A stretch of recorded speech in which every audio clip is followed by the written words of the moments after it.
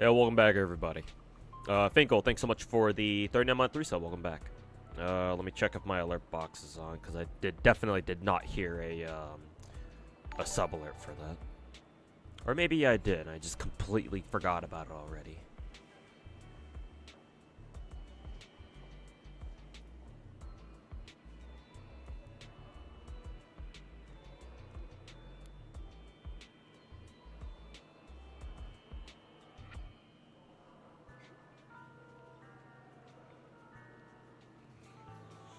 But hey, Kenzel, welcome back. How was your day, too?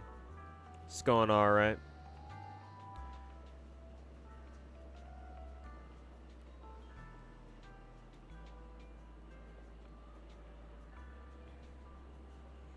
Bro said Finkel for 39. Did I?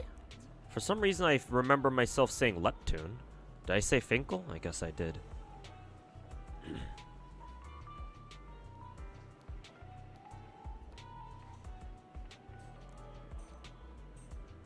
In case I said it wrong, thanks to the 39-month resub, Leptune. So there you go.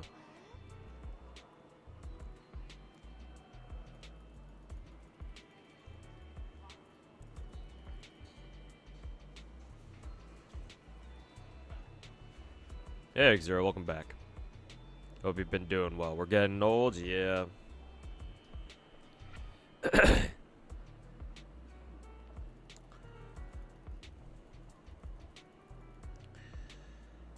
We're getting old.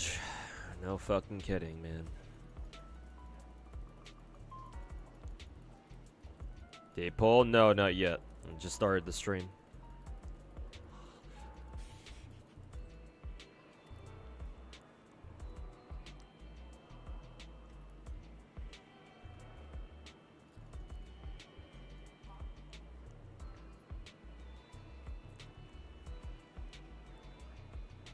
Oh, we have to use my day here. I forget if Tribby was supposed to be used with the my day. Actually, no. My day is supposed to be used with the who is it? Casters.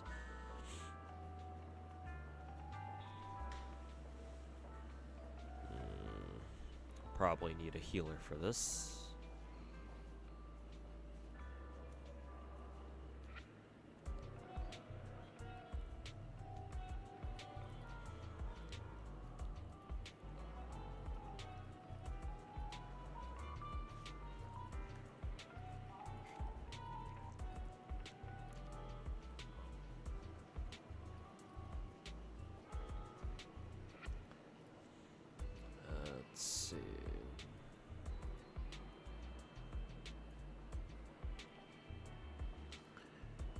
Sparkle.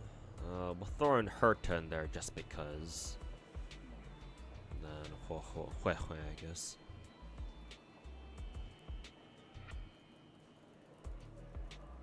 Hope we get everything sorted with the Discord thing. Oh yeah, yeah. Account got hijacked for like 15 minutes or something. Good thing I woke up from my phone just fucking constantly giving me notifications. I was like, what the fuck's going on? But yeah, sorry if you got some of those scam links over in your Discord. Because I think what happened was, I think whoever hijacked my account for about like 15-20 minutes, they spammed links. They went through my DMs first, or most of them. There were a couple DMs that they managed to not reach, which is kind of surprising. And then they started going through my Discord servers, I think, starting from the top. I don't think, actually, let me check the position of your Discord server. Actually, no, I have your server, Xera, as like pretty high up, actually. So yeah, I could see them reaching your Discord, actually.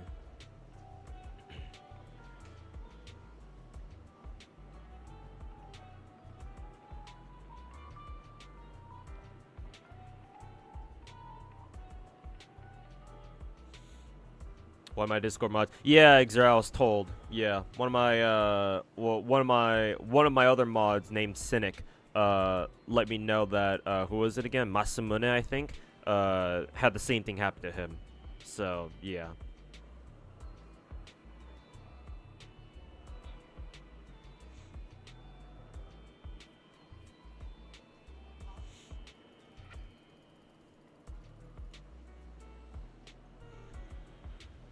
You were off all yesterday. Was looking forward to watching the stream, except you forgot yesterday was Thursday. Yeah, unfortunately, off by one day. Hey, JoJo fans. Hopefully you're doing well. I mean, I'm doing as well as I can, right now. I like how my day's regular overworld attack is just him punching the ground, or doing like an uppercut thing.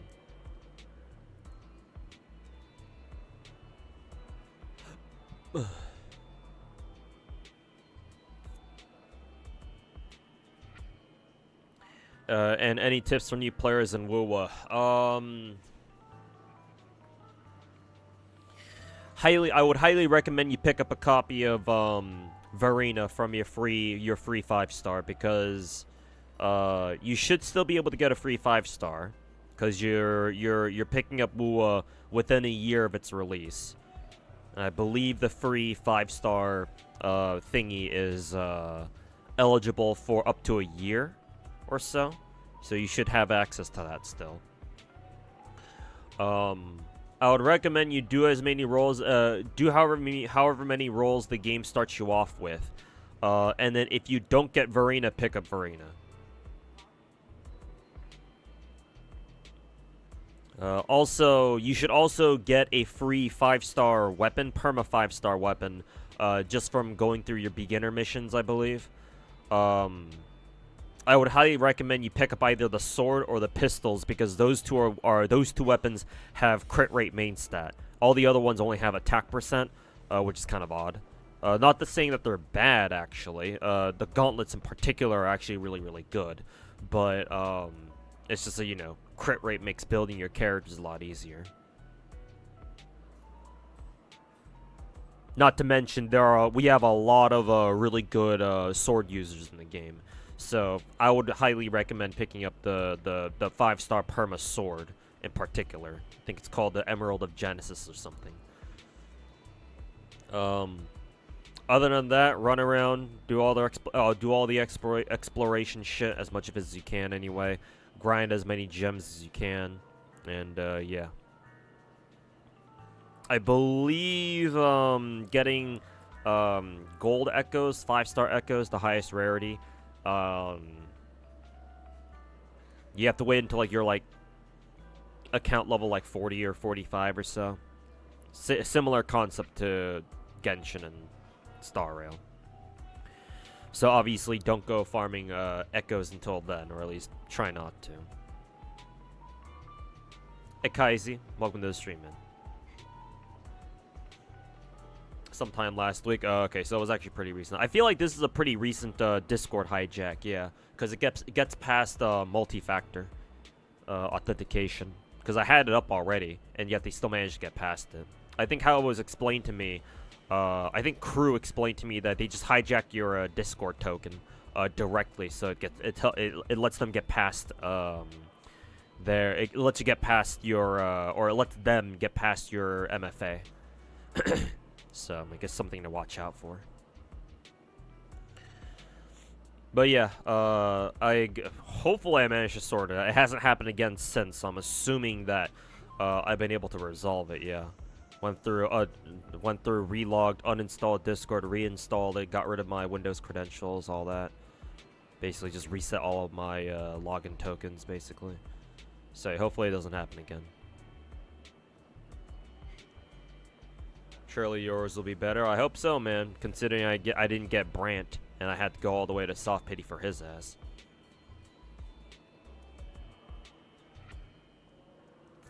Something about our credentials being saved locally. Yeah, something like that.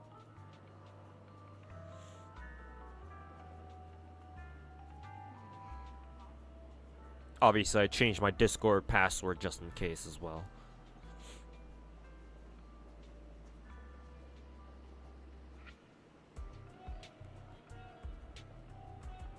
Hey, Raining, welcome back, man. Natan has to be in the most divided region in Genshin. People were expecting Flintstones with dragons, but we got Wakanda with Pokemon. Personally, I really enjoy Natan. Everybody expecting like everybody expecting these regions to be like super fucking accurate to their respective regions is kind of asking for a little bit much.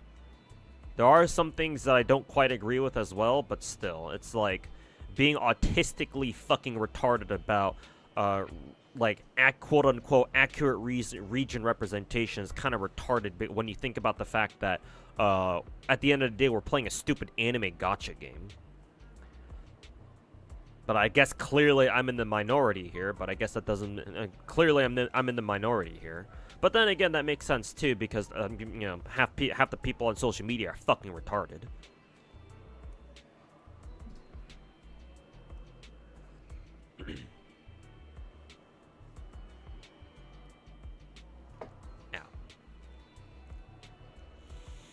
Hey, welcome back everybody over on YouTube chat.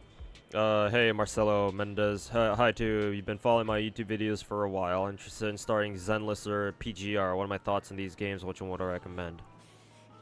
I don't play PGR, so I can't speak on that game. Given how much people glaze that game, though, I would imagine it's a pretty good game. However, again, I can't tell you anything about it because I don't play it myself. However, Zenless I do play, and this game I can recommend. It is by far Hoyo's best game out of their three out of the big three Hoyo games that are out right now. It's very fun to play, and it's not as punishing to play as, say, like Wuwa, or dare I say PGR, assuming that PGR is at least somewhat like Wuwa, which I would imagine it is. So yeah, I can't recommend Zenless enough. I think you should start that over PGR personally. However, do keep in mind that I don't play PGR, so I can't compare those two games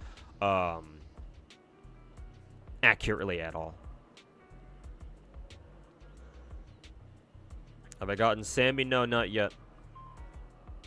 If you read my stream title, you'd know that, considering I just started the stream. Random question. If you could go back and not whale any 5-star units from all the gachas you played, who I pick and if any, why? No, I wouldn't go back and change anything.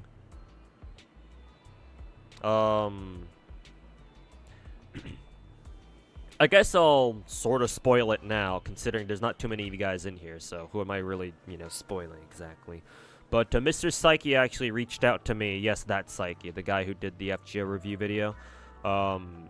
He reached out to me last week, actually technically 2 weeks ago at this point, and he asked me if I could if he could have an interview with me, and I accepted, obviously. And we had that interview. We did that interview like last week, and tomorrow he should be putting up the edited version of that interview tomorrow. Yeah, tomorrow morning. And in that interview, because I got a chance to look over his edited video real quick. In that interview, I actually explained why I don't regret whaling on any 5-stars. But yeah, you can listen to that video. You can watch his video tomorrow. Again, it comes out tomorrow morning at some point. But you can watch that video for like the full explanation. But the TLDR is that I wouldn't go back and like refund any of my 5-stars, simply because rolling for characters is kind of the point of why I play gacha games. I don't really regret rolling for anybody, because remember, I'm a collector. Collecting new characters is kind of the whole point of me playing gacha, because I enjoy collecting characters and leveling them up and giving them gear and making them playable, so I can eventually play them if I feel like it. Like, I'm not like most whales where, especially a lot of new age whales where, you know, maybe they rolled on a 5-star character a long time ago, or maybe not even that long ago, maybe even recently, and they eventually regret, you know, whaling for that character because, oh, maybe they don't like how they play, oh, maybe they didn't turn out as strong as they thought they would.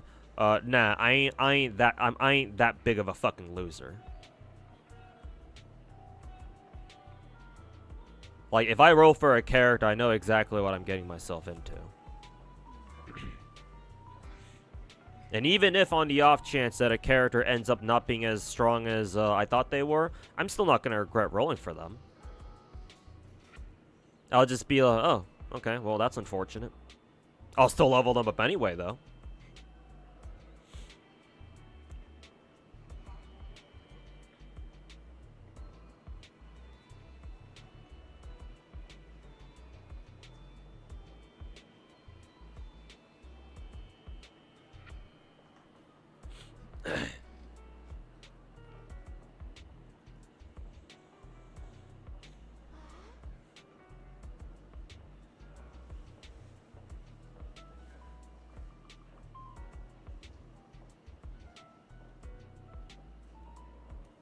Just want to warn you, Sanby feels very weak even on electric weak enemies.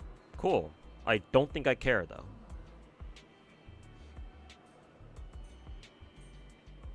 For the reasons I stated just like a minute ago.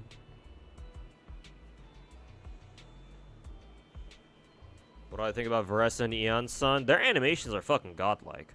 That and the, yesterday's preview stream, or technically earlier this morning, the preview stream we got earlier today, they put a lot of fucking effort into that, actually. Because that's the very first stream that I remember where instead of just giving us those animated images whenever they go into intermission, they actually bothered like recording some like filler content while they showed us while they displayed their promo codes, the 100 primo gem codes that they always give out every stream. So that was kind of cool. The fact that I think it's mainly Varessa. I think it's mainly Varessa, yeah. The fact that Varessa, when she starts running, does that fucking cartoon run where her legs and feet turn into fucking dust circles. That was funny. Also, she has a much deeper voice in English than I was expecting. I'm gonna be playing her Japanese anyway, though, because, you know, what the fuck is individual language toggle? But, I was pleasantly surprised that they decided to give her a lower tone voice.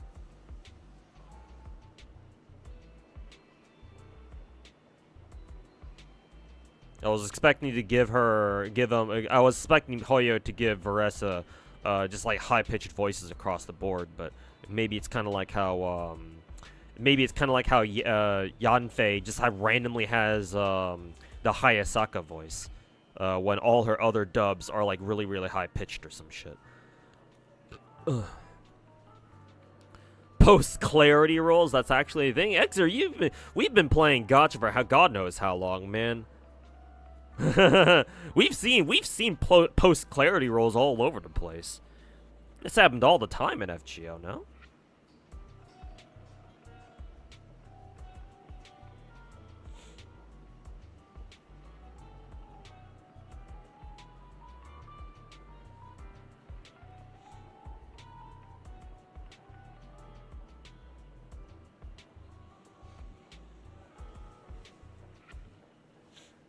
Follow my advice and couldn't do it. Just think the account is boned without Nahida, blah, blah, blah. I don't want to build Changling. It's fine. I mean, Changling's pretty strong, so...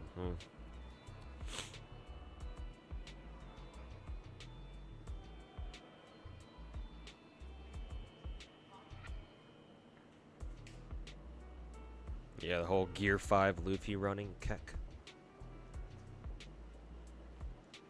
Okay, don't want to stall for much longer because I got a long day of gacha ahead of me. Got a lot of stuff I gotta get done today. In the world of gacha. Hey, board player, how's it going, man? Welcome back to the channel.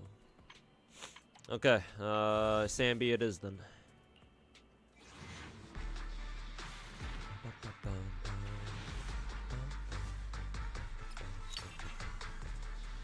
Hey, 2 Pulchras, very nice, good start.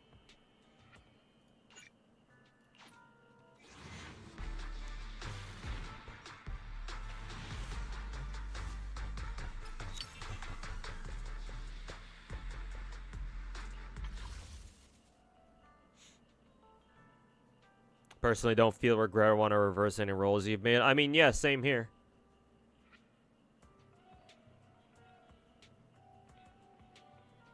M6 Pulchra is shameless. Not a collector though. Yeah, I mean that's fine, as long as you don't regret the pulls you made though.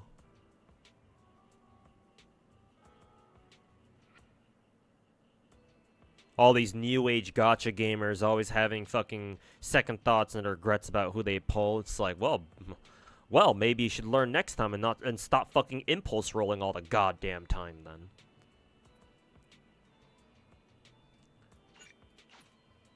It's like, as long as you understand what you're getting yourself into.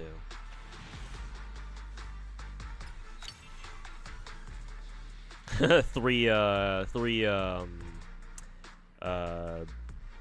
Ben's, I think. I almost forgot what his name was. Yeah, Ben Bigger. 3 Bens and a Nicole.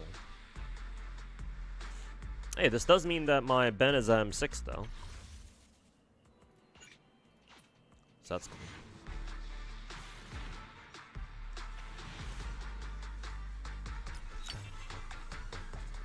Hey, nice. Another Pulchra. I think this is Vault. Yeah.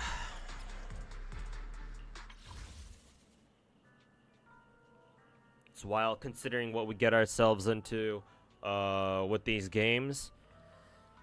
I mean, I don't know how much you're plugged into the gacha space these days, Exer. I'm sure you've just been busy with Ray Life and stuff like that.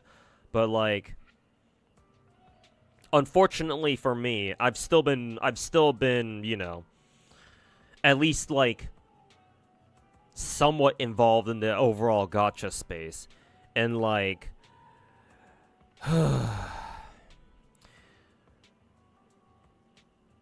like how do I explain this?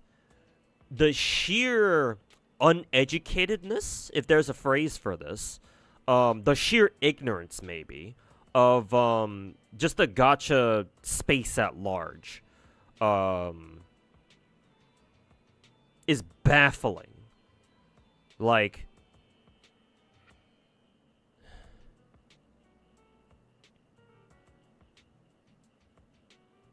it's like a lot of things that you learn as you play gachas over the years, right?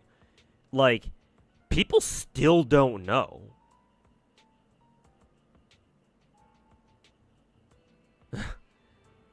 It's like,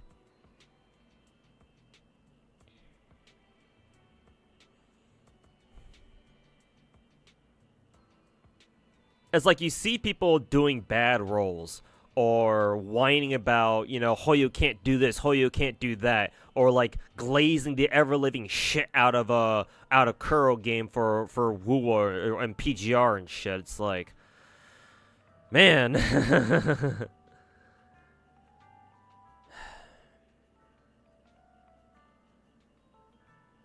And to make it all worse, you've got these fucking tectone dick suckers out here, all fucking drama farming and producing clickbait content, because that's what gets all the views and shit, and just making the whole situation worse and worse. It's like, holy fuck, dude. The sheer ignorance of this community, man.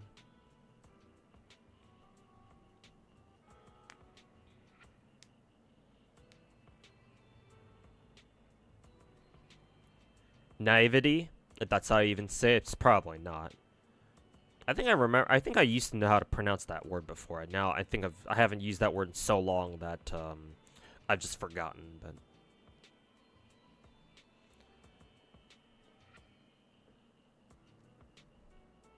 History repeats itself is what these companies are banking. It doesn't have... Bro, this doesn't even have anything to do with the companies themselves. As a matter of fact, the companies... I don't... Yeah, I guess I could go with this. I don't usually take the side of, like, gacha companies or studios or publishers on a lot of things. But, I will say that in regards to what I'm talking about here, sometimes the companies themselves can be victims of this. Sometimes, not all the time, though. So I don't know what you're on about, but I wasn't even talking about, like, companies banking on people being retarded. I mean, sure, yeah, I'm sure you can say that. Oh yeah, companies rely on people being retarded and wasting their money because that's how they make money. Sure, but I wasn't even talking about that. I'm not even talking about people being fucking stupid and spending money because of that. Obviously, that's gonna happen all the time. I'm specifically talking about people regretting the decisions they make. Specifically, for this context, people regretting the roles that they make.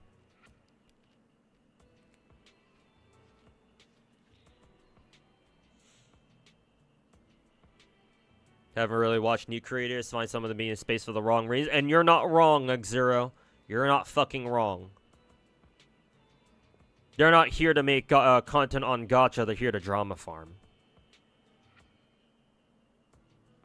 Or maybe they were in it initially in order for, you know, maybe initially they got into the gacha space because, you know, they want to make gacha content, but they've lost their way.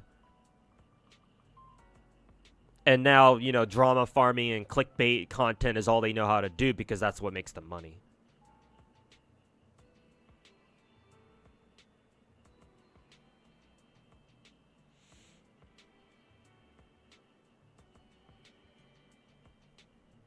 Nobody talks about PGR, bro. I don't know what communities you're a part of. I see people talk about PGR at least on a somewhat regular basis.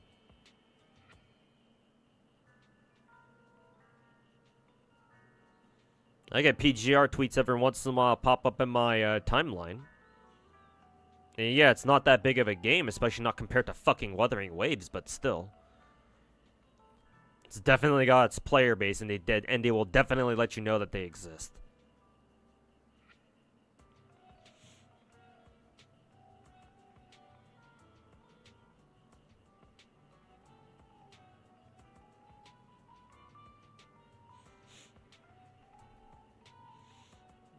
You just mean that consumer ignorance is to be expected? Yeah, in that case, you're not wrong. I'm just saying that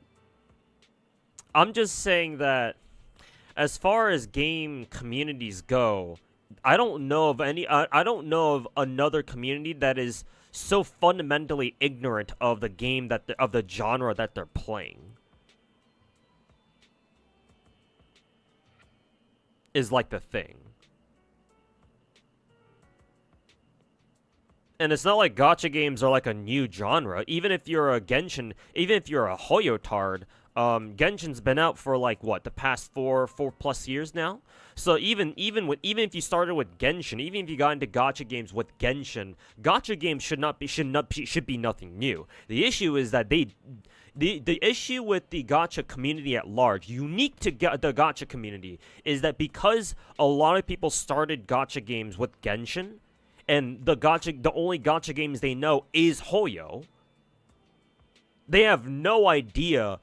Well, maybe not no idea, but they're lacking a lot of knowledge that a quote-unquote normal gacha player who started playing gacha games before Genshin started popping off, would know. Because they've either played or at least been exposed to a lot of different gacha games. Whereas a lot of Hoyotards, the only gacha games they know are fucking Genshin, Star Rail, fucking Zenless. And then maybe Wuwa, because, you know, thanks to the Wuwa Glazers. So all they know about gacha is through that filter called Hoyo. So it's like there's so much about gacha that they don't know. And and unfortunately, I don't think they ever will. And to me, at least, it's just sad to fucking see.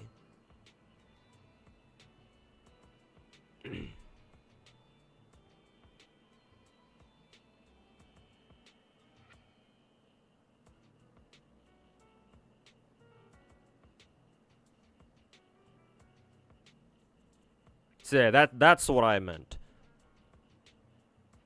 When I said that, you know, I look out of the gacha space and I just see fucking ignorance everywhere.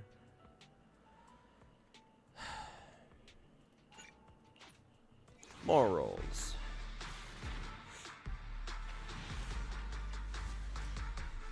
Didn't roll that time.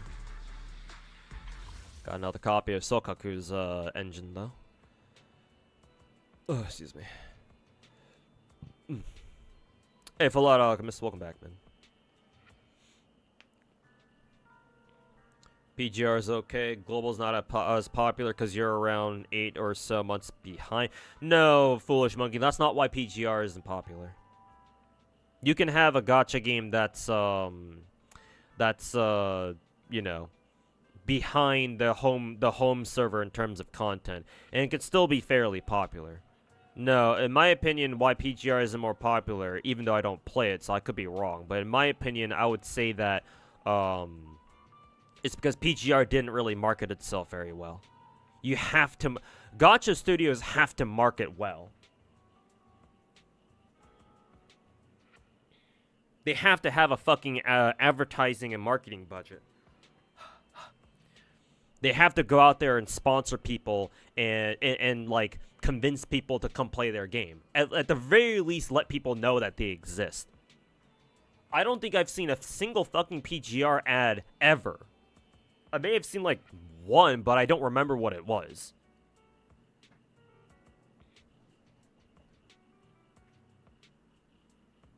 Or when I even saw it. Maybe they ran a couple of ads back when the global server first launched, but I certainly don't see them anymore, and I haven't for God knows how long.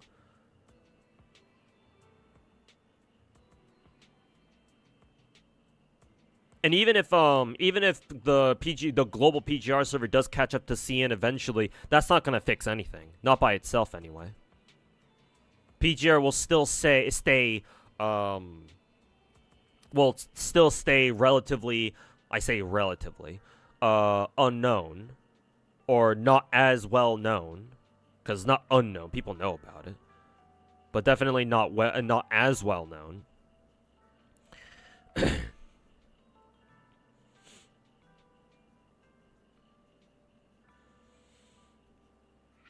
But yeah, no, the reason why PGR isn't that popular is because people don't know about it. Yeah, it's gonna be hard making it as popular as, say, like, Wuthering Waves, but they could certainly have done much better. My assumption is that by the time PGR got its global server, how many years has the global PGR server been out? Like 2 or 3? I know it's been out for a little bit anyway, but I would imagine the reason why Kuro didn't really advertise PGR out in global very much is because they probably were already working on already got started developing WUWA, and so they figure may as well cut our advertising / marketing budget for global PGR and just put that money into developing WUWA. Which, hey, as it turns out, that was the better choice. But still. That and PGR wasn't very good at its launch, but it's a completely different game now. Yeah, and you see, and, you know, somebody mentioned this earlier in my Twitch chat, but yeah, history repeats itself. Gee, WUWA didn't have a great launch. And it's a pretty, you know, it's significantly better now. I wouldn't say it's like it's a significantly different game. Still the same game for the most part, but It's certainly its later updates have certainly been a lot better than the first couple, or at least compared to how the game was when it first launched. And that's the thing. You have to make sure your gacha game launches in the best state possible, because that's the time when you'll have the most amount of players. You're never going to get more players after your launch unless you do like a relaunch of some kind, or maybe like a really anticipated hyped anniversary event or something. Some sort of like big revitalization event that brings back a lot of players and attracts a lot of and pulls in a lot of new ones. But that's really hard to do. Your best chance, the most popular a gacha game will ever be is at the very start. And so if you don't have a good launch, that's an opportunity you'll never have again for the most part. So yeah, PGR not having a great launch either on the global server or just in general. I mean, yeah, no wonder people don't really talk about PGR, huh? Yeah, Car, I fixed my Discord shit. Yeah, sorry about that. In case you were affected, I know I was told that when my account got hijacked, they started spamming those Steam scam links in every Farmville channel that I was a part of, or that I had access to. So sorry about that. But yeah, I fixed it pretty quickly, I think. Hopefully, anyway. So yeah, I'm good now. It hasn't happened again since. I'm still watching my Discord account to make sure it doesn't do that shit again, or whoever hijacked my my Discord login token doesn't do that shit again.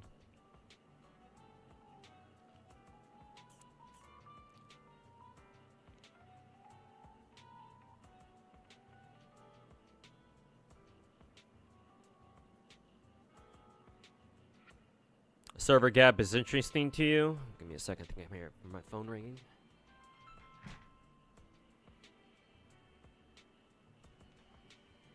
Hey, speaking of scams, got a scam call. Must be trying to tell me something. The server gap is interesting to you from a dev standpoint. Makes them less money. What kind of gacha dev wants to allow customers to have a 2-year clairvoyance? On the other hand, it's great for players, provided they don't change things too much. But that if gacha devs could remove gaps without pissing off players, they'd do it. Global players who get hyped out new stuff without being sad, they can experience old content. It's a double-edged sword for sure. Yeah, devs ideal. I mean, it depends on the developer as to like how they feel about it. Like there are some Chinese devs out there who will do server gaps. I mean, Girls Frontline 2 is a perfect example. Well, that and obviously PGR. But most Chinese devs, especially the ones that are coming out with brand new gacha games, right? They understand that, yeah, having server gaps is like not good, right? Because from a player perspective, why the fuck would you willingly play a gacha game server that is like a year or two or even more, God forbid, behind in terms of content behind another server? Like, why would you want to fucking do that? It's why in FGO, a lot of content creators jumped ship over the JP, even though they started out in NA, as soon as they realized, wait a minute, JP's getting all the good shit 2 years ahead of us. And guarantee you, if for whatever reason Hoyo decided to suddenly put in even like a patch's worth of difference between content, right? Let's say for some retarded fucking reason, not that they would ever do this, I hope, but for whatever reason, Hoyo decided, you know what? Here's what we're gonna do. We're going to delay all of our foreign servers except for the Chinese server by one patch. So that way, the Chinese server, let's say for example, since we just had the Genshin live stream earlier today, what are we on in Genshin right now? 5.5. Let's say for example, the Chinese server patches to 5.5 properly in like 12 days, in like 2 weeks. But then for whatever reason, they're like, nah, we're gonna delay the 5.5 patch for everyone else by a patch's worth of time, so 6 weeks basically. So eventually, in like what, a month or 2 or 3 months, the Chinese server will always be one patch ahead. Guarantee you, there's going to be so many content creators out there, Genshin content creators, who will jump ship over the the Chinese server if they can, assuming that's even possible. Not sure if it is, because they might require you to have like some sort of Chinese credential, like a Chinese phone number or something. But people will find a way, bro. People will find a way. Oh, fuck. So yeah, people don't want to play servers that are like behind in terms of content.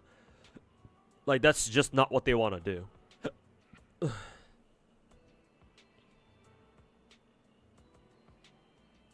Even if it is beneficial for them technically, because, you know, clairvoyance. Though, in all honesty, from the Hoyo point of view, it's not like we need clairvoyance, because leaks is all we need, baby. That's our fucking clairvoyance.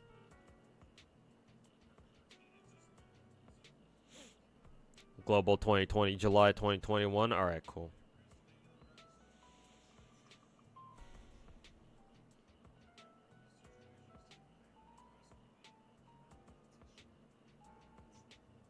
Only reason you found out about PGR was from a small VTuber you watched, and she recommended it, and you ended up really liking it. Oh, that's good.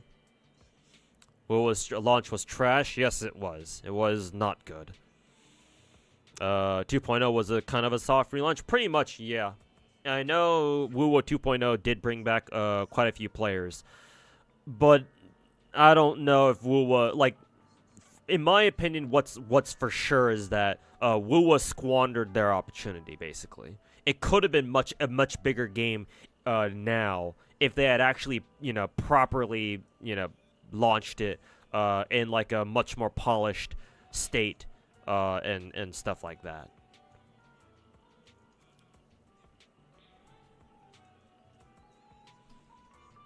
Hackers copying access somehow be scary. I know in my case, Akaru, I joined a couple new Discord servers. I'm assuming, and I did unfortunately click on a couple of links. I'll admit to that. I'm assuming that's how I got. So, I want to say I know how that happened. So yeah, I guess, you know, in case any of you didn't need to be told this, don't click on like shady links and stuff like that.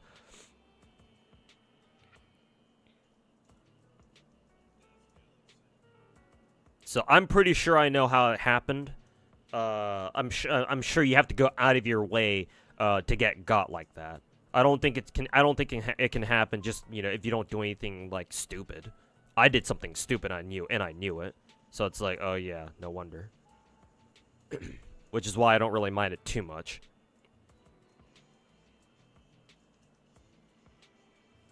So as long as you don't, you know, join shady ass fucking Discord servers and click on dumb shit, then yeah, I think you should be fine.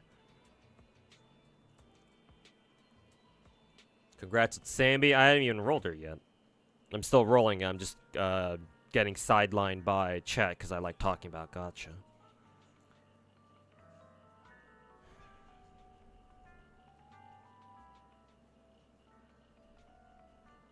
Also, hey, Ink guys, welcome back. How you doing? What are we talking about? Oh, we're just talking about just random gacha shit.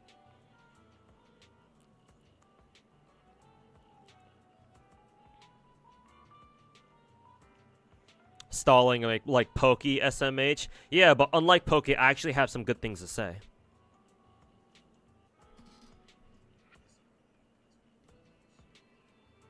I stall with purpose.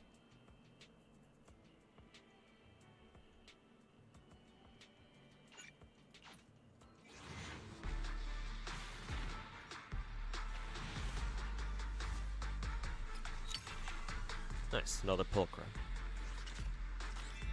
Starlight Engine replica. Interesting. Wonder if that's a new engine. No, actually, no, it can't be because apparently this is Billy's engine. I wonder how many copies of it I have, even. Because I don't really recognize that engine.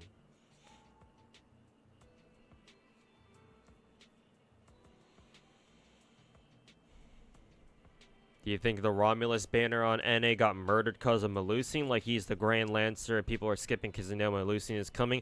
Yeah, unfortunately. I still rolled for Romulus and I still think he's a badass fucking Lancer. I enjoyed farming with him before Melusine came out. But yeah, unfortunately, size, that's kind of what happens. If you know there's another much better character coming out, and yeah, and they're just that much better, then yeah. Why on earth would you want to roll for Romulus Carinus when you know Melusine's coming? But hey, I mean, more power to the players, obviously. Like, if you didn't roll for Carinus because you knew Melusine was coming, then it's like, well, I can't really blame you for that one now, can I?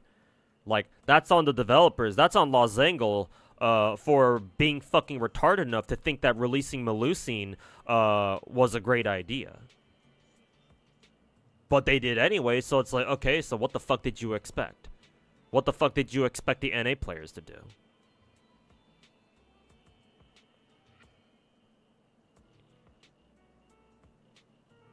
You remember when you first started playing FGO? Your teacher recommended it to you? What the fuck? What kind of teachers do you have?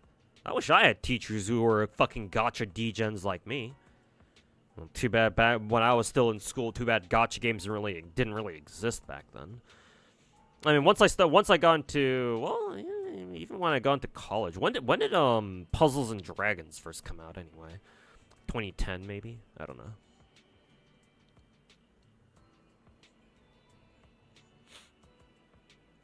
You know, people are gonna skip Draco for Zerctoria. Ugh.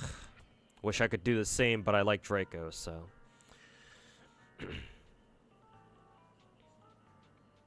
Yeah, we're the teachers at this point. I mean, we're certainly old enough to be, too. Hey, Caesar, how's it going over on YouTube chat? Happy Friday. Thoughts about the caster's debacle with her passive skill? Don't know if I've already said anything about it. I have, and I think it's fucking retarded. Let me pitch you my side on it, because I do think there are good points on either side of the argument. Let's see, another Ben. The main reason why I think it's retarded is because Casterus' passive skill, account passive, doesn't sound that fucking strong to begin with. From what I understand, Casterus, when you have Casterus, she gives your account a free revive, even if she's not part of the team that's fighting. One, I've seen this kind of like effect before. In one other game, actually. Surprisingly, I've seen it. This happens in Azure Lane of all games, because another gacha game I play is called Azure Lane, which is, if you don't know what Azure Lane is, it's like a side-scrolling bullet hell shooter kind of game that involves, like, you know, World War II battleships and carriers and shit like that. And in that game, I think a couple years back, they started releasing characters who have skills where they can support a fleet that they're not a part of, which was pretty crazy to think about back then. But now it's just kind of normal. And those skills are usually exclusive to, like, our absolute top rarities, like ultra rares and shit. I don't know if there's a single SSR who has, like, a fleet support skill quite like that. So when I heard of Casterus' account passive, that wasn't so strange to me because I've seen it before in other gachas. Well, mainly one, but I'm sure other gacha games out there have something like kind of like that. And two, Casterus' account passive doesn't even sound that fucking busted to begin with. Cause what? It's an account revive that you can only use once. I would assume every, like, maybe once every 15 minutes or something. Maybe it's once per battle. It could be once per battle. But even then, it's not even that bad. 2, apparently when she does use it, if somebody on your team does die and they get revived thanks to Casterus, they don't stay alive forever, or they don't stay revived unless you fucking heal their ass. Like, if you want to keep them revived, you have to heal them. And I know for a fact that there's a lot of teams out there that run Aventurine as their solo sustain.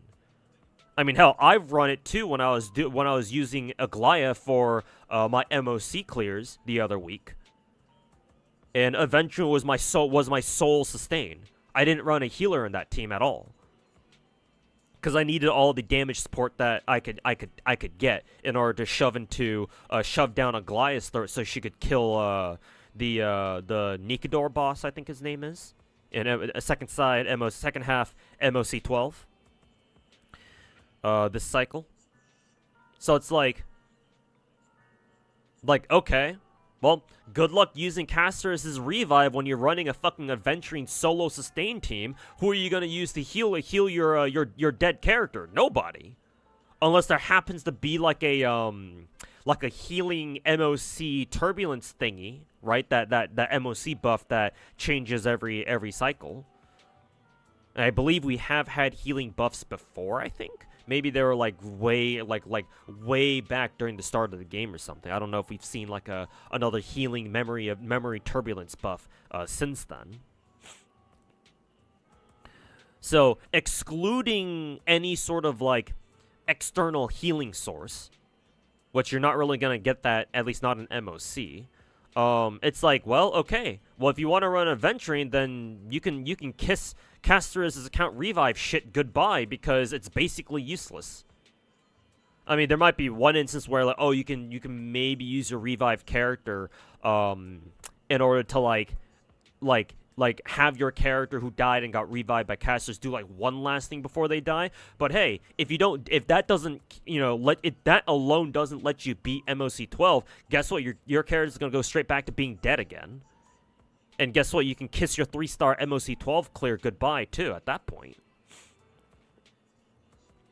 So I think for now, if they're freaking out over the fact that Casterus has an account passive like that, I think they're fucking stupid. Because their account passive to me does not sound that good in the first place. It'll come in, it's more of a convenience passive where it's like, okay, this is nice to have. Kind of like Bailu's revive, where it's like, oh, you made a mistake, or like, oh, you got bad RNG. Okay, this will cover for that. It's just Bailu's revive just a little bit better.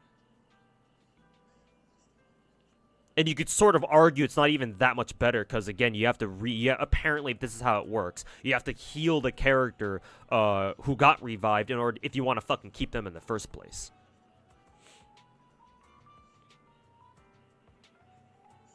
So again, if that's what people are freaking out over, they're fucking retarded.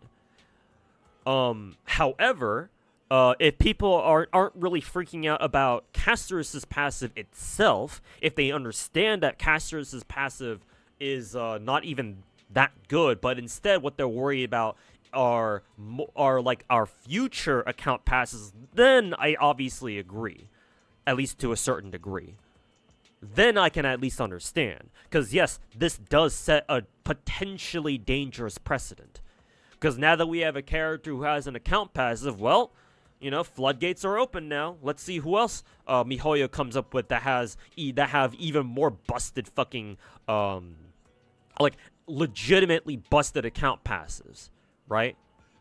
Like, I hear from the grapevine that future Amphorius characters, or just future Star Rail characters in general, who have their own account passives, will just straight up give your entire account extra stat buffs, right? Just free crit stats or some shit. And for example, I don't know if they actually will give free crit stats, but that's how it goes. I would not be surprised anyway. So it's like, at that point, it's like, well, okay, now we're starting to dip our toes into, like, okay, what the fuck is this territory? But even still, as long as those characters who have those those stat buffing account passes, where just for having this character, the entire rest of your character gets like bonus speed or something like that. even in a situation like that, I would have to look at I would have to take a look at what exactly they do. Because, like, if they give you your entire account, like, oh, plus 5% crit rate, plus 10% crit damage, like, with numbers as small as that, it's like, okay, whatever. It's like, you don't have to have that. I'm sure they'd be nice to have, but it's not the end of the world if you don't have them. Now, if they were to give your entire account free fucking 20% crit rate and free 100% crit damage, then that's a little bit much, and I agree. At that point, that sort of account passive shouldn't belong in the game. Or at least, if you don't have that kind of character, you're definitely gonna fucking feel it. And that I don't quite agree with either. Or hell, they could just give you extra speed. And imagine that, where now we have an actual fucking Relic set, or now Tribby, or technically Tribby doesn't have to be slow, but I mean, considering she's got a whole fucking Relic set that's meant for her that reduces her own fucking speed, it's kind of like, well, you know, what happens if you get a character who gives your entire account bonus speed? Well, what happens if, you know, all of a sudden you have that character and now your Tribby can't, you know, is no longer no longer has sub 95 speed then? Well, did you just break yourself permanently or some shit, or what's going on? So yeah, at that point I would have to take those cases individually. I mean, I always do for things like this. So let me teach you how to build your credit. Yeah, too bad nobody taught me how to do that shit.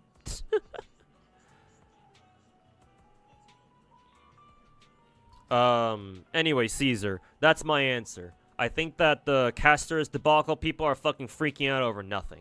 At least for now. I think they should only start freaking out when when it becomes clear that account passes are starting to do things that are really, really fucking strong, and there's no denying it. But at the moment, if people are only freaking out over whatever the fuck Caster's account passive thing is too, yeah, no. That ain't shit.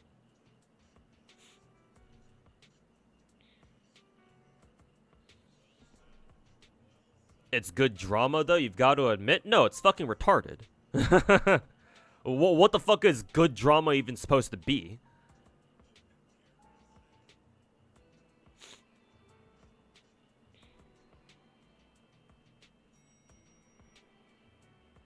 What's this account passive thing he's talking about? In Star Rail, one of our next characters has an account passive. We're calling it account passive, but basically she's got this either talent or some bullshit where as long as you have her in your account, even if she's not in a team that's actually fighting, she allows you to she has an effect on the battle.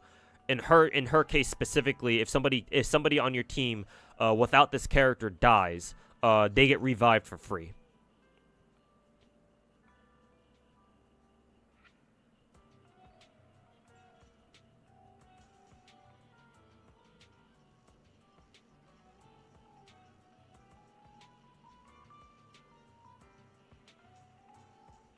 Thank you, Gacha God. Your words carry ever wisdom to the community. Yeah, I fucking wish my wisdom carried even further. Because God knows this community could use some actual fucking wisdom, and not just a fucking brain dead, fucking retarded ass, insane asylum, fucking coded, you know, drama farming and clickbait content that everybody else does. Holy fuck, dude.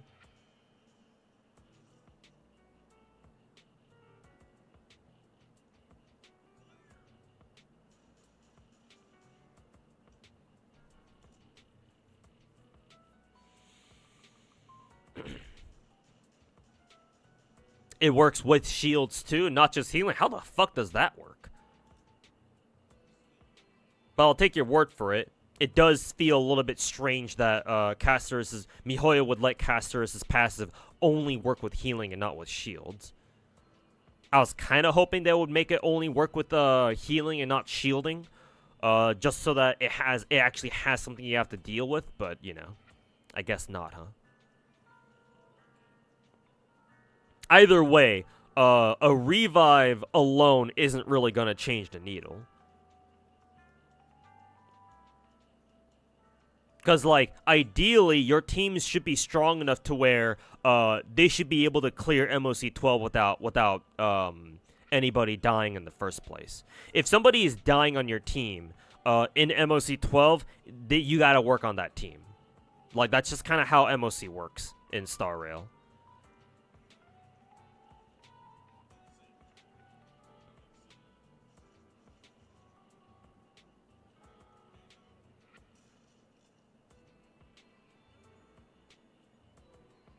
He was a big anime fan, apparently, because he was the anime club teacher. Ah, okay, I see.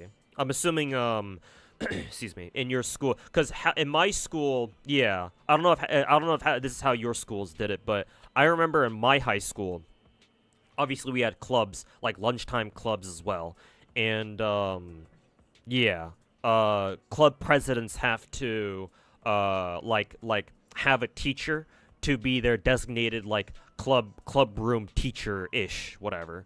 So that way we could like actually use their classrooms during lunchtime for our club meetings and stuff. And so yeah, maybe that's what you mean.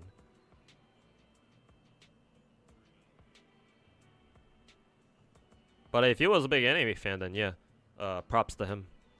My teachers certainly weren't like that. Excuse me. Wanted to ask me about My Day. You know, the whole forced autoplay thing. Wouldn't that kill your excitement for a character? No. I mean, Star Rail is basically autoplay for the most part anyway, so what does it matter?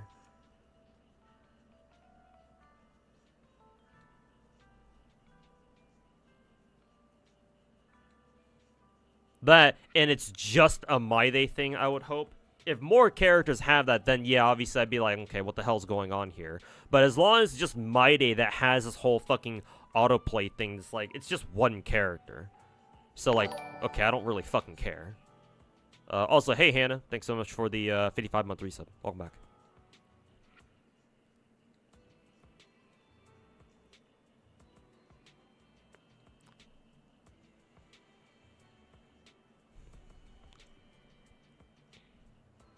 And not to mention size. How do I explain this? In Star Rail, when you're playing manually, right? Most of us, I would imagine, play on double speed, because we don't really want to, you know, play on slow speed now, do we? The one drawback of playing on double speed, though, is that sometimes you're not able to hit your, like, for example, your alt buttons fast enough in order to react to what's going on, right? Sometimes, let's say, for example, one of your characters on your teams is about to charge up their ultimate, and then they get hit by an enemy attack, and in Star Rail, when your character gets hit by an enemy attack, they generate a bit of extra charge, right? A bit of extra energy for their ultimate. And sometimes that'll be enough to like let them reach their ultimate, right? So they can use it. Sometimes, depending on the enemy, if the enemy and attack animations are really fast, sometimes you can't, and if you're not paying attention to, you can't react fast enough to activate their ultimate, like immediately, right? And activating ultimates as soon as you can is sometimes very important because sometimes you want your ultimates to be used before another enemy in the turn order takes their turn, because especially if it's a boss enemy that has like a multi move, which that's what most bosses do. And if you can't react fast enough and hit like your ultimate button or something, then you have, even if your ultimate, you know, even if the game, you know, acknowledges your ultimate prompt, you have to let the enemy go first. So it's like, well, shit, I missed my opportunity. So for My Day to be like, nah, I just auto that shit, you can see that as a good thing, honestly. Because that means you don't have to worry about My Day not using his shit exactly when you want him to. Because for the most part, he should be able to handle that himself.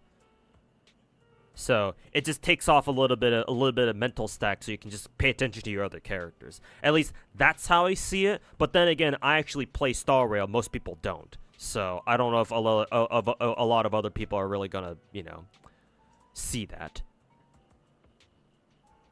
Good luck on the polls. Thanks, man. Speaking of polls, let's do another one. Godspeed on the polls, main. Hey, speaking of the devil, let's see if we Get Silver Ambi here. Still kind of funny. You want to focus on Monster Hunter Wilds for a time? Yeah, because it's out now. People seem like they're having fun with it. The revive itself is whatever, but people like to freak out all the time. You still find it funny that people say they're gonna quit because of casters? Yeah, just because she has an account passive? Like, what? Fucking gacha players, man, especially Hoyotards. They're all... I don't want to say they're all fucking retarded. We shouldn't generalize, but still, a lot of Hoyotards are fucking retarded. Holy fucking shit, bro.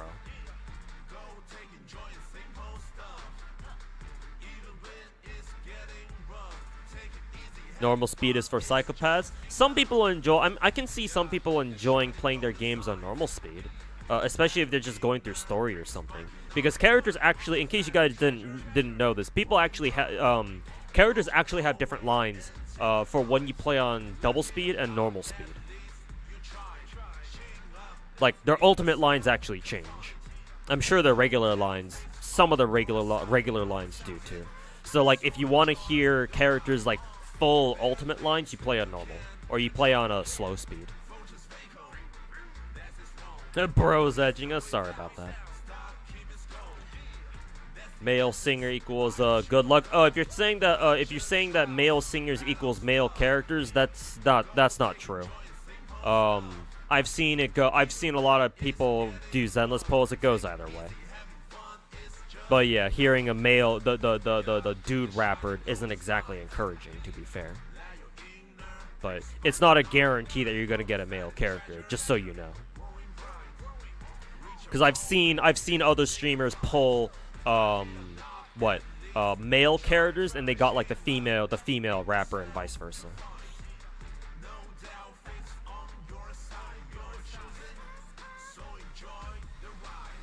Anyways, let's see if we lose this coin flip then.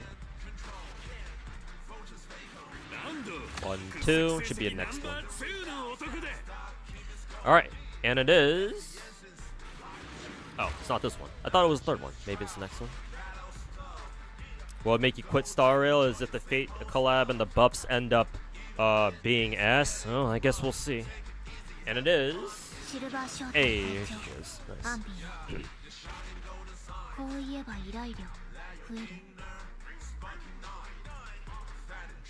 And it is... For you female singers, always 50-50, it's always a coin flip for you. Maybe it's your account thing. I mean, maybe you can consider that, you know, raid-ups are always a coin flip. Probably easier just to think of it that way. Anyways, I believe that's the only S rank. Yeah, should be. Alright, cool. I don't think we have a new Bang Boo, I don't think. Been banking up quite a few Boo Pawns, because I already have all the S rank Bang Boos in the game. So just waiting for a new. I'm surprised Opal Squad. Not Opal. Obol Squad doesn't have their own Bang Boo, actually. Maybe, actually, now that I think about it, maybe that can actually be explained in lore.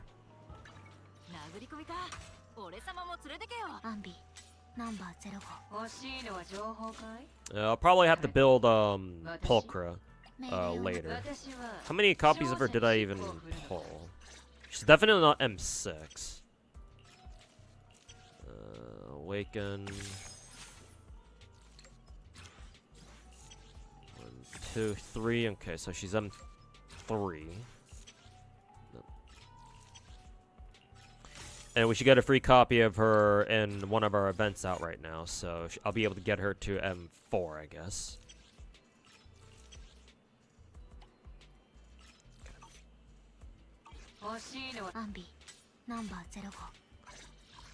Okay, let's get her all leveled up and shit.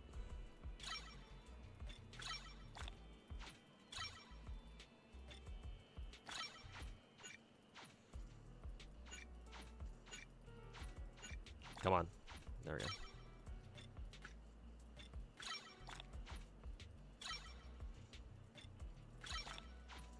Next Bangbu will be the Mockingbird one. Oh, with Hugo's and Vivian's squad. Okay. You trade Brant for her in a heartbeat. I mean, I wish I was able to pull Brant, but I got spooked by S1 Verena instead. So fuck me, I guess.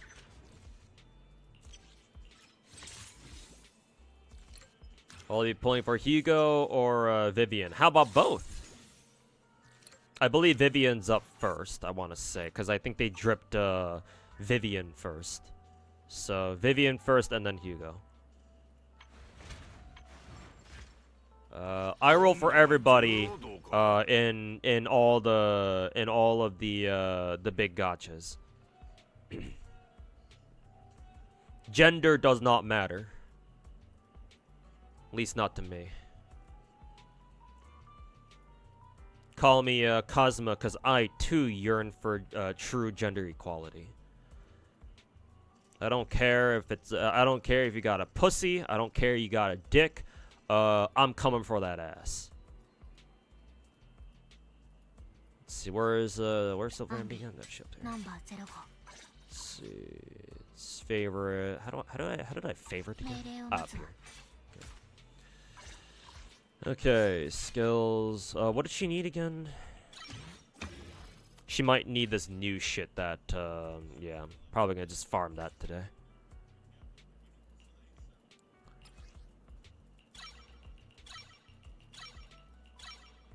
Let's see, 5. Conversion game.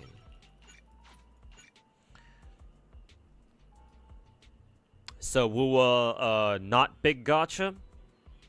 When did I say that?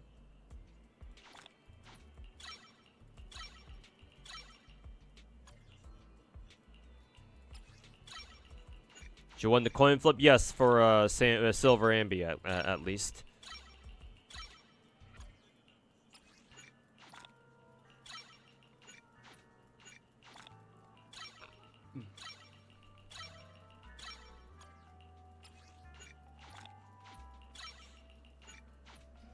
I think Brant is worth pulling without Changli. I've heard that Brant supports a lot of people, so I would assume the answer to that is yes.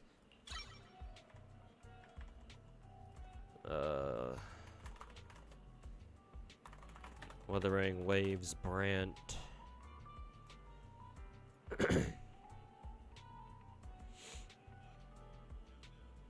Cause what was his outro skill again? Amplify incoming resonators fusion damage by 20% and resonant skill damage by 25%. Yeah. He can still support other characters' skill damage. Obviously, if not fusion, they can't take advantage of his fusion buff, but they can still at least make use of his resonant skill buff. So you can support skill damagers like Carlotta.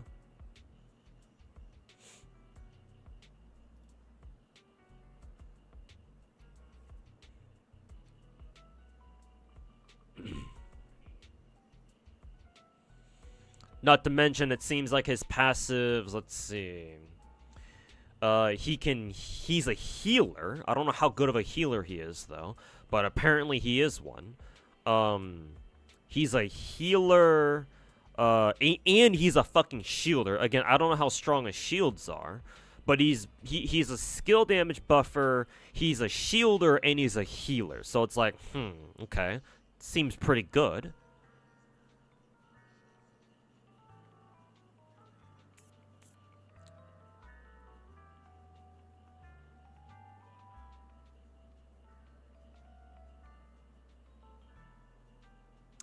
And he scales off of ER, too. And, something tells me, I don't know this for sure, this is just my gut feeling, but, something tells me that ER, scaling characters in WoW are fucking broken. I mean, I don't know, just going off of gut feeling here, looking at somebody like Shorekeeper, for example.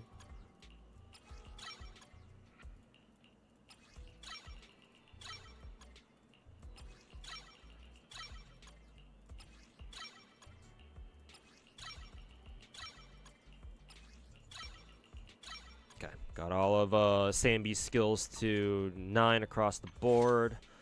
Now comes the question of what the fuck do I want to give her? I kind of want to give Sanby Harumasa's shit, or Harumasa the Mercado Desire shit that that he's holding on to. He's holding on to at the moment. I don't know how good it is for Sanby.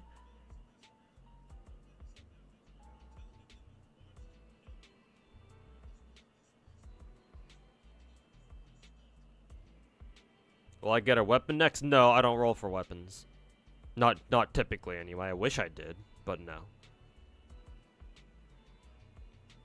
Just wish engines were also guaranteed. Yeah, that would be nice. But eh. You can play without them at the very least.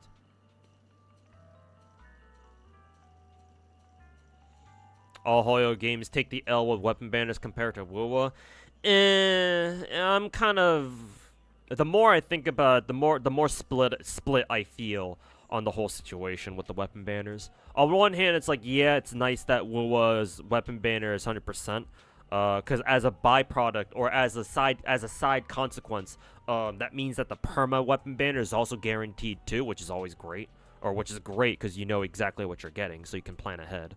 At the same time, however, WoWa really feels like it's like heavily designed for you to roll for a weapon in for like limited 5-star characters' weapons, or yeah, their weapons in that game. Whereas at least in Zenless, you definitely don't have to. And then, you know, varying degrees of that also hold true in both Star Rail and Genshin, despite what a lot of Hoyotards might say about those two games.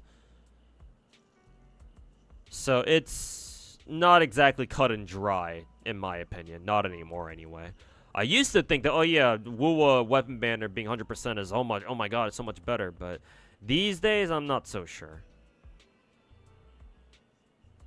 Brant does need a bunch of stats. Ugh.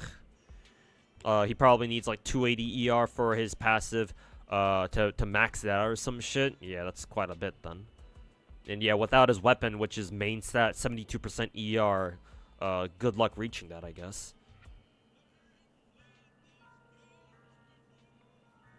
As a question, who would you recommend grabbing in GFL2 once you hit the pole milestone? And Standard Bandit, yeah, what Finkel said, either AK Alpha or QBZ 191 or Changzhou. Or Sabrina. Sabrina is good, but remember, Finkel, you can eventually get V6 Sabrina. What? As long as you play the weekly boss fight. It's gonna take you a while, obviously, but and I guess if you want to just pick up a copy of Sabrina just to start you off, then I guess that's fine. But I would heavily recommend either AK Alpha or Changzhou over Sabrina.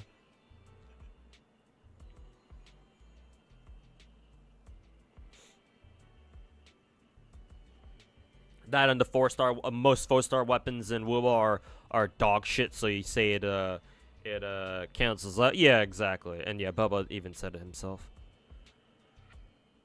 Perwin says Mercado Desire is the best free-to-play option. Okay, that's good then. Yeah, I don't really use Harumasa, so I could give Sanby Mercado Desire. I can try to see if I can give Harumasa something else in the meantime. I still need to build my my Harumasa a bit better too. But oh yeah, I do have a spare cannon rotor. I guess I can give him that.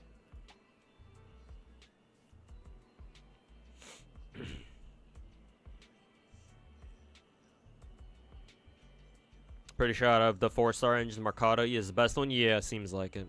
I mean, Mercado's pretty fucking cracked for a 4-star, so. Okay, I'll just give her that for the time being. For Harumasa, then I'll give him the spare copy of Cannon Rotor that I got. Oops. Quit that. Wonder how much I can enhance it right now, actually.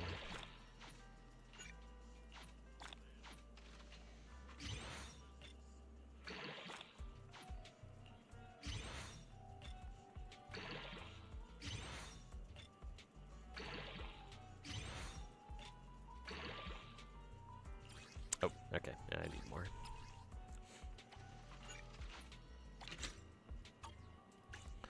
see. Still need 2 more. Okay.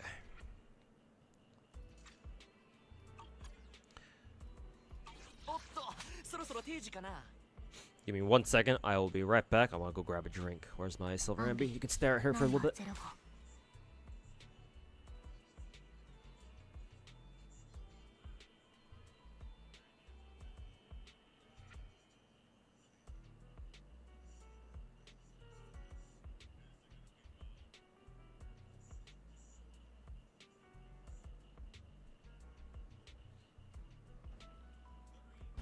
Okay.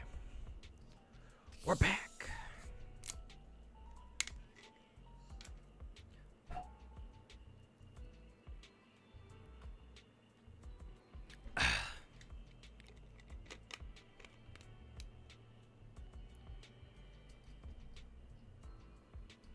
Even the 4-star characters in Wuwa are kind of meh. Only ones that still hold up are like Sanhua, Chixia, and maybe Baiji.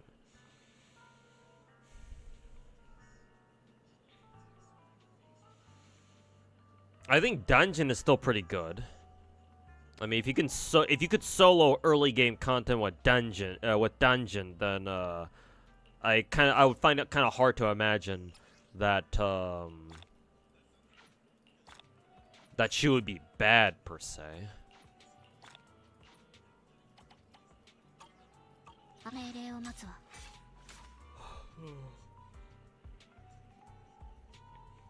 It's just hard to invest into a lot of characters is the issue in Wuwa.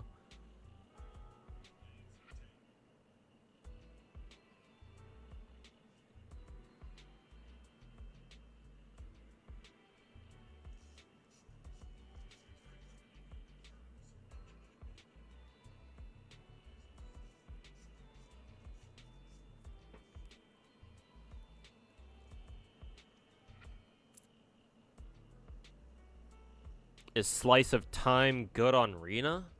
I'm assuming you're talking about a, whatchamacalls, it's an engine. Ugh.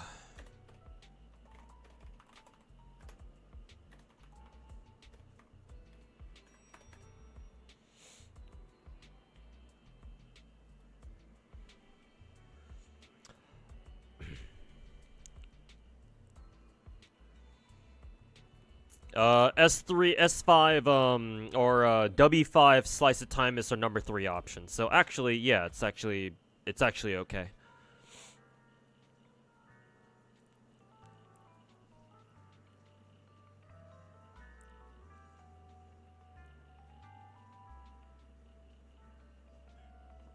However, you do want to replace it with either Kaboom or Weeping Cradle as soon as you get it. Kaboom the cannon is who is it? Isn't that Lucy's? That should be Lucy's W engine, no?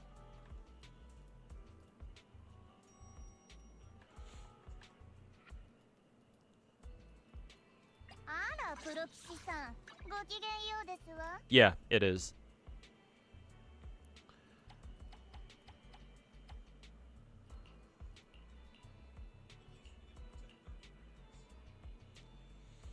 So yeah, if you have a Kaboom cannon, then you should use that over a Slice of Time. But if you don't have any Kabooms, then yeah, I guess you can run Slice of Time for the time being. See what I did there? Lost the coin flip on Sanby and her engine. Hope you had better luck than you did. Oh god, sorry to hear that, man. Hopefully next banner you have better luck. Dungeon mains aren't sane, just like the character.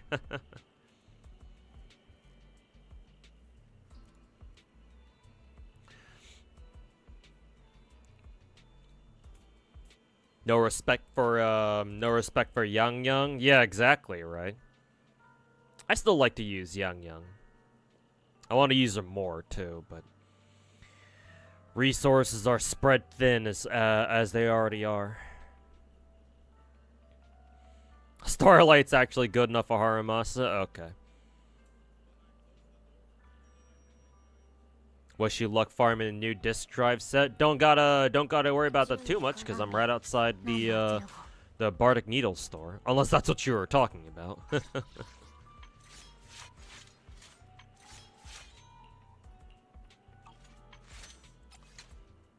see. Okay, so let's see here. I guess we'll just go to Bardic Needle first, and then we'll come back to HIA.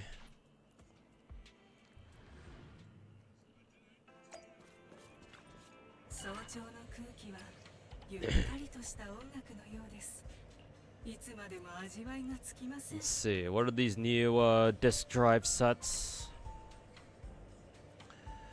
Phaethon's Melody, I assume this is a Vivian one. Anomaly Mastery plus 8%. We have other anomaly sets, right? Yeah, Freedom Blues. But this one just gives you flat 30%, whereas this gives you... Phaethon's Melody gives you a percentage. Interesting. Wonder which one ends up is gonna end up being better. 4-piece set. When any squad member uses an EX special or an EX skill, users AP increases by 45 for 8 seconds. If character using EX skill is not the equipper, equipper ether damage is increased by 25%. Okay, so it gets triggered off of even if they're off field, basically, is what they're saying. So that certainly sounds like a hella fucking Vivian set. What is the Shadow Harmony? Damage of aftershocks and dash attacks increased by 15%. So I'm assuming this is what we gotta farm for Sanby. Upon hitting an enemy with an aftershock or dash attack of damage dealt aligns with the Clipper's attribute. Gains 1 stack of the buff effect at most once per use of a skill. For each stack, increases by 4%. Crit rate increases by 4%. Effect and stack 3 times. Lasts for 15 seconds, which fits in perfectly with Sanby because she can do her thing 3 times, I think, from what I remember from her tutorial. And the repeat triggers reset the duration.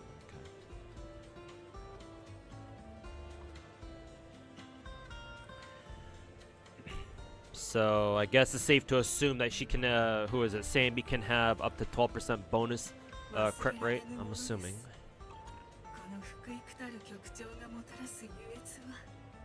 Just hope Zenless releases more males. Yeah, it'd be nice to have more boys get thrown in. It is sort of annoying constantly seeing the fucking Twitter monsters always crying about how Zenless doesn't have enough guys, but it's not like they have it's not like they don't have a good point.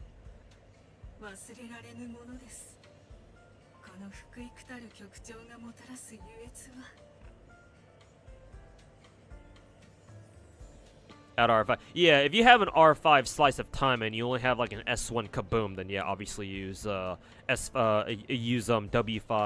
slice of time, yeah. I assume when if you're comparing what W1 W5, then yeah, slice of time will like be able to will be better. So.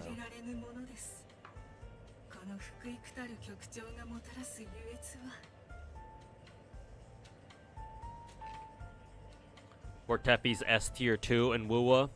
I believe it's because these are only heavy attack buffer in the game, right? It's not like we don't have a. I don't think we have a premium 5-star heavy attack buffer in the game yet, anyway. By the way, refine your Aster Yao's weapon, give your team more attack. Oh yeah, that is a good point, because I did get another copy of Bashful Demon.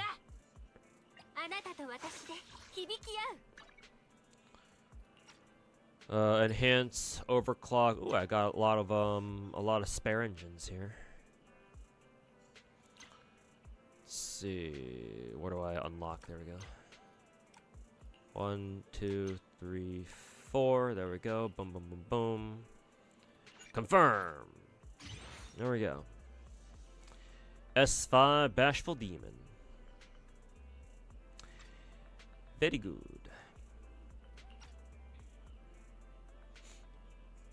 See, overclock, and I think we got an extra copy of Vault here, so we can do this too. There we go. Thanks for the reminder. Alright, Shadow Harmony time. It's not just X game needs more males. People need to roll for them as well. I sort of disagree, Snow. People should be able to roll for whoever they want. Just because they can't, because like, just because you see people online complain about how, oh, in this example, Zenless doesn't have enough playable guys, doesn't mean that you should force them to roll for them too. I mean, obviously, it's like, well, you complain about them, why aren't you rolling for them, right? It'd be kind of strange. But still, even I don't want to, like, force anybody to roll for them. Because, like, you know, first of all, for people who didn't complain about Zenless not having enough guys, you're obviously not going to force people like them to roll for them. Or to roll for a character that they didn't even want. And two, even if they did ask, you know, you don't know. Maybe they don't have enough currency to fucking, you know, roll for them in the first place. You don't know their situation. And two, maybe they might not even play the fucking game. Maybe they don't even play Zenless. They just like keeping up with the news and the content. You never know. Everybody's situation is a little bit different. Like, to me anyway, I don't see a problem with people complaining about, at least in this narrow instance, people complaining about how, oh, Zenless doesn't have enough guys, playable guys, and then they don't roll for them at all. Because you can't, everybody's situation is different. And like, you don't have to roll for a character in order to enjoy them. Right? Zenless is a popular game, and so not surprising, a lot of people make fan art of a lot of characters in Zenless. Maybe they just want new playable guys just so that they have more, you know, hot half-naked dudes with their cocks out to fucking goon to or something. I don't fucking know. I ain't judging.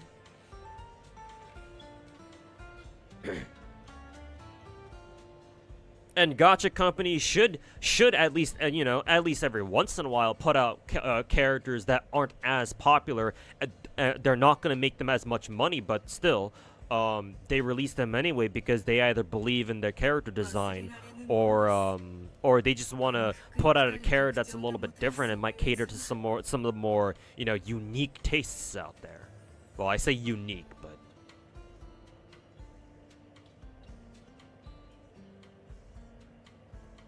will I try to get Polka's engine box cutter? No. I don't usually roll on, oops. I think I pressed my macro button, which means I have to go reset my keyboard.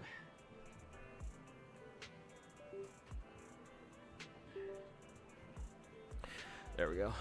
I meant to press my F4 button. No, unfortunately, I usually don't go for W engines or unique W engines. I assume this one must be Pulchra's engine. Because they should have the same, yeah, 4-star weapons on right up. Or maybe it's this one, actually. I forget. I don't know which one it is. But yeah, if I didn't roll roll it during, when I was rolling for Sanby, then no, I'm not going to roll for it.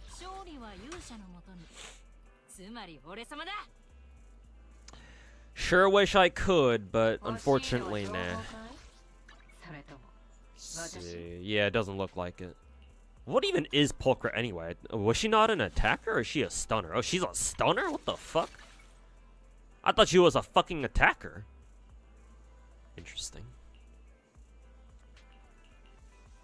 But yeah, no, unfortunately I don't have it looks like I don't have box cutter for her.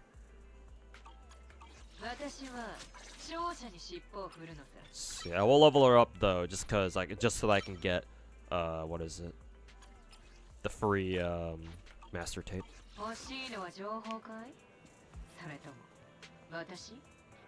But yeah, I wish I could roll for everybody's unique engine, man. Too bad I'm too broke to do that right now. Do I like the furry character? Yeah, actually, I think she's pretty cool. I'm not a furry, but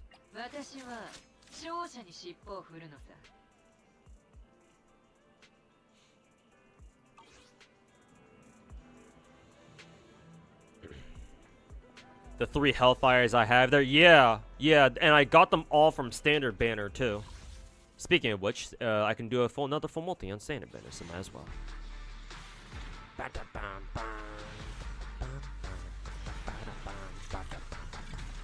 Yeah, another mineral, but whatever. It happens. Ooh, is this box cutter? No, it's just big cylinder. I think it's the other one. Let's see. Yeah, there was this one right here. So I'm assuming the black engine. It must be a box cutter instead. We were so close. But yeah, I got really lucky off a standard banner, and it gave me fucking 3 copies of Hellfire. Which I'm just like, bro, I'll fucking take them. Thank you. Considering I don't roll for 5-star limited engines, like, shit, man, I'll take them. Will Fate ever make a game that can compete with Hoyo games? No, at the moment, no. Not really. For multiple reasons that I mean, if you want me to go into why I don't think they'll make one, sure, I will. It's gonna take me the next 30 minutes, though, to explain everything. But, no, the short answer is no.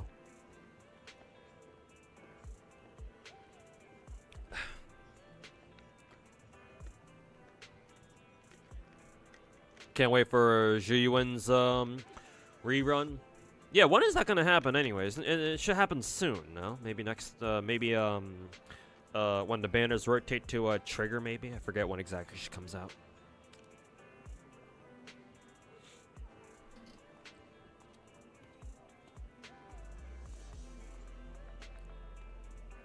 Mask stays on, yeah.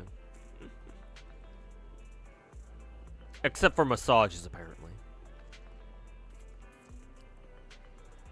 Phrasing? What? When I said half-naked dudes with their cocks out? No, that's not phrasing. That was 100% intentional.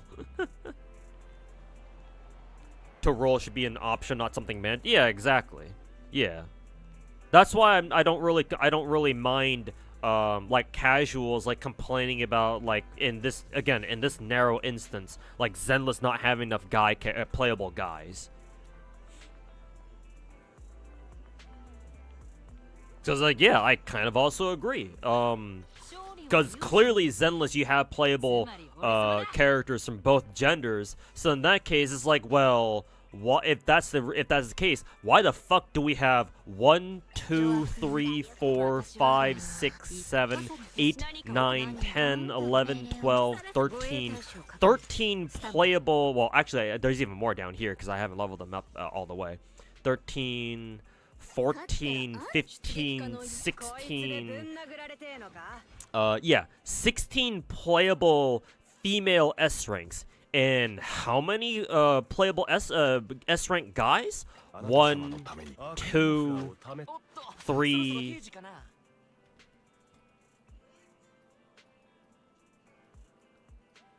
Yeah, 3. Like, if it was like a 60 to 40 ratio, I'd understand. It can even go all the way down to, like, I don't know, fucking 70-30. But, like, what is even the ratio here in Zenless then? What's the ratio to of 3 to fucking 16? What is that in percentage terms?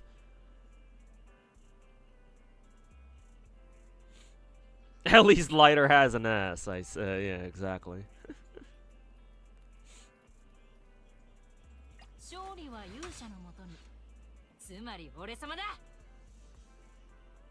Because money, guys don't sell. Oh, here's a very simple solution to that, Soth, especially in the Hoyo community. Here's a very simple solution. Make a guy meta. Easy. Guys don't sell, make them best character in the game. Or at least one of them. Make them so good that that even waifu fuckers can't resist pulling for them. That's a very easy solution. So, for Hoyo not to have figured that out, that's on them for being fucking stupid. Oh, guys don't sell? Yeah, don't tell FGO that.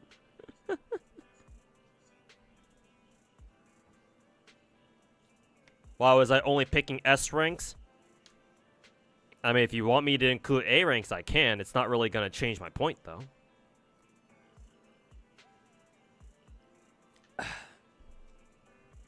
And besides, the people complaining about the fact that there's not enough guys, they're usually talking about S-rank characters in the first place.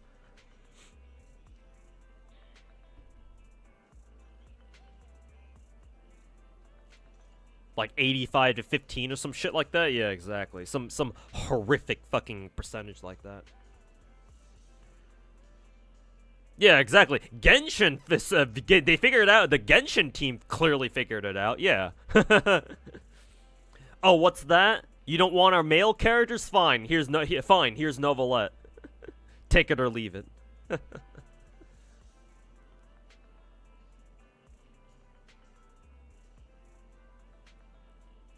Yeah, that's a very easy solution. Oh, what's that? People don't want to roll for our guy characters? Okay, don't mind us while we crank up their fucking numbers to the fucking moon. How you feel about rolling guys now? Does it feel gay enough yet? Fucking idiots, man.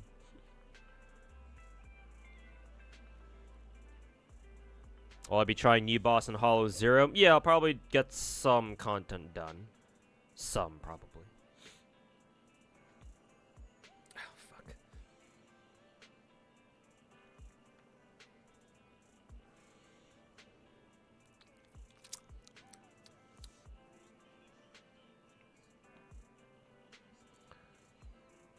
Sunday was skipped by a few, and yeah, those few, and the people who skipped Sunday are probably the same exact ones who are like, "Ugh, Goliath's so shit," or "Why can't I do MOC now?"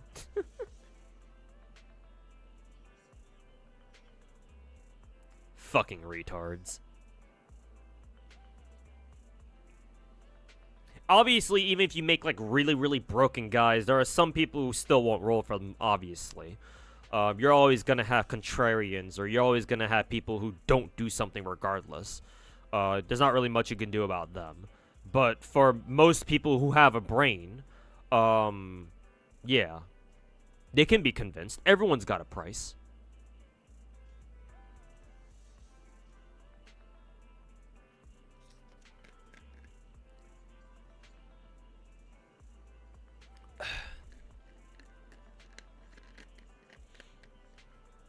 You stuck to your guns? You're glad don't need no Sunday? Hey, that's what's good.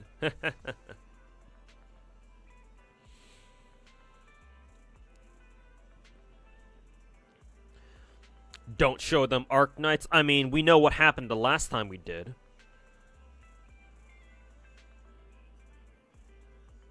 Arknight's Twitter fucking jumped on that one fucking Ayato fangirl, that one time.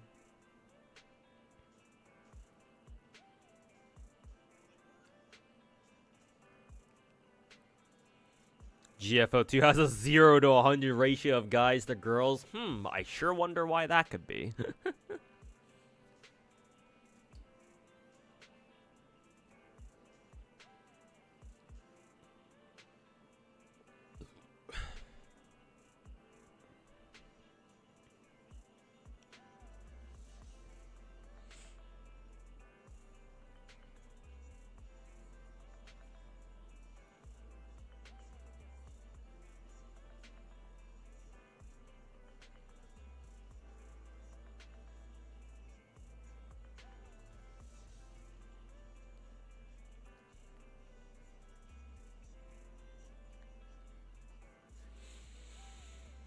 You got Lighter's great, but Hoya's cultivated a Gunner community in Zenless. The same tactics that worked in Genshin may not work here. Brant is meta for fusion, but he's not really doing big numbers in WoWa. I would also like to think that a lot of new gacha games are easy enough where you don't have to roll for like the uber cracked characters.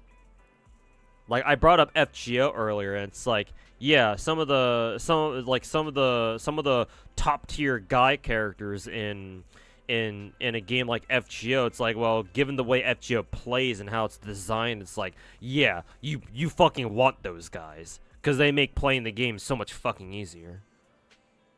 Whereas here with a lot of these new gacha games, it's like, well, they're nice to have, but it's not like you're gonna fucking die just because you don't have them.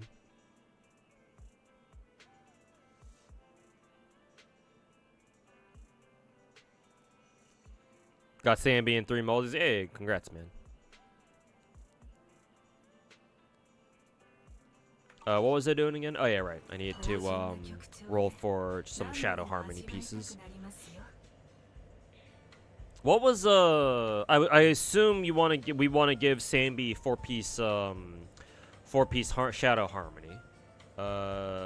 What is her 2-piece then? Silver Ambi. Let's see what Pridwin says.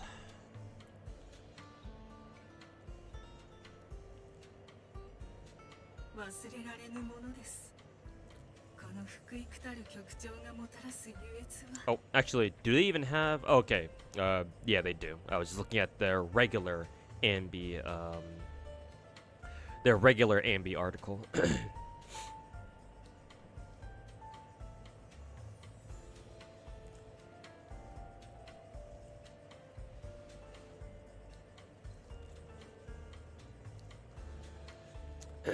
Yeah, 4-piece Shadow Harmony.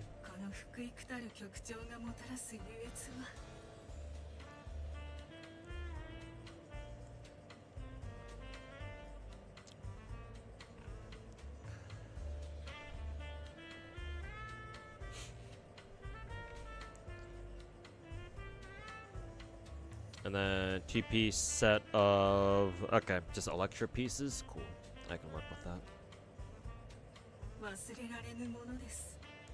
Okay, let's start rolling some Shadow Harmony pieces. What character? Did I just say character? What character do you plan on going for next in Zenless? Trigger, obviously, because I won the coin flip for Silver Ambi, so I'll have a chance. I'll have a decent chance of going for Trigger next. So Trigger in 3 weeks.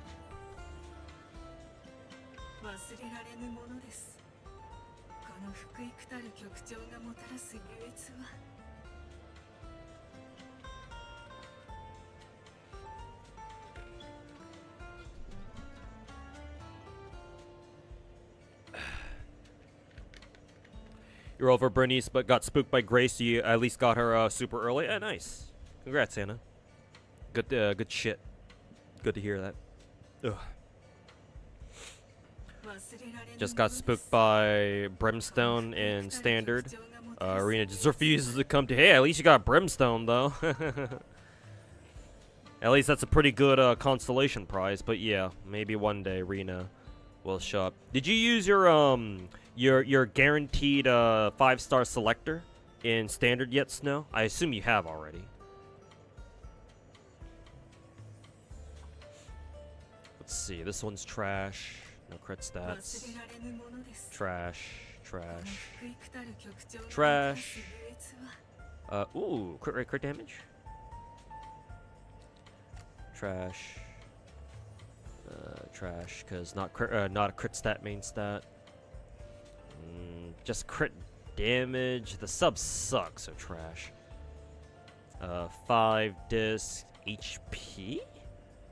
I don't know why we would want HP. So trash. This is... Oh, that's funny. AM main stat with AP. If this can roll attack percent, this would be the perfect 6 disc, but... Or a 6 disc with the AM, but... Wrong set, so trash.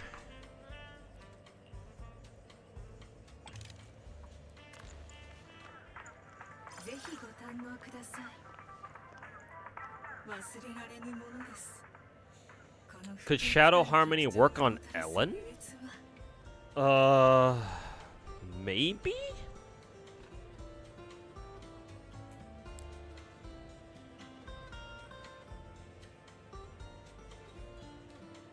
I don't know how efficient it would be, though, because I guess technically you're doing Ellen's dash attack a lot, but like how often can you do it, though, is the question.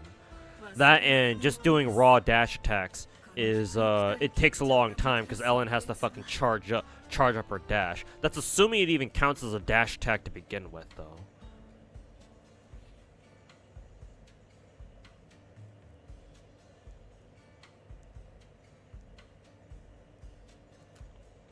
So I don't know, maybe?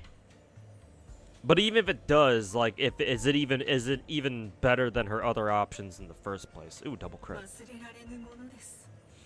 This one is AP, pen, crit damage, might be useful. Trash. Crit rate main stat, so we'll keep that at least. Oh, pen ratio. Interesting. We'll keep that for now. 6 disc, trash. Trash. HP main stats, so trash. Impact. No crit stats, so trash. Let's see, I think we have a good 1 and 4 discs so far. And obviously, we're still gonna have to keep going for more.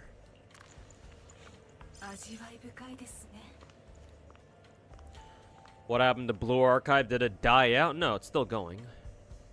If you're talking about if I'm still playing her, and I'm still playing it, obviously. Trash. Trash. Trash. Trash. It's crit rate. Trash. Trash. Hey, crit damage crit rate. Keep that just in case. Oh, another crit damage crit rate. And then attack percent main stat, trash.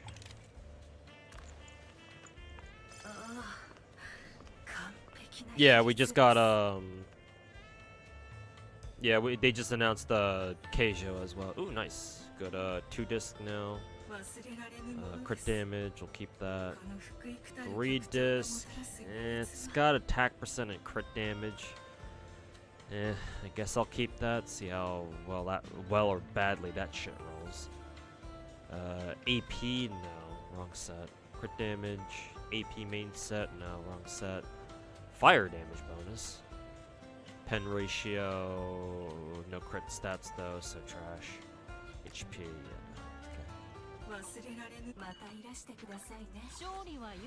Sugar is badass. Badass. Hopefully you get her. Yeah, I like her a lot too. After I've seen some footage of her, I just think that the whole the coordinated attack system in this game that Pulchra and Trigger introduced with their gameplay styles is fucking sick as fuck, dude. Every time you see the word fire flash across your screen, bro, that's like a fucking that's like a fucking adrenaline shot. They just inject right into your fucking neck. Every time I fucking see that shit, man.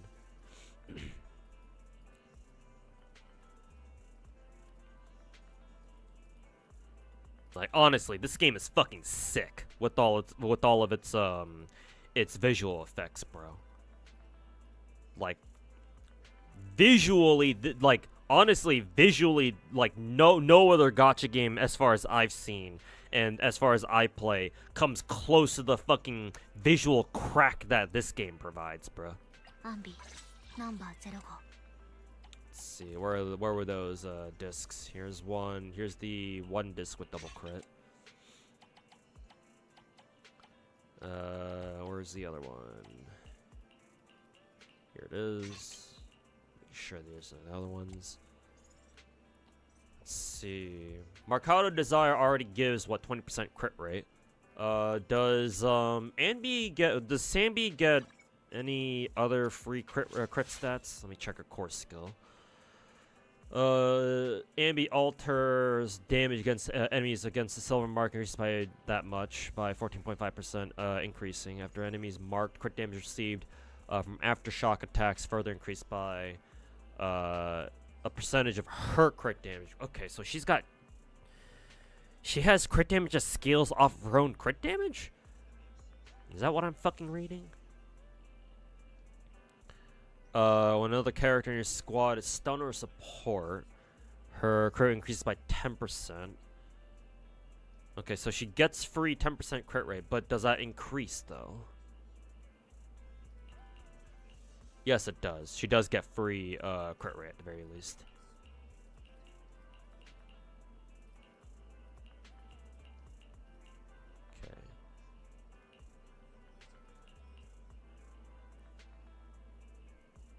So base 10%. I believe the 4.8 is already counted in her stats. Yeah, because that's how she's getting this. Or at least should be, yeah. So she's already getting the 4.8%. So she gets 4.8 times 3, so 14.4. Is that the total? Can I do math? Yes, it should be 14.4. So she gets what, 24.4% crit rate for free from her core skill shenanigans. So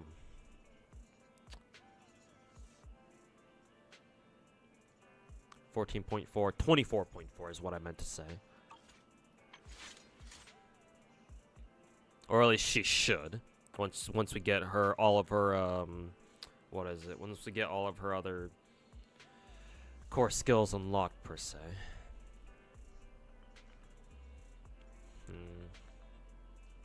24.4. She's getting extra 20% from her from her engine, so that's what, 44.4. And then from 4P Shadow Harmony, this should give her an extra 12%. So she has up to like 56. Then that means I want to say we can give her crit damage main stat 4 disc, and just pray that she gets enough crit rate stats from the rest of her engines, I want to say, or from the rest of her discs specifically. So what is that? So 44.4 plus 12, 56.4. So 70% CR is usually good enough. So we're looking for about 14% extra crit rate. Oh yeah, thanks XD. Yeah, you're right. I'm forgetting that I want to give her what is it? 2-piece woodpecker as well. So yeah, another what? 8% crit rate or something. Let's see, what was it again? Yeah, plus 8%. So yeah, 56. Yeah, you're right. 64.4. So yeah, honestly, we don't really need that much more crit rate. Now that I think about it. So yeah, we can definitely give her crit damage main stat here. So yeah, this one. We do have a crit rate one in case we need it for some reason. Let's see. This one has crit damage, crit rate. Crit damage, crit rate, but this one has pen ratio, so might as well give her that. Let's see. Now, the ever important question. What the fuck do we give her for her 5 disc? Does she want attack percent, or does she want a lightning damage? I would imagine she wants lightning damage, because I believe she should be getting a lot of attack buffs. Is that right?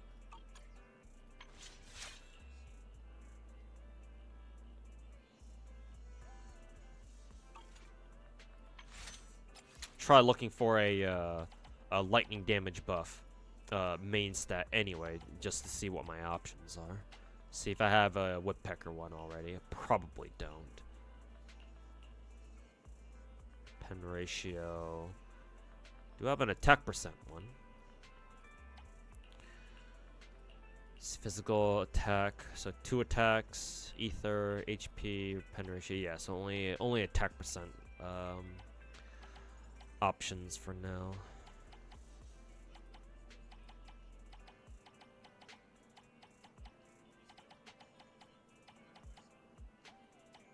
Wow, I don't have any woodpecker options here. God damn it. Frick.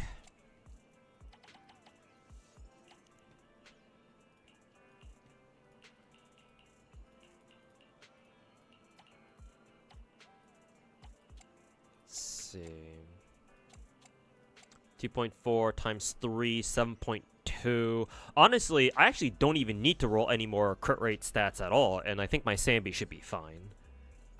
Because, yeah, 3 of my disk drives already have crit rate subs, and they're actually good enough. So, at this point, I think I can concentrate on just rolling crit damage, I want to say.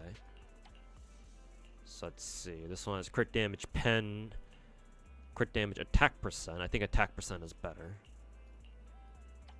Crit rate, crit damage, flat attack, crit damage, flat attack. Okay, we'll go with this one then.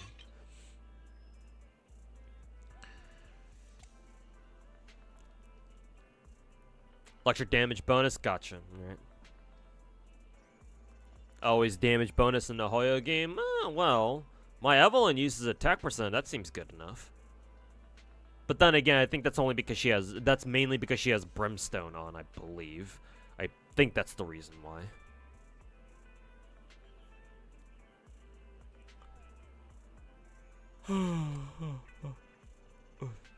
Okay. Let's see. Ambi is an attacker, so attack percent is probably what we're looking for here. And then electric damage bonus here. In that case, let's see. Bardic Needle time.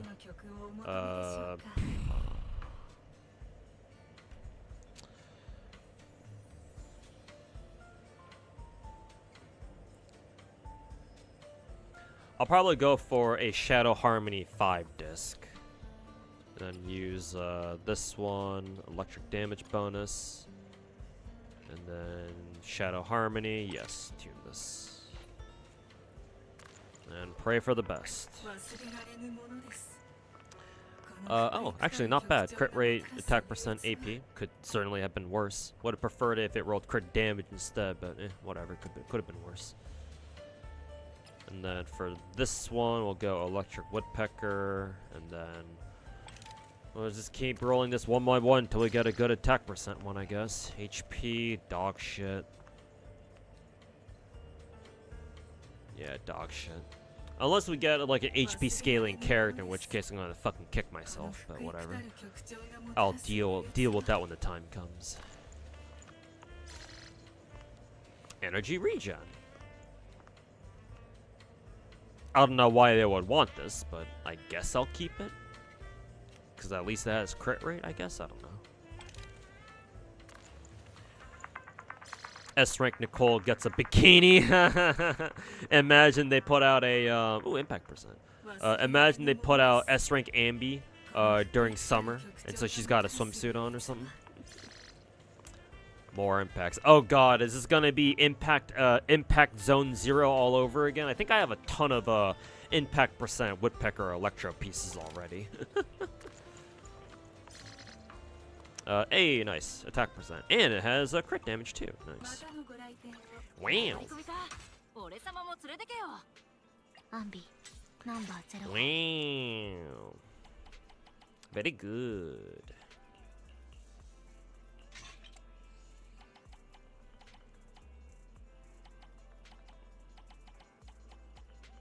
Here it is.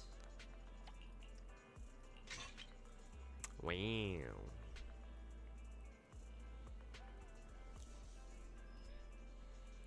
Never-ending problem of you never fucking know if you'll need it later. Yeah, exactly. It's a little bit easier in Zenless though, cause usually like character archetypes like usually like are pretty homogenous when it comes to how they're built.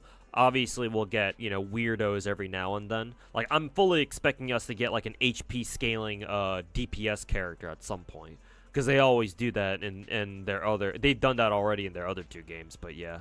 Until it happens, I think it's safe to, like, get rid of them. That and getting rid of gear in Zenless is nowhere near as bad as, you know, getting rid of gear in the other two games. At least, not in my opinion, anyway. But yeah, you never know, right? Always the ever-present threat of, do I fucking need this later? Anyways, ooh, nice to roll into crit rate, but no other 4 rolls into everything else. Thanks, game. Fucking piece of shit. Nice, that's an actual good spread. 3 crit stat rolls, very good. Enhance this one. See how badly this one rolls. No rolls in the crit damage, which is fucking unfortunate.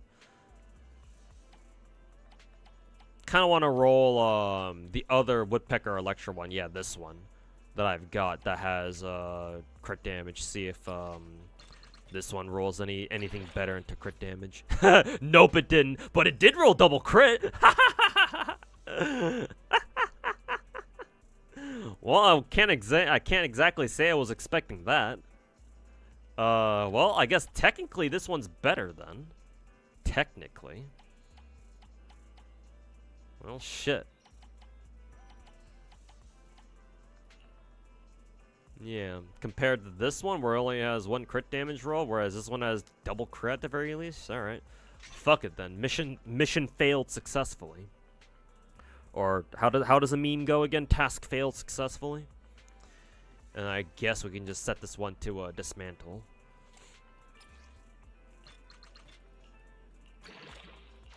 Let's see. I mean, it sucks that it rolled twice into defense percent, but hey, attack percent isn't bad, and it's not exactly like we need more crit rate rolls. At least we don't need too many more. So whatever. This one, flat HP. Oh, this one's okay. Kind of wish it rolled like once or twice more to attack percent, but whatever. And last but not least, oh god, this thing rolled like complete fucking ass. Let's see. Yeah, this is really weird to see.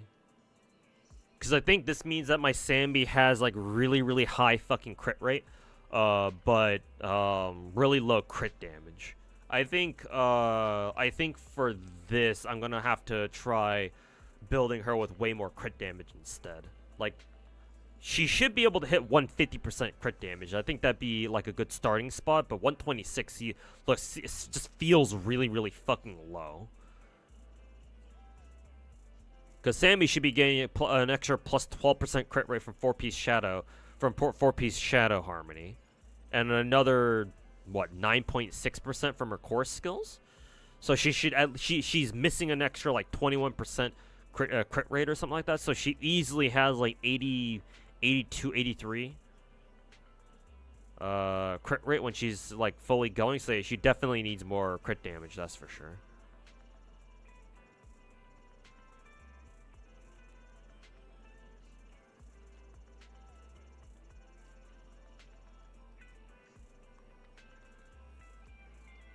Gorilla Chunky Boy. Oh, the orangutan.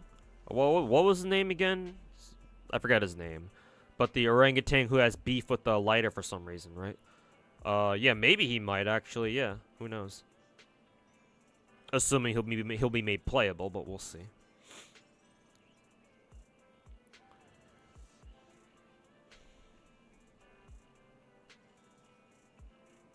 You keep all your good discs. Yeah, if they roll double crit, then yeah, you should keep those just in case. But yeah, they just don't show up too often. Yeah, man, HP percent discs you get when farming is fucking insane. I know, right? Is this with her signature weapon? No, I don't have her engine, but she does have Mercado Desire. This thing right here. And it does at least give her 20% extra crit rate.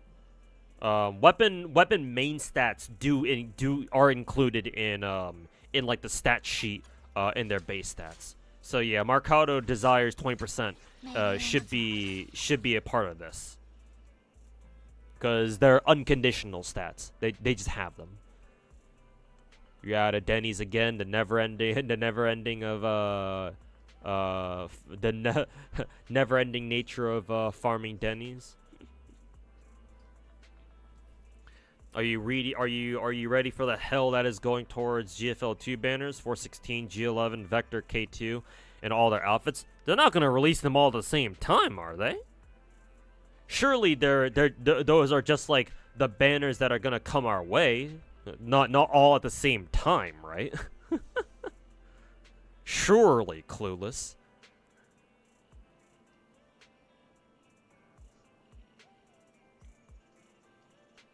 You must buy the targeted access permission packs for Yu Zhong's new anime project. Yeah, as long as it's better than whatever the fuck the Girls Frontline anime turned out to be then sure, yeah, whatever.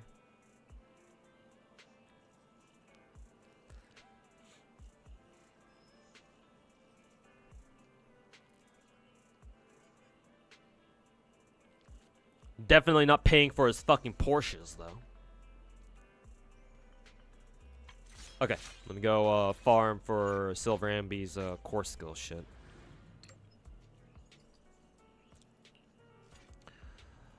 Let's see. Weakness. Astra, because why not? Astra, Rena, and Silver Ambi, I guess. I have no idea how good this team is gonna be. You want to say something, Sanby, or what?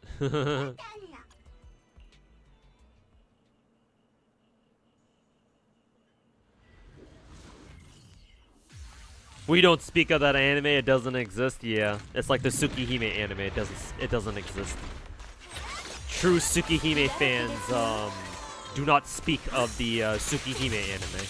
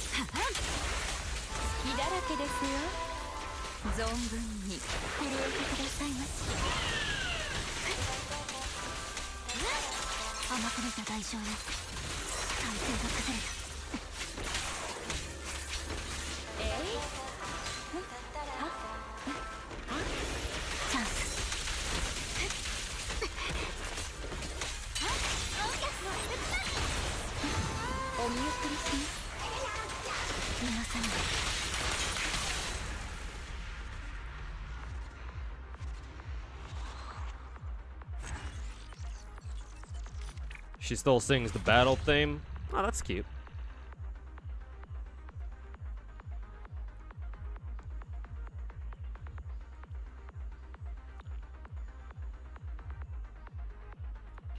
Sure, let's do it again.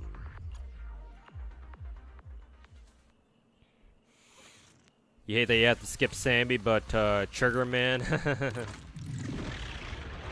Yeah, wish you could roll for both, but in case you can't, you know, respect the decision.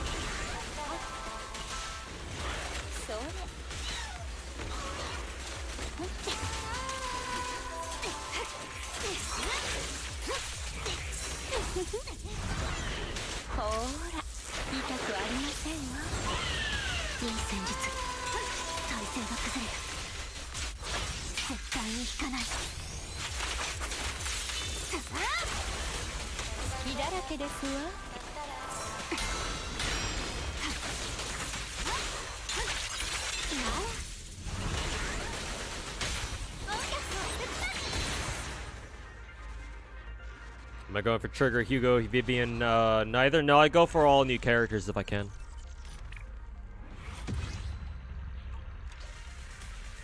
There's no reason for me not to not to roll for anybody in Zenless. The only character I've actually lost a coin flip to, like, legitimately, is Astra Yao. Everyone else I've won my coin flips for. Again, the one exception is technically Chingy, because I got lucky enough to get spooked by Lycaon back during Zhuyuan's first banner. So that meant that my Chingy was guaranteed, because I got Zhuyuan first and then Lycaon, which is why my Chingy was guaranteed. Yeah. To this day, Astra is the only character that I've actually like straight up lost a coin flip for. But Evelyn and with Evelyn and Sanby, I'm back to winning my coin flips again. So yeah, at this moment, there's no reason why I should skip anybody. And so yeah, I've still got a decent amount of polychromes. We'll be able to build that ship back up with all the events going on. And so yeah, when Trigger comes around, we'll see if we get her. We'll see if we can get her then.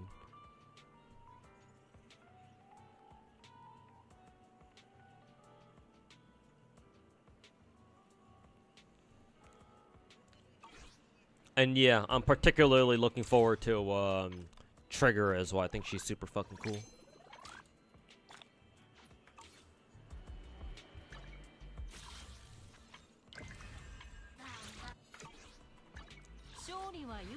Let's see, I think I need to upgrade Sanby's shit. Unlock talent.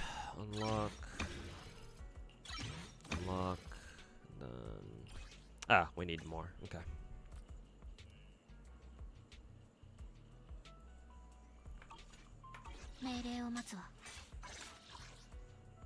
66.6% crit rate. Oh my god. Dun dun dun.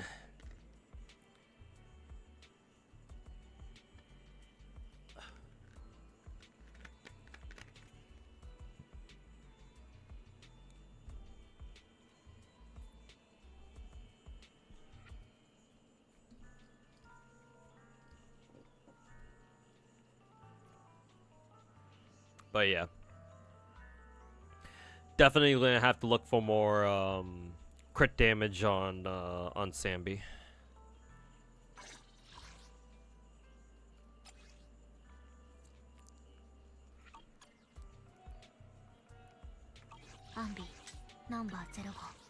Okay, let's get I believe Shiyu defense resets, so let's go get that done.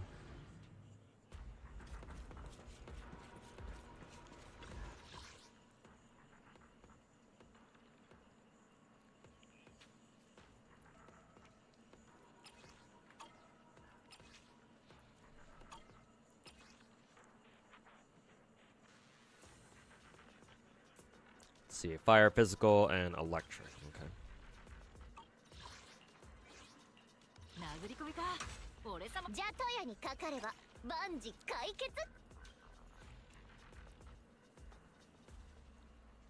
Where the hell is my Lucy? Oh, there she is.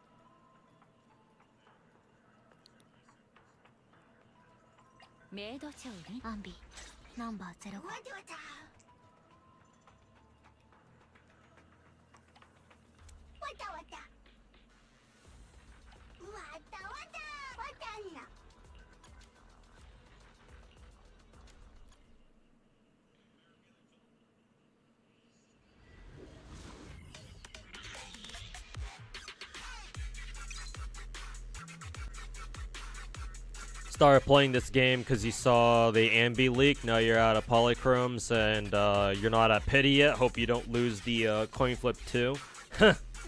Sounds like me and Wuwa recently.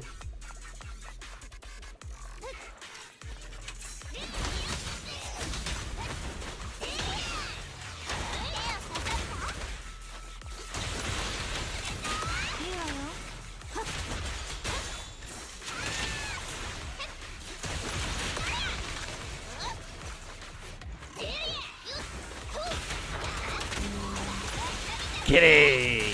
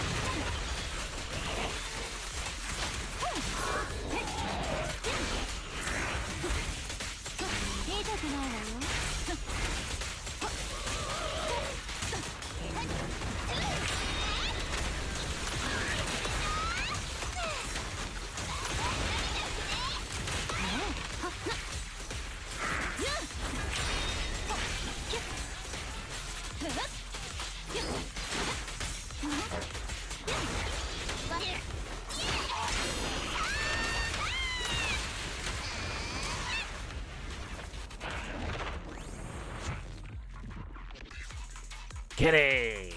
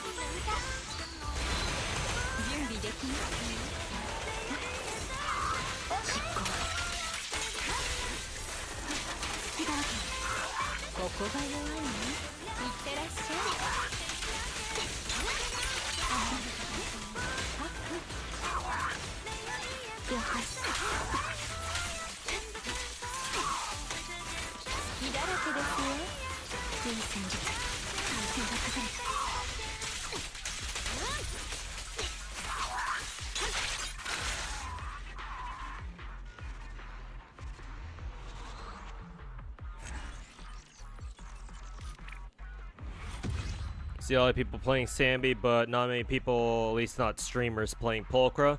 Yeah, because she's a 4-star. That's just kind of the reality of it. Though, I know Pulchra also has, like, the coordinated attack mechanics, and so I would like to level her up just for that. Just to see how that works. I'll probably, since I do have a workable Sanby for now, she's not great, but she's passable. I might start working on Pulchra next, just to see how her mechanic works. But yeah. 4-star diff, unfortunately. Let's see, electric, same as usual on second side. And then ice and ether on this side.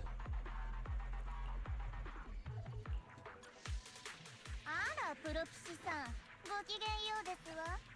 火力。どの値をご指名かしら。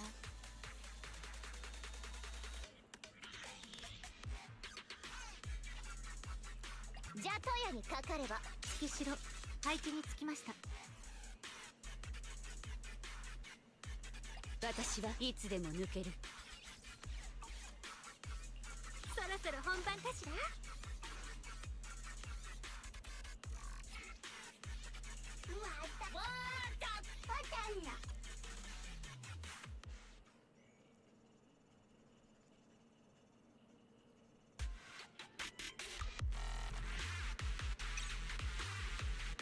Poker is fun? Yeah. Playing her in a trial, she seemed pretty fun too, yeah. Makes me want to play her.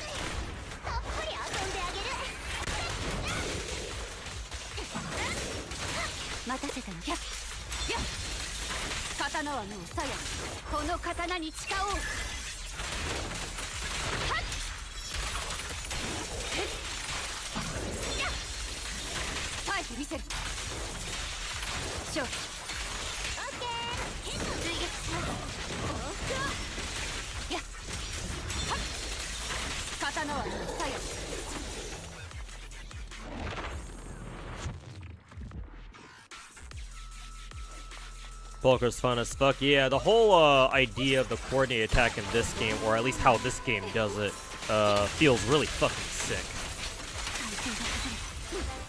So I really, personally, I really like how they did it here, in this game at least.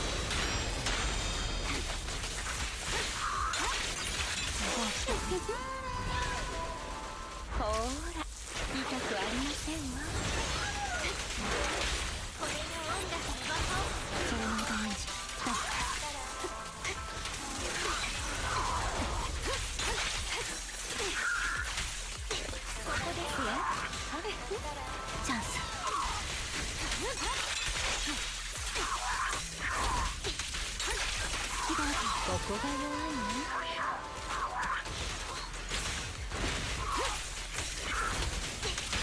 準備できますか？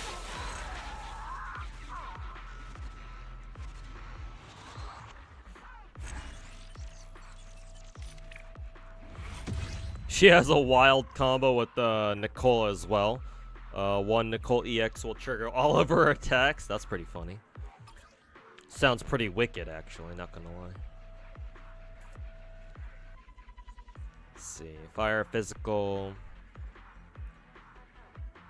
And second side is all electric. Not too sure how Sanby will do on second side. There's a chance that with how my Sanby's built right now on day one, they won't be able to get the job done, but in that case, that's fine.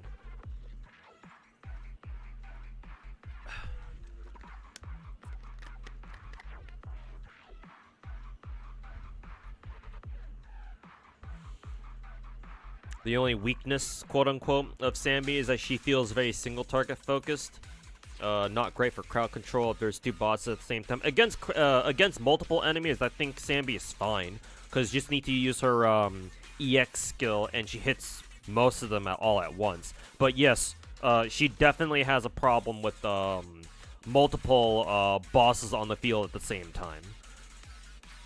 Like the last couple of fights where there's like a main boss and you've got that random soldier dude on the side, the heavily armored laser dude on the side, who keeps bothering you from like a little ways away. Yeah.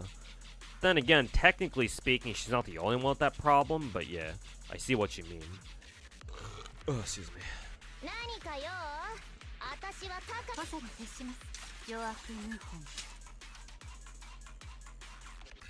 What was second side? First side again? It was fire, physical, right? Okay.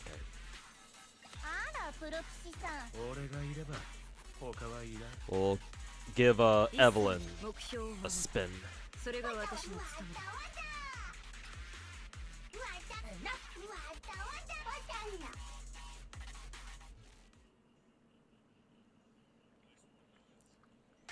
To spoil with Miyabi or Evelyn AoE? Yeah. No kidding, especially Miyabi.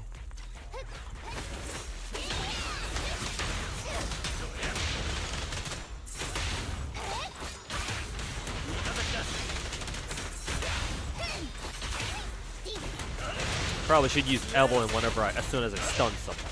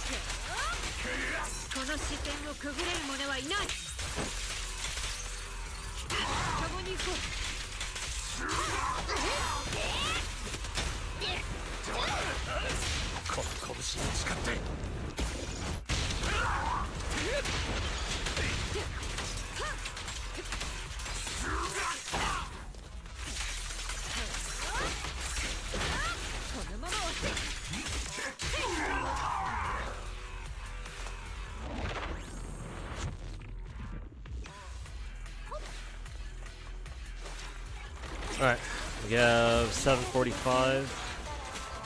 Wish I had a little bit more time. Try to get it done regardless.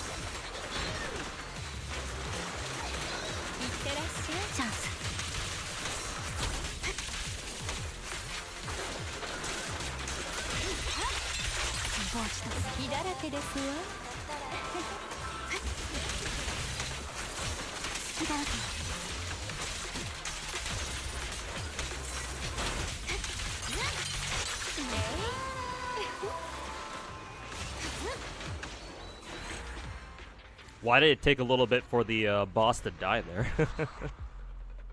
But yeah, definitely was cutting it close there.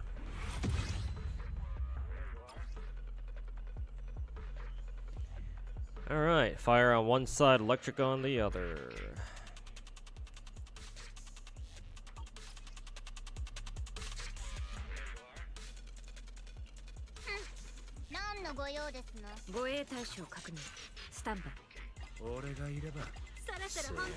We're bringing Astra, Lighter, and Evelyn for this one. And second half will bring... Oops. Second half will bring...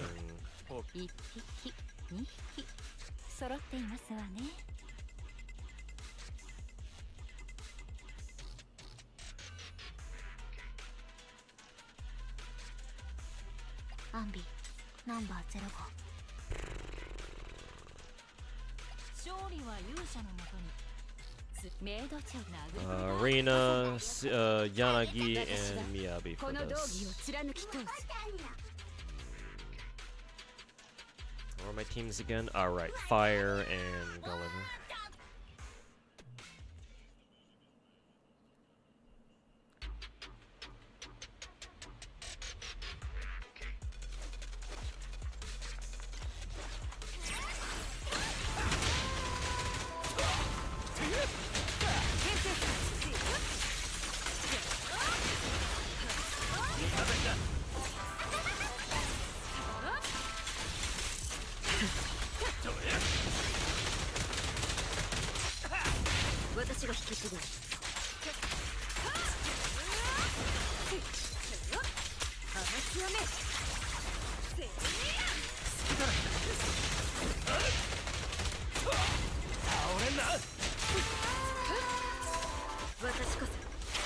にとっての終点。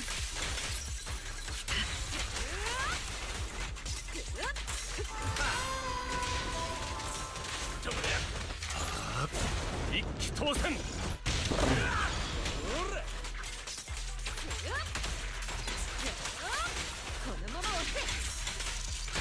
ガヤがいてこその勝利さ。戦慄にひれ伏すとし全面封じ完了。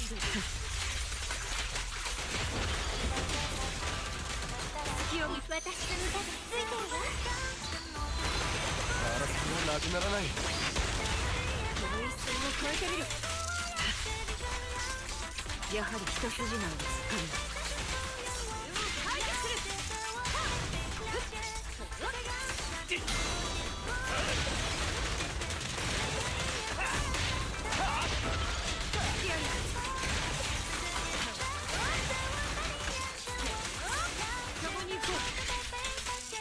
守る。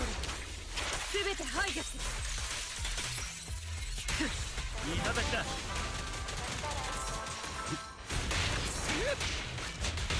れが音楽の魔法。逃げられる。一点燃えたら止められん。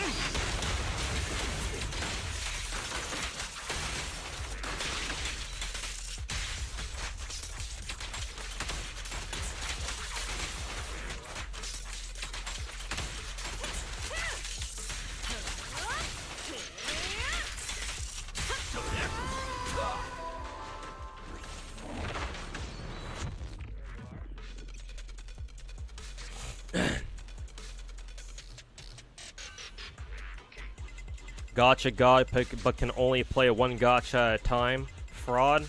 Yeah?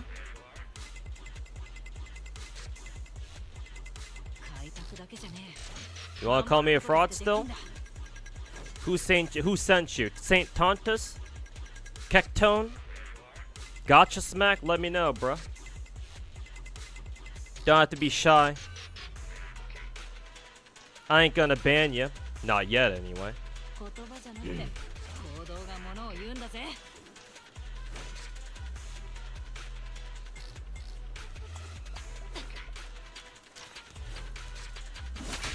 Know your place, little bro.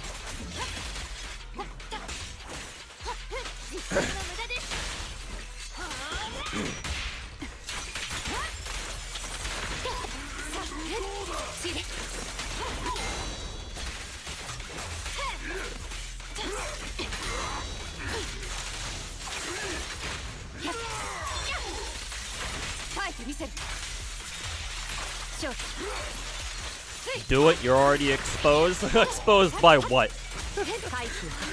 Exposed by who exactly? None of these fucking gacha poses can expose me. Fucking retards.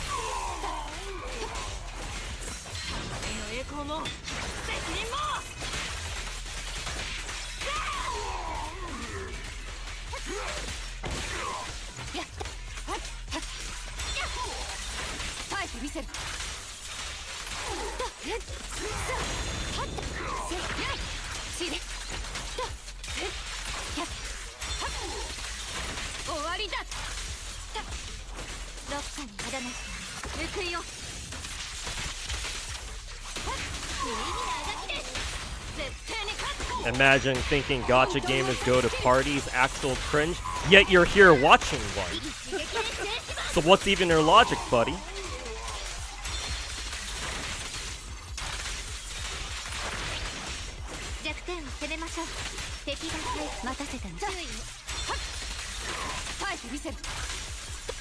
Fucking typical fucking gacha Twitch chatter.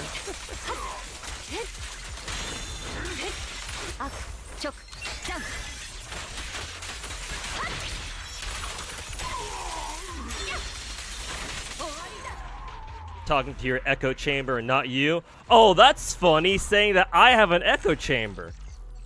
Oh, that's real fucking funny. Fucking retard.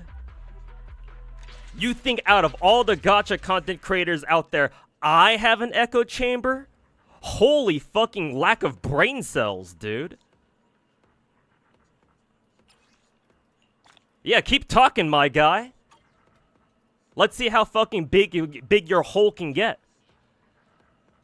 Why you so mad, bro? I ain't mad. I'm just fucking bewildered that someone as retarded as you is in my chat. I mean, it's one thing to talk about Hoyotards, but it's another thing entirely to see one live in action. Hey, look, boys, we have a live specimen here. I don't know how the fuck he wandered in here, but we got one. Hey, thanks for providing my chat their daily dose of entertainment. We were needing this after a little bit. So if anything, I have to thank you, my dude.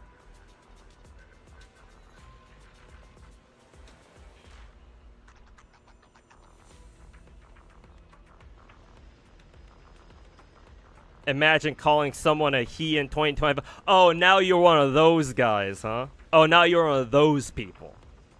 Oh no. Oh no. Oh, now we're assuming genders here now, aren't we? Oh, you're one of those SJWs. When's the last time I used the term social justice warrior? God damn, it's that shit is like 2015, 2016 terms all over again. God damn, we're going down memory lane too here, huh? No, like seriously. I just want to know which fucking dog shit gacha content creation rat tunnel you came out of.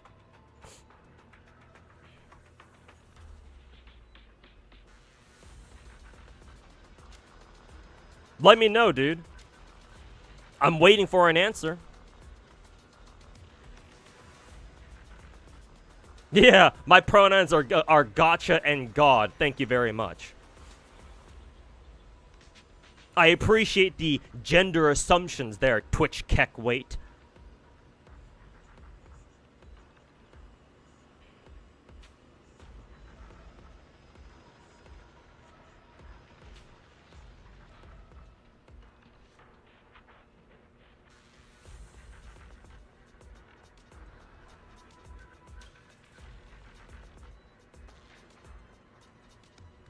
You're not even partnered? Oh, no, I am. I've been a Twitch partner for the past 4 years, my dude. Actually, 3. Sorry, not 4. 3. Because I think I became a partner. No, actually, no, has it been 5 even? No, I think it's literally about to be 5 years, yeah. Because I did on, I got partnered back in 2020.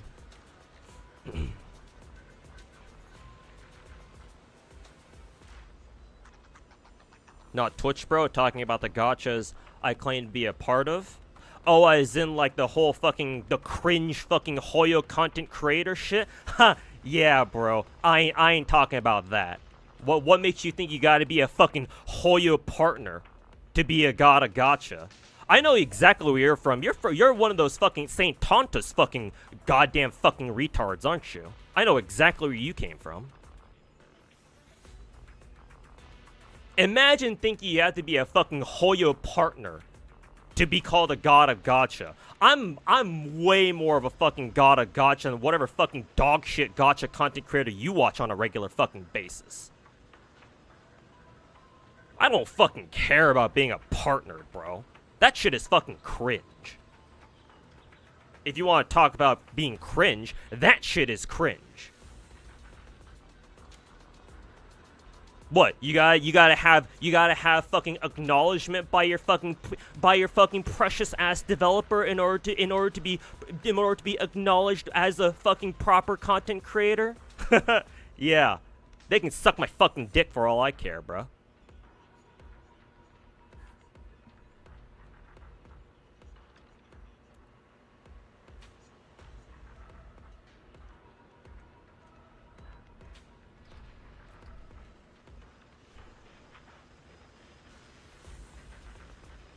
Yeah, go run along to Saint Tontus.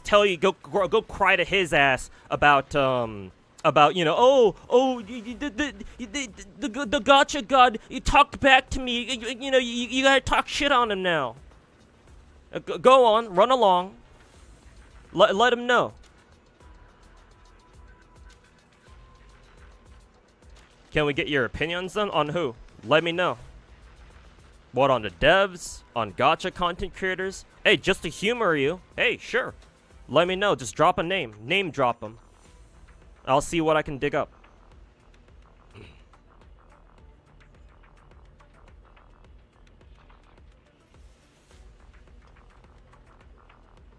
Same situation as that, slightly different.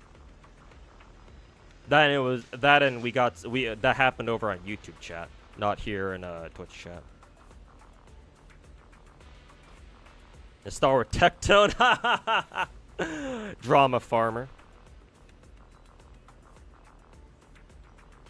I mean, is there anything else I need to say? I mean, just for good measure, he's not even really a gacha content creator anymore. He's just a fucking normie ass variety streamer who just has who can pivot to gacha games.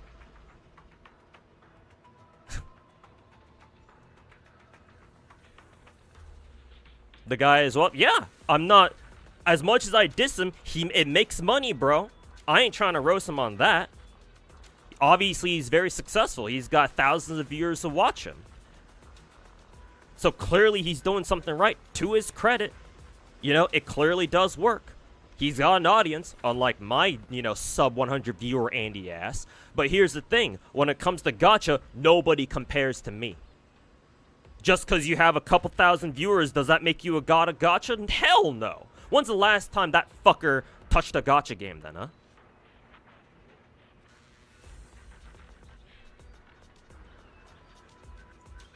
The most amount of gacha content Techie does these days is just shit on Genshin every fucking 6 weeks, every time we get a fucking preview stream. That's all he does.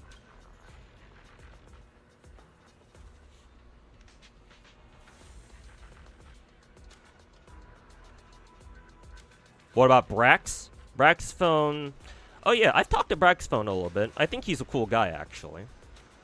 He's probably one of the better ones. To be fair, I don't watch a ton of his content back though. So if I wanted to actually talk shit on him, I would actually start having to watch his content. But I mean, here's one thing I could say about Brax. People don't come up to me telling me, "Oh, Brax did this or Brax did that." So that that already makes him better than a lot of other gacha content creators that I've heard about, right? My chat comes up to me on a regular basis and is like, you know, "Oh, did you hear Gacha Smack say this?" Or "Did you see Saint Tontas react to your video on this, blah blah blah." So I know those guys are little shits, but Brax, nobody really talks shit about him, or I at least haven't heard of him like doing some shit. So in my books, he's actually okay. He's actually one of the few other gacha content creators out there who's actually like come out to talk to me and stuff. Like, he's been in my channel before, so I appreciate that. So he in my books anyway. So as far as as little as I know about him, admittedly, I think he's pretty cool actually. He actually bothers going out of his way to play other gacha games that isn't fucking, you know, Hoyo plus Kuro game. So yeah, for like the third or fourth time, I think he's pretty cool. Because you never heard of me. What separates me from them? Well, let me tone down. Let me dial back my aggressive tone. Because now you're just asking like I think you're asking legitimate questions. I flashed this little clip here to show you that, you know, I play a lot of different gacha games. But what separates me from all these other dog shit gacha content creators, most of them anyway, I think most gacha content creators are dog shit, is that I actually fucking play a lot of them. And not just play a lot, right?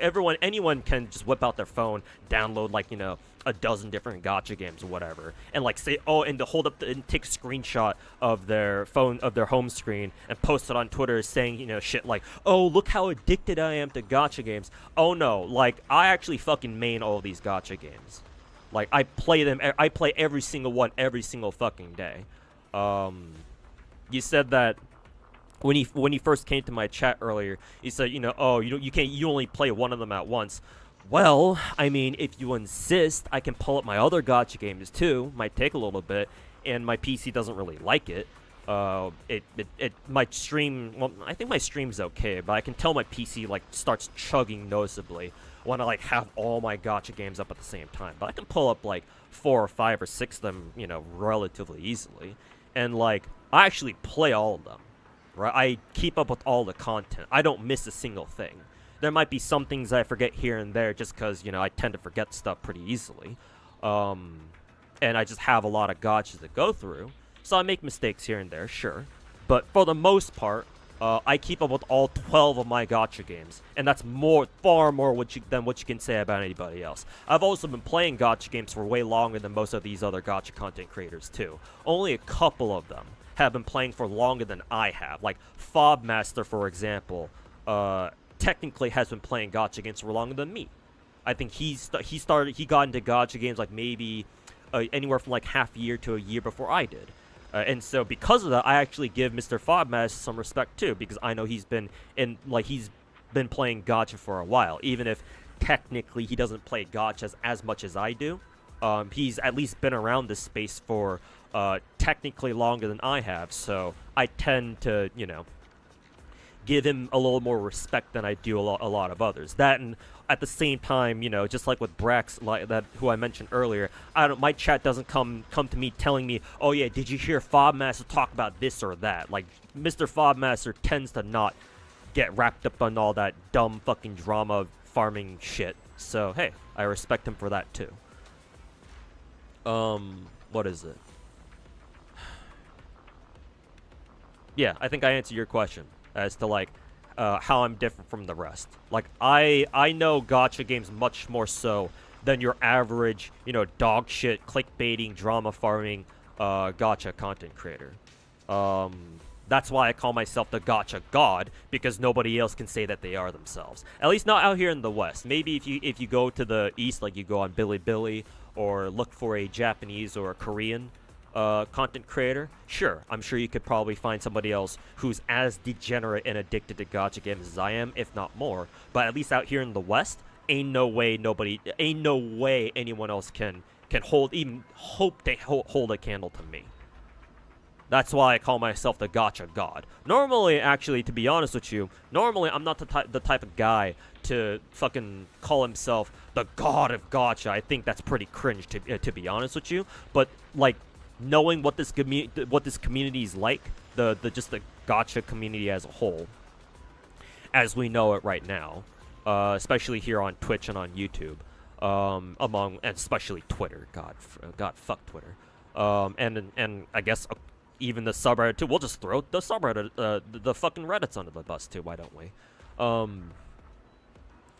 Yeah, like, compared to how cringe everyone else is, me calling myself a god no longer feels like it's cringe anymore. So that's why I can say it without fucking cringing myself to death. That's how I can get away with calling myself like the god of gacha. Because I have the experience, and I actually have the fucking gacha addiction that, you know, I would think would validate. I don't know if that's the right word to use here, but I can't think of anything better at the moment. It would validate my claim to call myself a god, calling myself a gacha god or whatever. In an ideal world, I wouldn't have to call myself the god of gacha just for content's sake, but we don't live in an ideal world now, do we? I mean, in an ideal world, gacha games wouldn't exist in the first place, but here we are.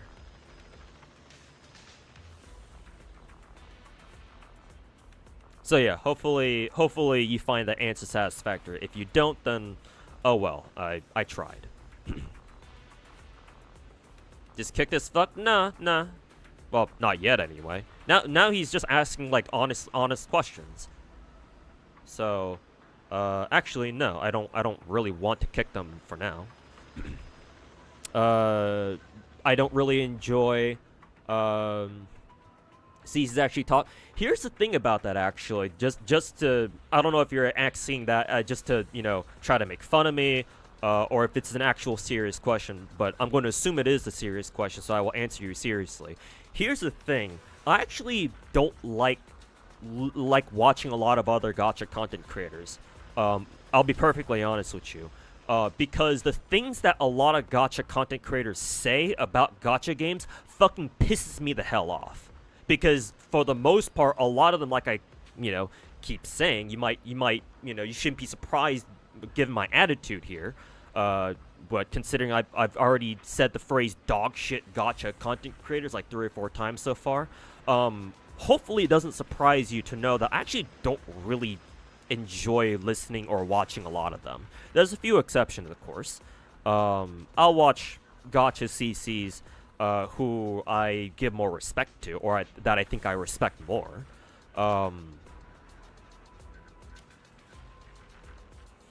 Honestly, the biggest, whenever I do watch a gacha stream these days, it's not really watching like dedicated gacha content creators. It's more like casual gacha players, like streamers who aren't really known for gacha. Who just happen to, like, you know, either do sponsor streams or do or just, you know, happen to just play gacha games on the side, right? It's not like their main content, but they hop in every once in a while to, like, roll a new character, play through some of the content. Like they take gacha games very casually. And the reason why I like those streams more, like, say, like my favorite VTubers or whatever, hop in and play a gacha game to do a sponsor stream or to roll for a new character, like I said.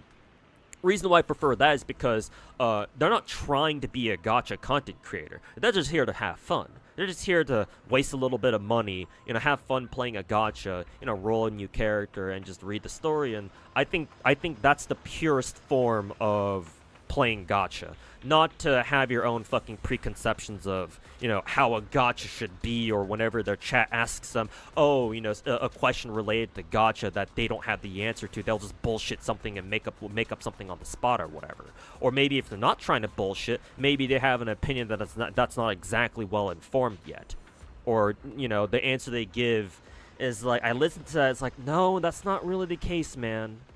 Right? That sounds very ironic coming from someone like me, but, you know, I can't lie. That's how I feel whenever I tune into, like, a normal, I don't want to use the word normal here, whenever I go to a dedicated gacha content creator stream, either the YouTube channel or the Twitch channel.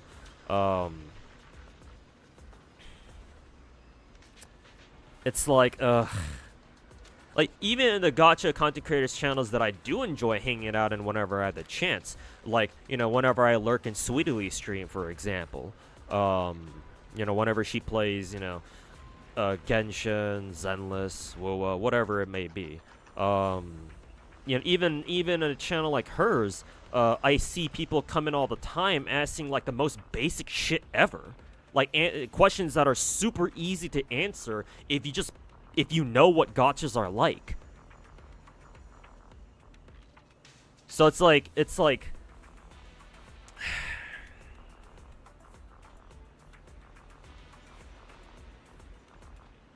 just watching most gacha content creators for me personally is very frustrating, when you know, I'm almost cursed with this gacha knowledge of, like, well, actually, you know, I can actually answer that, but I'm not the streamer here, so there's fuck all that I can do. I mean, the best I can hope for is to, like, you know, maybe try to answer that question for them, but it's like, well, at the same time, they're not asking me, they're asking the streamer, and I'm not the one streaming, so, you know, should I even answer them? So, like, it's part of the reason why I want to put my name out there. I know you mentioned earlier that you never heard of me before, which is fine, because, yeah, it's not exactly surprising, given how small my audience is. But that's exactly why I'm streaming, and I want to keep working on putting on YouTube videos, and, you know, maybe one day make an actual career out of this. Because I feel like, you know, even though this might sound very arrogant of me to say, I feel like I'm the most qualified gacha streamer out there, because I not only have the experience and the history, but I still keep that up. Everyone else does not compare. And, like, the amount of just gacha slop, whether it's clickbait content, drama farming that I fucking see out there, like, it fucking infuriates me. But also, it motivates me to keep going, to keep doing this content, because I know these people are fucking dog shit. These guys are fucking posers. People like Saint Tontus, people like Gacha Smack, and y'all can fucking throw in names here as well. But a lot of gacha content creators out there are full of shit, and somebody needs to fucking put them in their place. And that person may as well be me. Because it's not like anybody else is as qualified. So, there you go. I don't know if you're happy with that answer. Make of my answer what you will. I'm just trying to be honest here. But, hopefully you learned something. Sorry, I think I missed a couple of resubs. Oh no, I think I just missed Chaos, yeah. Well, Chaos just resubs, so thanks for the 5-month resub, Chaos. Welcome back, man. Oh, well, I think you were already in chat already, so it's not, you know, I don't need to say welcome back, but go get him. I guess I will. Yeah, maybe. I mean, I already tried going after Mr. Pokey. I don't know how well that went, but you know, it's out there now.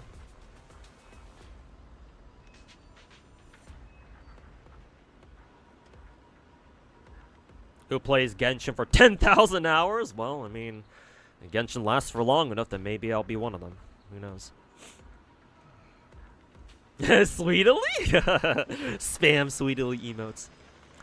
Sweetly roar begging. You seem passionate about this. When I first started playing gachas, back in 2017. Late June of 2017, my very first gacha game was FGO. Stands for Fate Grand Order. I've been playing gacha games for 7.5 years. And yeah, I've played gacha games religiously over the past 7 years. So yeah, I'm glad you can tell that I sound very passionate about gacha games. And that's because I am.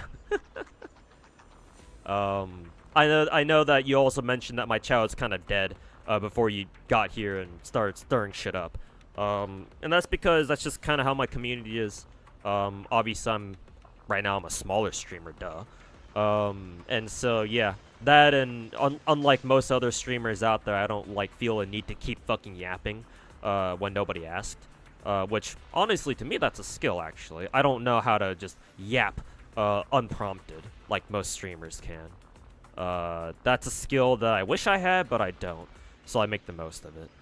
However, if you ask me a question about gacha, that's when I will yap, because I happen to know a lot about it.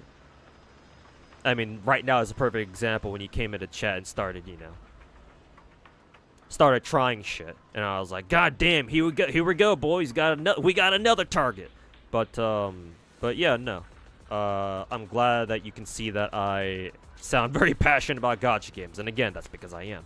I'm much more passionate about gacha games than I am compared to everyone else, at least. That much I can tell you for sure. Most other people, anyway. Maybe the one other person who might be able to match me in terms of just raw gacha passion might be, what, Mr. Rexlent, maybe? But he plays nowhere near as many gacha games as I do, so...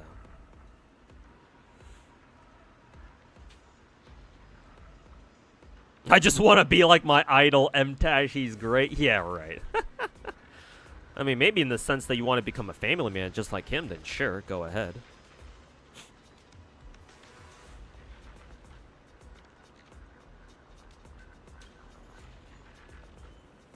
You mentioned Pokey, you used to watch him, but you stopped. What happened between you two? Oh, we don't know each other personally. I've never talked to Mr. Pokey personally. He's never talked to me in person before. Actually, last year I was a part of Techie's Gacha cast. This was literally like last year though, so it's been a while. Mr. Pokey might have been on that. I forget exactly who the rest of the guests were on the episode of Gacha cast that I was on. I forget if Mr. Pokey was there. He might have been. But even then, we didn't talk to each other like directly or anything. So we don't know each other personally or anything like that. However, the reason I brought his ass up is because you might remember from 2 months ago, right? Two months? Has it been two? Yeah, about 2 months ago. 2.5 months ago.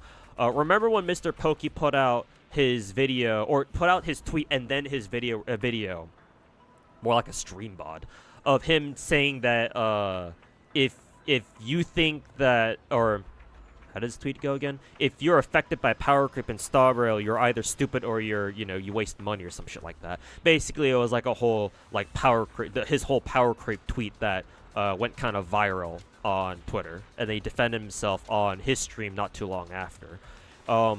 About a month after he put out his that tweet in his video. I put out my own response video, basically breaking down his VOD, and I listened to the entire thing, and I responded to it piece by piece.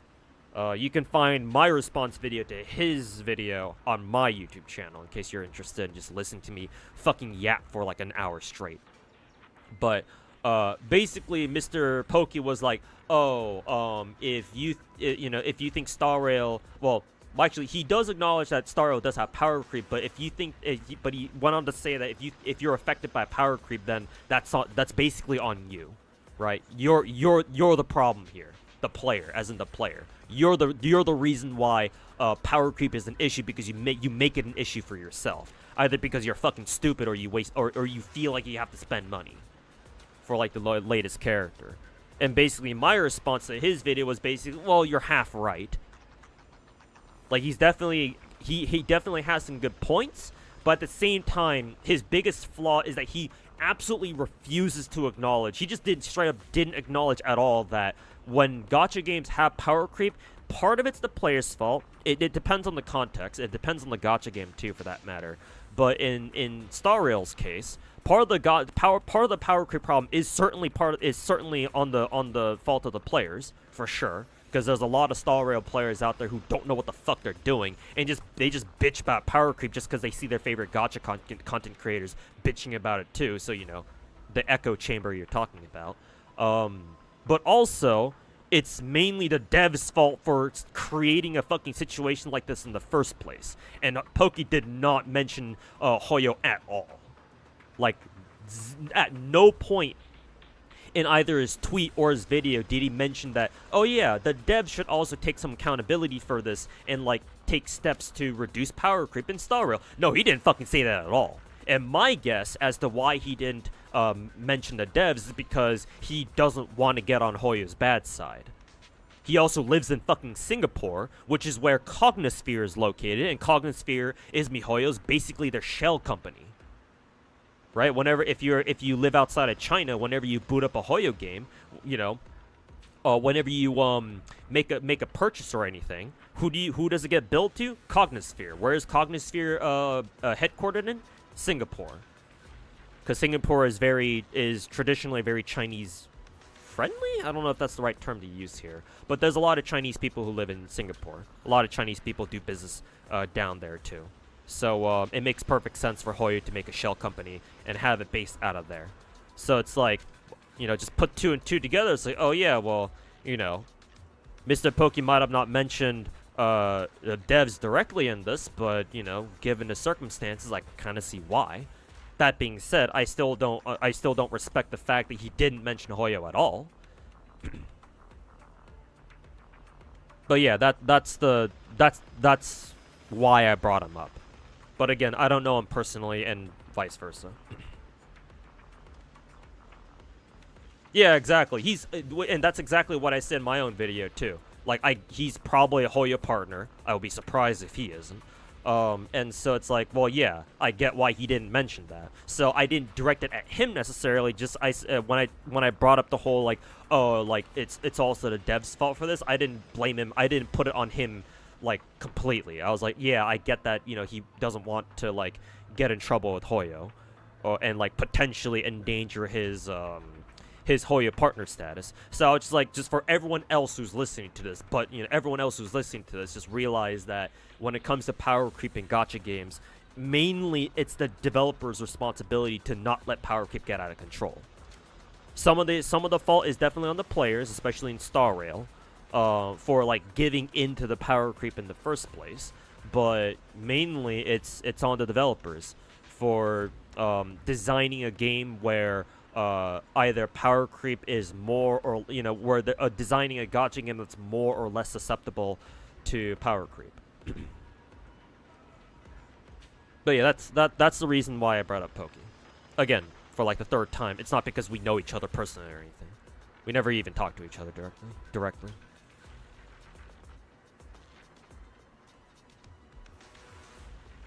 Got any Fumos? Oh, you mean the little Toho plushies? I do have a couple. You can't see them right now. I don't know where they are right now, actually. Actually, no, I think they're in a couple boxes outside my room.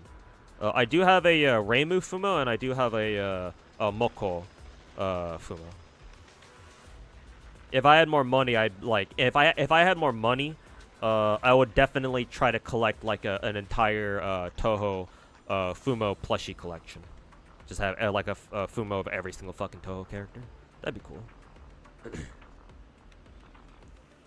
At the moment, though, I just have Reimu and Moko.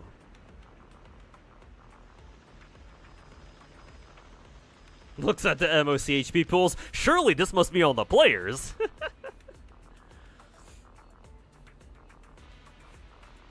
And for the record, while we're still on the power creep topic, for the record, I just want to make it very clear. I don't think any single player gacha game should have like I don't think any single player gacha game has any power creep by definition. To me, you only have power creep when your gacha game starts having PvP. Like, technically, yes, power creep does exist even if your gacha game doesn't have any PvP. I mean, you know, clearly that's the case in Star Rail, right? But it's not power creep that you should really fucking bust your balls over, to be honest with you. At least in most cases. Like, I still don't think we're at the point in Star Rail where I feel it necessary to bitch about power creep in Star Rail, though at least I understand why people are starting to. But you're not gonna find me bitching about power creep in Star, at least not yet. I do think that power creep is just one of those terms where people just like throwing around all over the place because they like having something to fucking freak out about. And right now, that's kind of like the flavor of the times right now, the zeitgeist, if that's even the right word to use here. And I mentioned Gacha Smack earlier. You remember him stating he doesn't want to be in drama, yet you found him in quite a bit. I know, right? Jesus.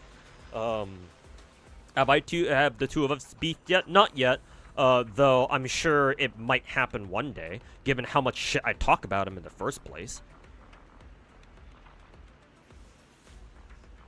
Yeah, I wouldn't be surprised if eventually the two of us butt heads, and when we do, I'm ready for it. Cause like, what the fuck is he gonna say about me that's possibly gonna affect me, right?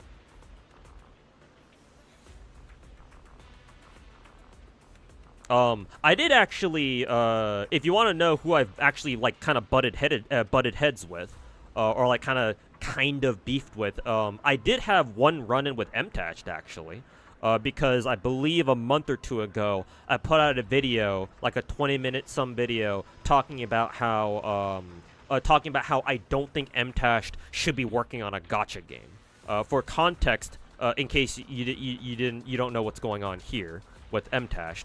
For context, I believe several months ago, at some point last year, whichever case it was, either or, MTAChed put out like this video where he said he's like working on a gacha game. Basically, it's from watching that video myself, it sounded like he was hired to be a consultant for this upcoming Western mobile game called Godforge. Basically, it's like Raid Shadow Legends, but you put Raid Shadow Legends and gave it like a Star Rail aesthetic, basically.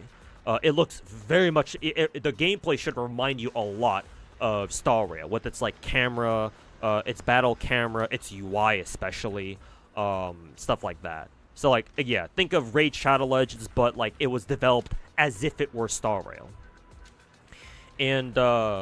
And so he made a video, MTAChed that is, made a video about how, he's working on this Godforge game. And so one of my chatters, actually I think he's in chat right now, I think it was Naruto who let me know of this actually. Naruto in chat asked me like, hey, have you watched this video by MTAChed where he said he's working on a gacha game? And I was like, really? What the fuck is he doing working on a gacha game? And so I got curious and I watched that video. And then I was like, bruh, why the fuck is he working on this shit? And so I made a video talking about why the fuck is this idiot fucking making working on a gacha game, bro? Like, who the fuck thought it was a good idea to hire him?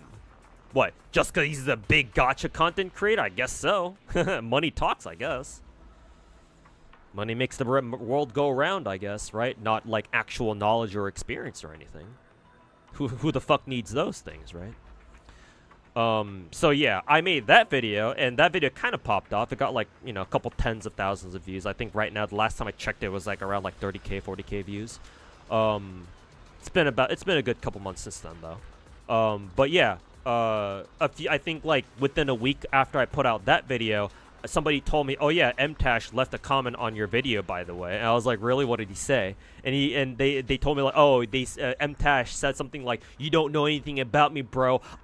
like I have this really well built character in Epic 7."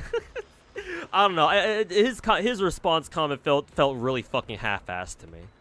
Like, I don't know what the fuck he was on about. He was definitely, like, his response comment definitely felt a little bit, you know, butthurt. You know, I punched it, I hurt his ego a little bit, you know? Like, it didn't really feel like a very good, response.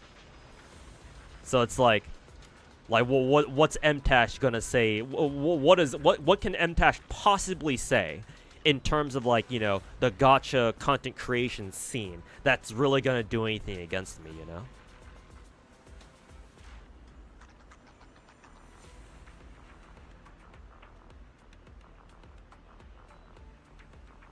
And the reason why I told you from earlier when we were first, like, when you first got in here, and we were just talking when we were talking shit to each other, right? The reason why I told you, like, you know, oh, go run off to your favorite, you know, dog shit gacha content creator or whatever, is because of that reason. Like, no gacha community out there, no gacha content creator or their community can fucking touch me at all. Like, they can't even come close. Because, like, honestly, what are they gonna fucking say, right? Other than just, like, fling your generic ass fucking insults of, like, you know, oh, you're a gacha player, you're cringe, or whatever the fuck. Which is hilarious, right? Coming from people who also play gacha games. I mean, gacha players can't even think of good insults to begin with, so, you know. Like, really, realistically, what the fuck is anybody ever gonna say to undermine what I've done, you know, and the stuff that I have to say about gacha? Hey, David Tixon, welcome back. What'd you miss? You missed somebody in my Twitch chat came in and started talking shit about me calling myself the god of gacha, but actually now we're just chilling, and we're just talking about stuff in general. We're just talking about gacha in general, actually. Kind of funny, actually. We went from beefing to now we're actually kind of chill.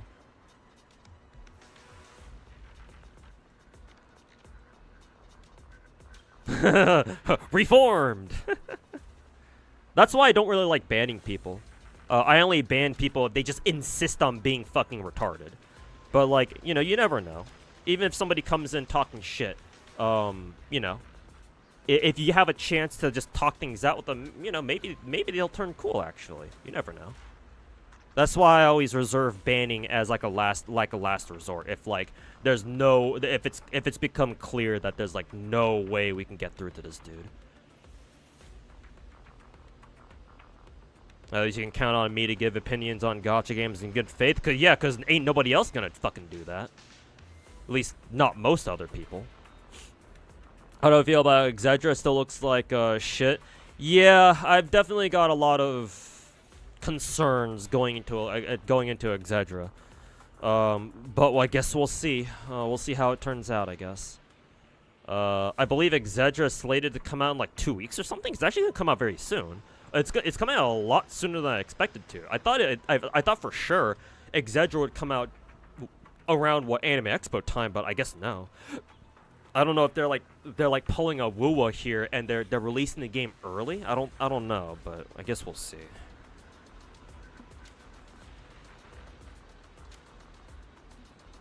And since I said I wanted to play Exedra, you know I'm gonna be in there in 2 weeks.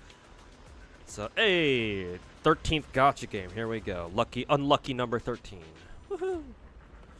You agree that MTAS shouldn't be making anything for a record? You came from nowhere. I was just on your recommendation. Just found my title funny. Yeah, I mean, hey, that means my title worked. But I know we started off instigated, expecting an insta bin, but thanks for actually having a conversation. Catch you around. All right, Twitch. Thanks for stopping by, man. And yeah, I guess my title did work. But yeah, man. Thanks for being cool and just listen to me go off about gacha games. So yeah. Thanks for stopping by, and we'll catch you around. This will make a fine addition to my collection.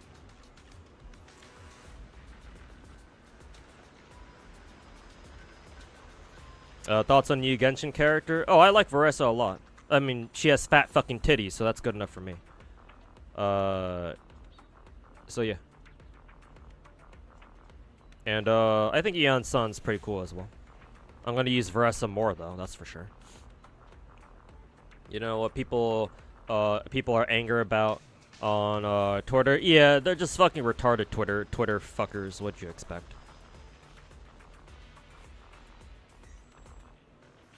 Is she worth pulling meta-wise? I don't think so. I haven't heard anybody say Veressa's like, oh my god, she's amazing or anything. We would have heard it by now.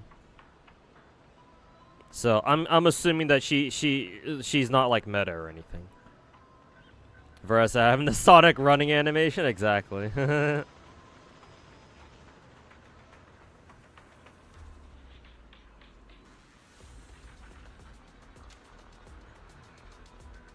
Yeah. Just Twitter does not like it whenever you have a slightly sexualized character. They just fucking go nuclear as soon as they see a cute girl with thick thighs and big tits turn into a fucking gacha character.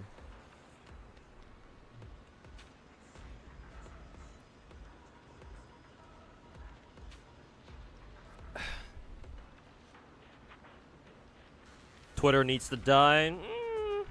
With the way elongated Musket's fucking running it, sure, maybe. But on its own, nah, I don't think Twitter needs to die. It's the fucking retarded ass, bigoted assholes who frequent Twitter on a daily basis for clicks and views and attention whoring who should.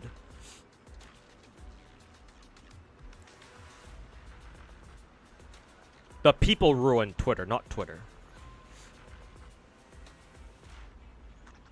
Unless, of course, whenever you say Twitter, you mean the people, not actually the website itself.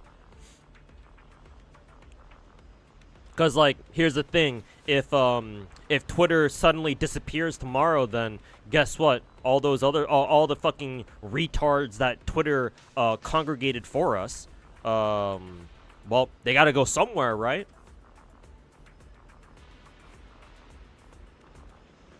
Both, Omega lol.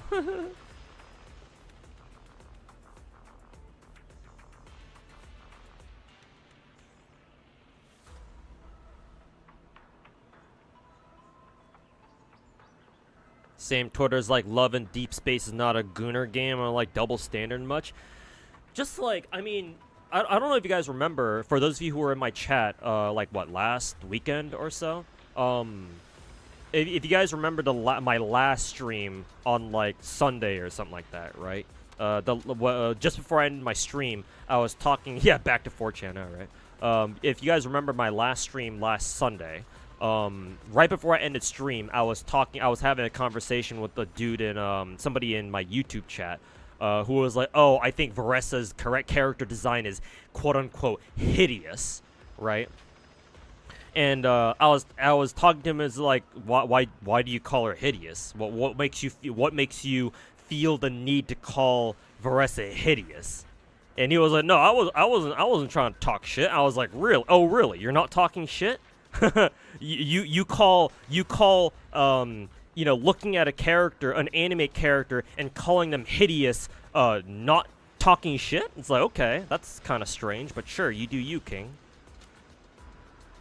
Like, it's kind of like that, where it's like people like that, man, it's like they look at one thing, call it hideous, and they look at another thing that's kind of similar, and they're like, no, that's perfectly fine. It's like Christ, bro. I guess that it's like, yeah, what else can we call it other than fucking double standards?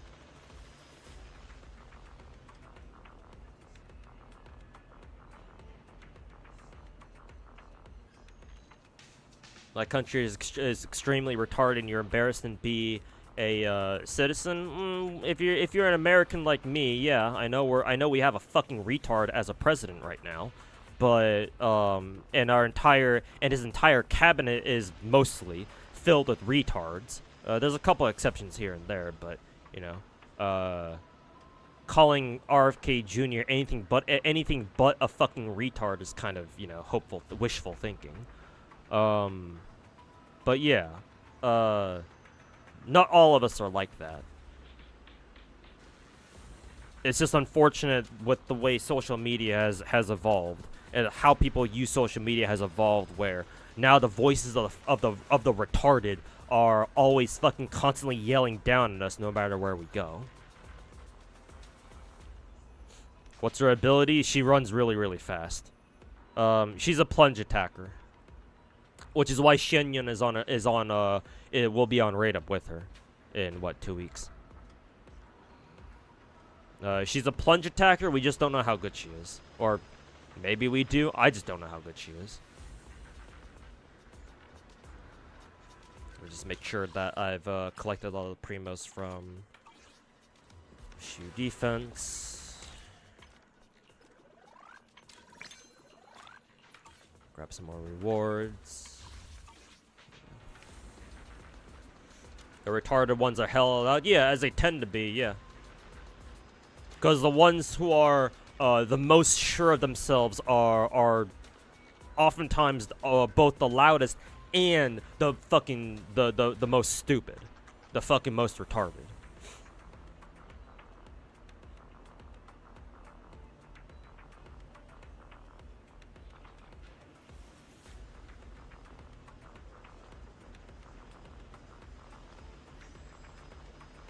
Consider yourself a conservative.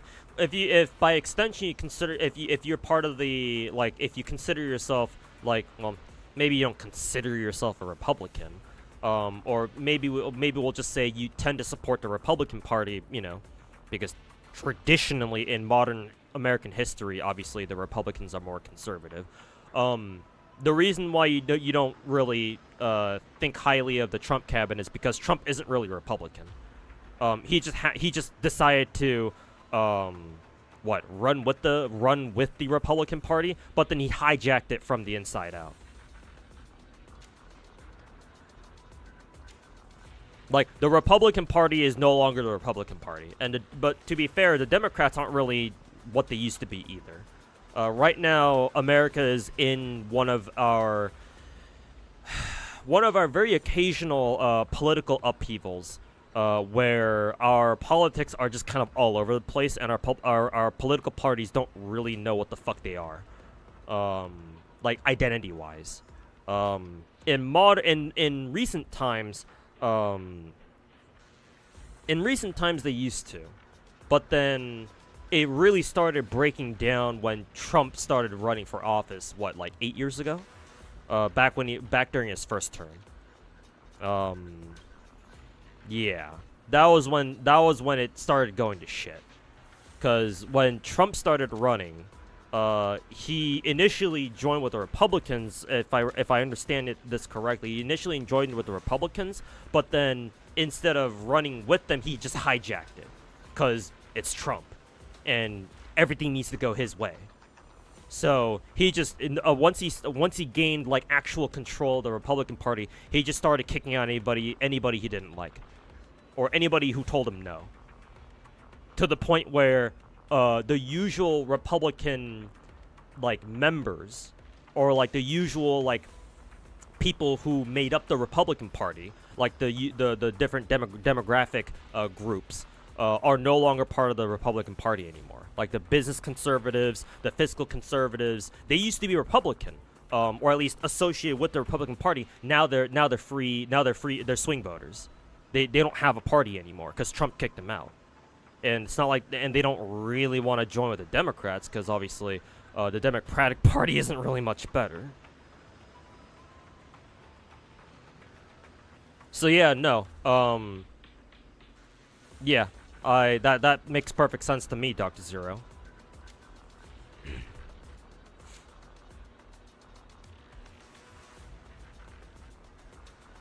Biden is no better. True, but at least having a president who does nothing is better than whatever the fuck Trump is doing right now.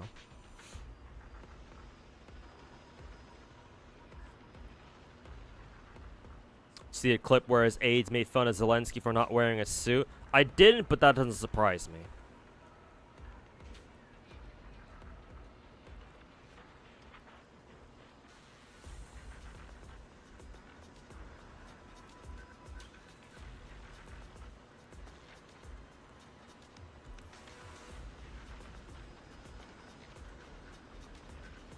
Are you getting old? Playing action gachas feels exhausting. Can't stand Genshin Wu Zenless anymore?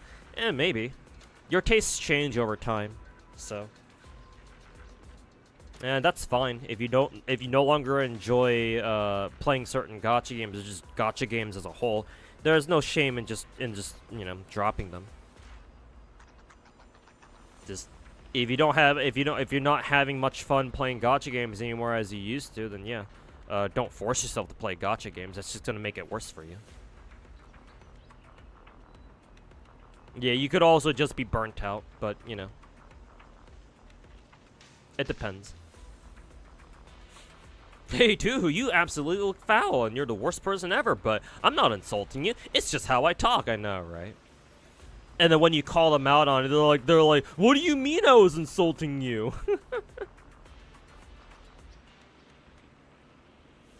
Like Christ.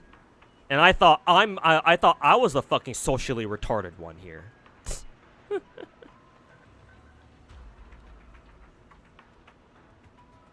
Oh boy, politics. Yep, everybody's favorite.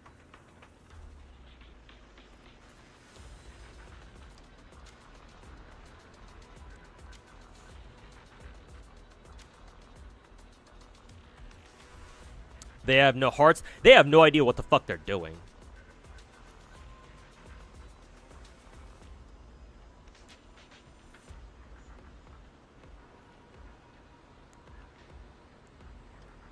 I mean, the weird thing is that even back when, like, it's not like this is the first time Trump's been pres. He had a previous term before. And it's not like shit went this badly during his first term. So it's like, what the fuck is he doing in his second term, man? Honestly, we might have some Russian plants in our fucking government, dude. It wouldn't fucking surprise me. I mean, one of Trump's cabinet members is literally a fucking Russian shill. So it's like, holy fuck, dude.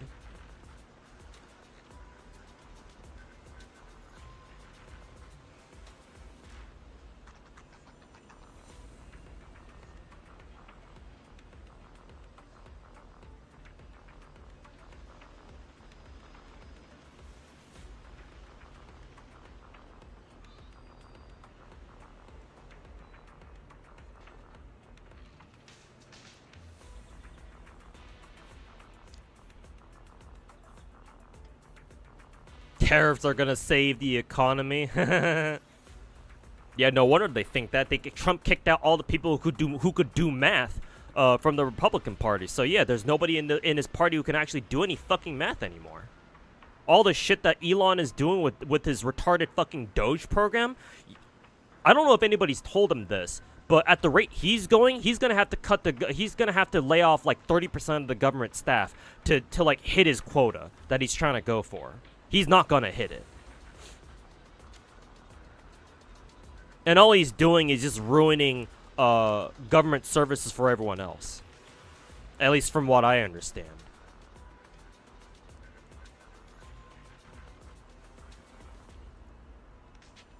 Like, this isn't even politics anymore. This is just gross, either gross incompetence or Or we got a fucking plant in our government right now.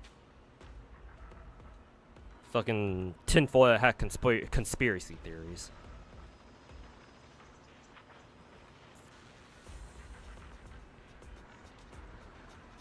There's already a mod that puts Sanby in a leotard. Nice.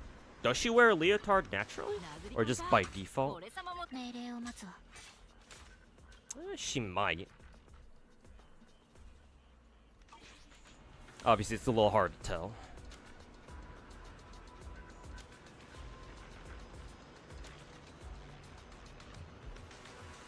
You feel left out from the Conservative Party? You shouldn't feel left out, Dr. Zero. That's perfectly normal. Like I said earlier, the Republicans are both. I mean, this is true of both parties, but I think it's a little more so true of the Republican Party right now. The Republican Party is it has not been the same Republican Party for like a pretty long time now. Like I said, ever since Trump started running for president, he slowly destroyed the Republican Party from the inside out. So yeah, you feeling left out is not should not be a surprise, because all the usual conservative people who would make up the Republican Party, they're no longer in the conversation anymore, because Trump kicked them all out. Because Trump can't handle not being the smartest person in the room. Which means that anywhere he goes, he has to surround himself with people more retarded than him.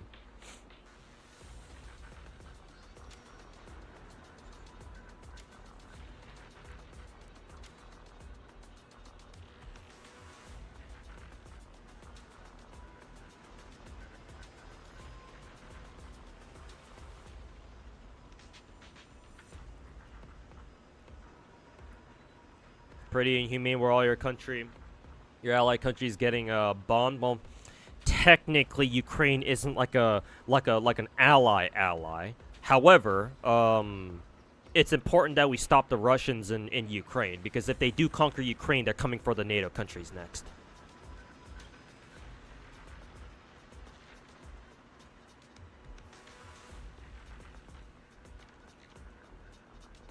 And I'm honestly, I would take it one step further. I would just take a lot of Trump's cabinet, and just label them all as fucking traitors to the country.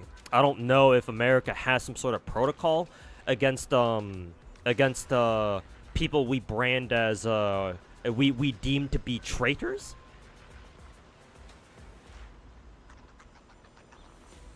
I think that's the FBI's job, perhaps. Probably the FBI's job. That and the CIA, but God knows what the fuck they're doing right now. Actually, the FBI, both the FBI and CIA are too busy fucking rounding up so-called illegals in the fucking back streets of fucking Chicago for some reason.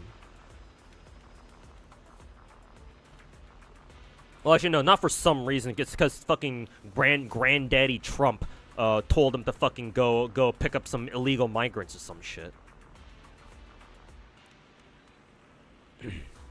Great use of our fucking government resources. And all this shit is exactly what the fucking Russians want. Putin in particular.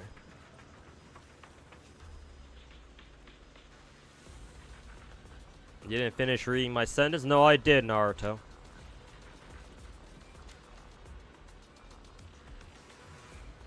Maybe it's the Illuminati? Nah, not even. The Illuminati would do smarter things than that.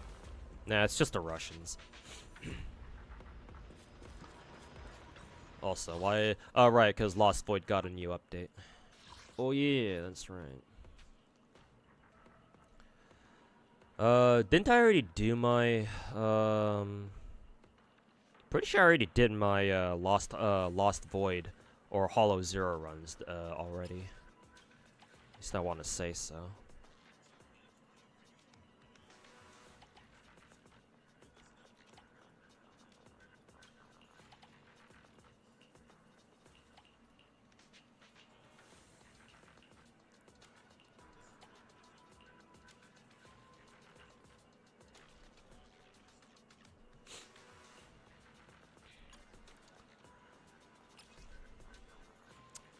Aftershock damage increase. Sure, we'll take that because I want to use Silver Ambi right now.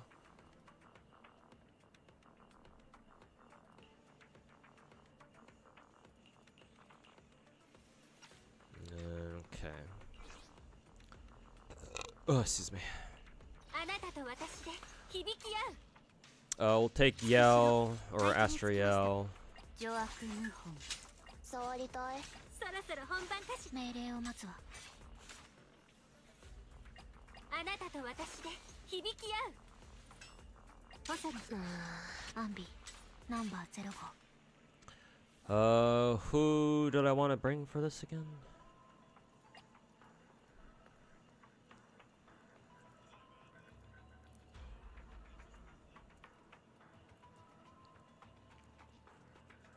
Guess I'll just bring a stunner then. Why not?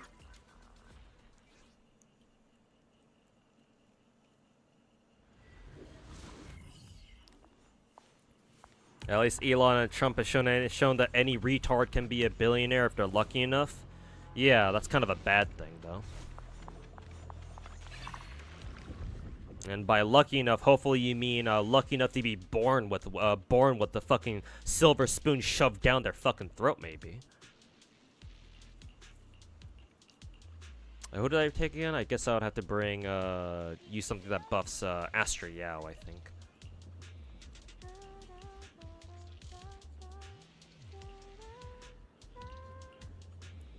On field decibels, sure, take that.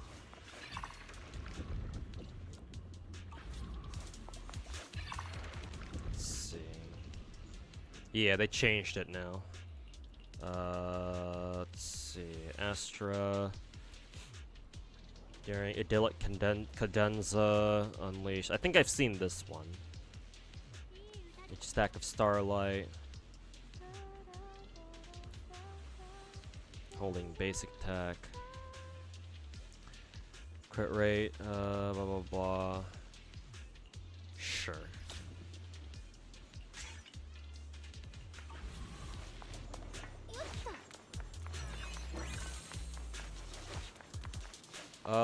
I believe since I already did my Hollow Zero runs, I don't need to hit up the these encounter ones for the extra merits, but whatever.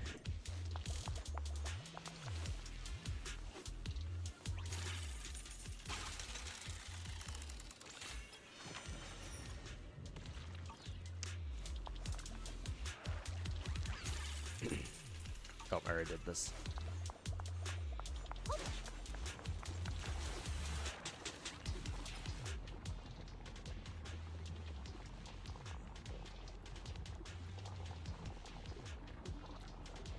For every 100 gear coins owned, when Geppetto becomes impaired.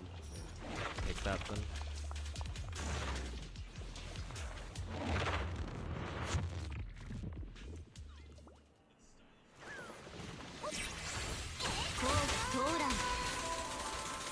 Mtash is funny.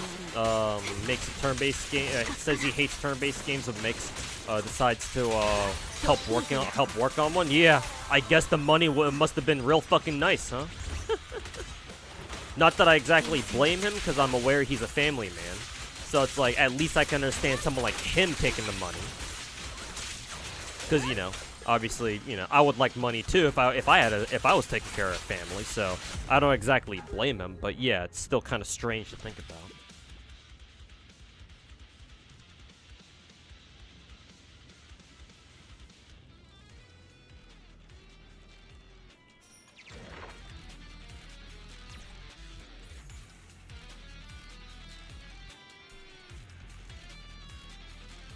The Trump strat of saving the economy is to kick out all the quote-unquote illegals, which is kind of the necessary evil of covering up the low-wage, extreme work condition, blah blah blah. Tariffs pissing off our allies, firing all the. Yeah, none of this is even in the best interest of MAGA anyway. Yeah, no, this isn't fixing the economy. It's doing whatever the fuck Trump has going on in his mind.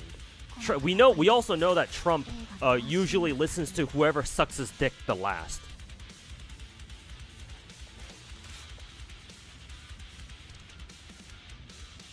So likely he's just listening to whoever fucking talks to him, whoever talks to him the most recently too. Yeah. 映画がどんな結末でもカメラの外ではみんな一緒のまま Did you build your PC or did you buy it? I built some PCs, but the one I'm using right now is a pre-built.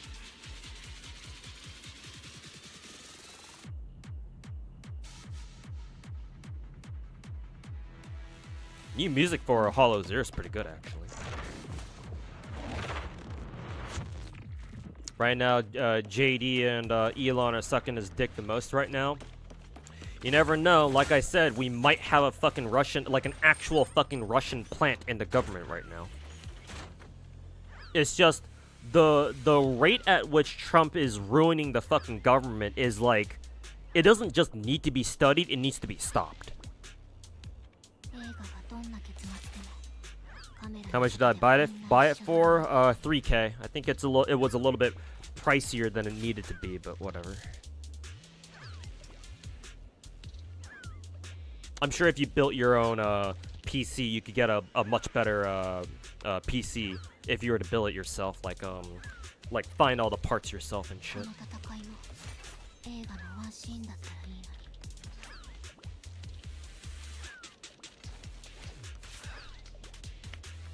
Country is fucked ever since his first term. Even then, it's not like America is gonna fall or anything like the next 10 years or so. That's China. Like, but we'll definitely feel it. Like before Trump 2, when Biden was still here, it wasn't like, oh yeah, like we need to be worried about America's future or anything. But now with Trump 2, in just the first couple of months, it's like, okay, well now maybe we should be.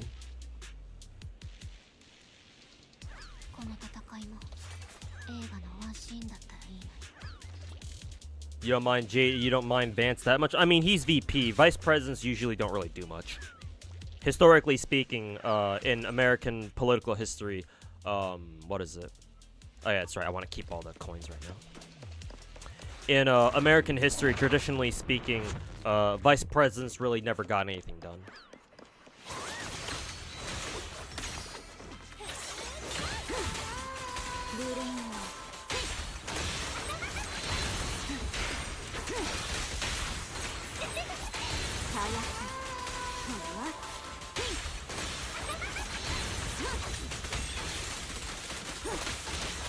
Ugh.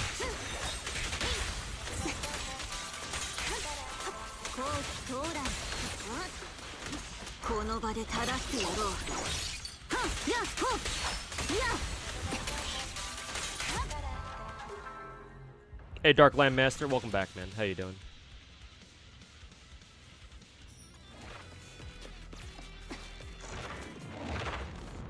You can just do payments, which is what you're gonna do. Yeah, it's really nice that a lot of companies let you do that. Yeah, just pay in installments. I think you do pay a little bit extra overall, but yeah, it's at least a an option you can do. Yeah.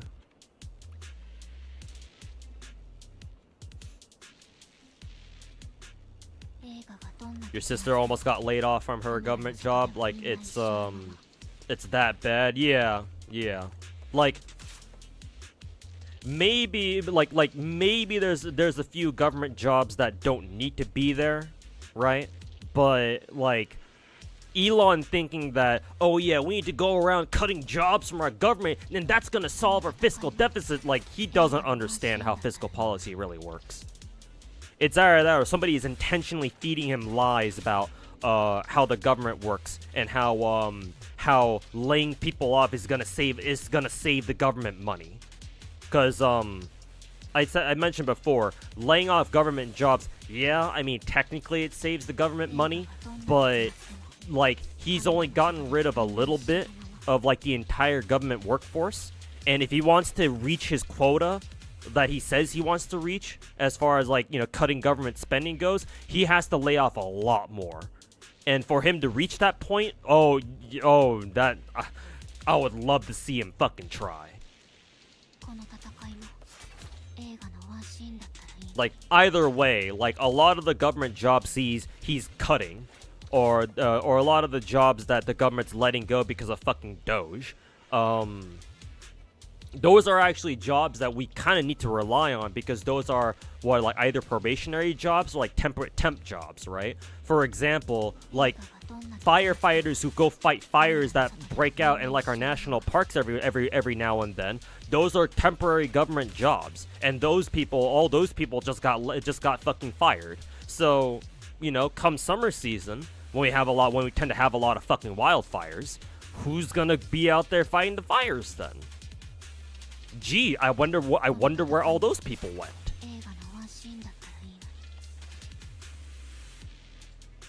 Like, shit like that, man.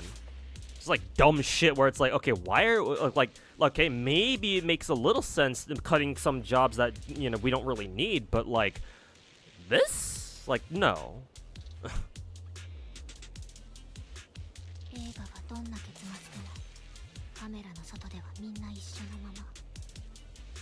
Why are eggs so expensive recently? Well, at least in that sense, whoever, the lady who's in charge of, what, the U.S. Food and Agriculture Department or whatever, she's incompetent from what I've read, but, like, at the very least, she's a lot better than the rest of the fucking administration, simply because, even though she had, like, her own ideas of how to fix the problem, people told, like, no, like, that's not how it works, and she's like, oh, okay, my bad.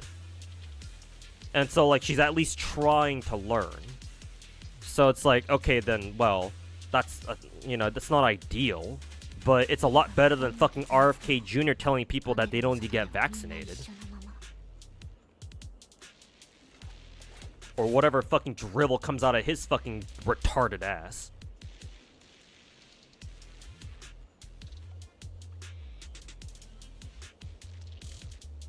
Saw a video talking about education in Japan, China, Korea, and that's absolutely dreadful. Yeah.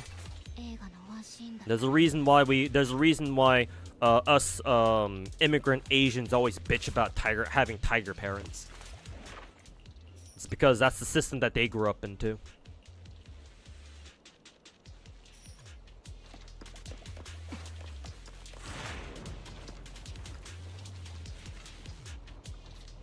Honestly, you want to say it's both? What? It's both incompetence and we probably have like a Russian plant in the government or something? Probably. Usually, these kind of situations is usually not because of one thing, obviously.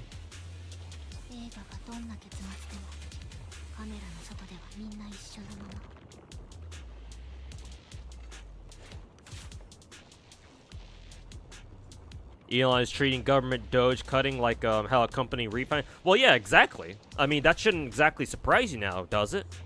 Elon is a fucking businessman. Trump is a fucking businessman. Neither of them are politicians, really. They think they are, but they're not really. Or at the very least, they don't know how government works. A government is not a company. And yet they're treating our government like it is. Like, no, sorry, that's not how it works.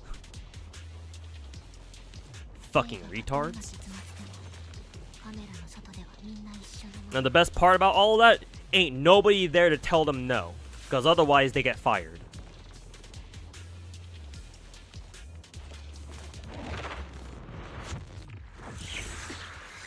America's an oligarchy? Well, it certainly is now.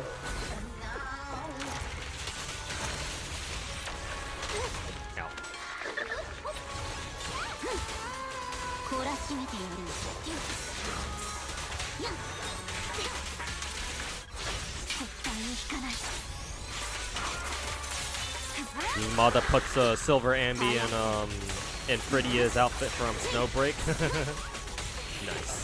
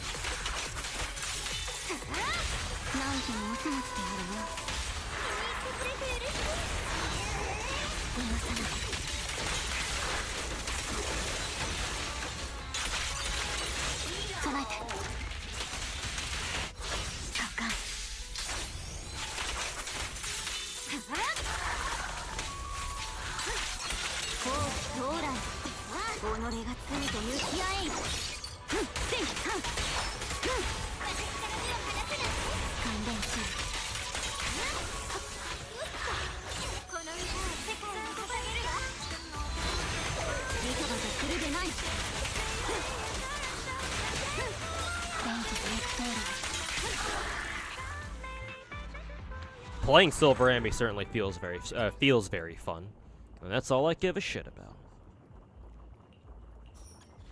Take the dodge counter.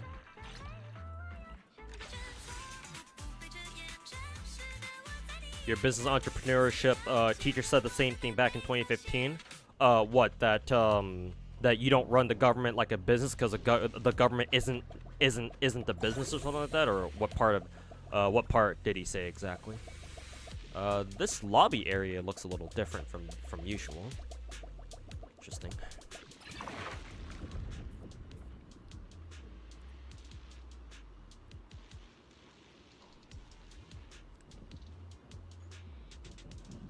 Slightly off topic, but Ambi's agent story was really good. Really? That's good to see.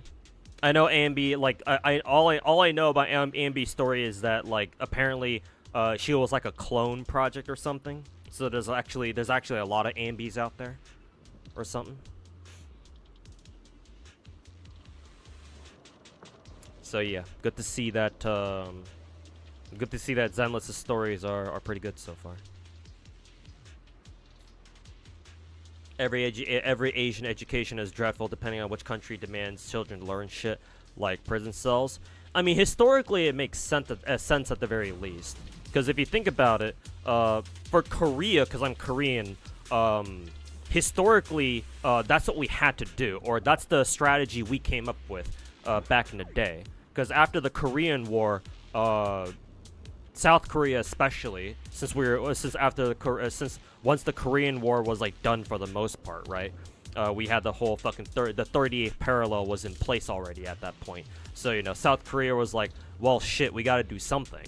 Right? So our leaders back then, South Korea's leaders back then, decided to consolidate the country's economy into the chaebols, or the super mega conglomerates like LG,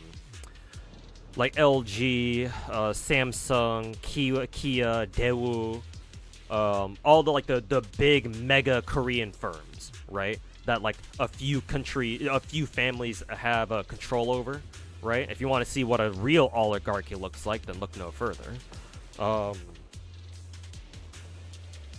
And so they pushed, and they were like, well, we gotta start, you know, kicking up our economy back up again, because obviously we don't want to stay poor fucking forever. And of course, we never know when North Korea is gonna come back and fucking invade us a second time. So yeah, like, the Koreans pushing their kids through rigorous education was at least understandable, because they didn't have a choice, or that was the best course of action they thought they could take, and it did pay off. It was absolutely the right choice, because obviously, you know, without that, would South Korea have been as successful as before? Probably not. But at the same time, it's like, well, now this system is starting to show its age. Like, now it's not, like, times have changed now.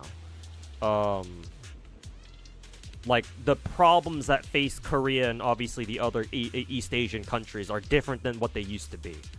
Japan's probably got it the easiest. Well, not even probably, they do have it the easiest out of the 3 East Asian countries. It's more so Korea and China who are absolutely fucked. Japan can probably adapt. They probably will. They're our closest, as an American, they're our closest East Asian partner. More so than South Korea, and definitely more so than China. So they'll stick with us. So I think they should be fine, but can't say the same about South Korea or China. That's for fucking sure.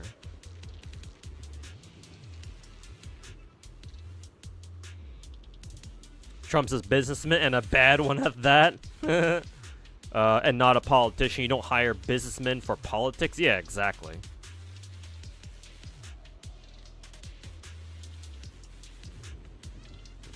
Because, yeah, like I said earlier, the government is not a fucking business. You don't run it like a business. It doesn't work.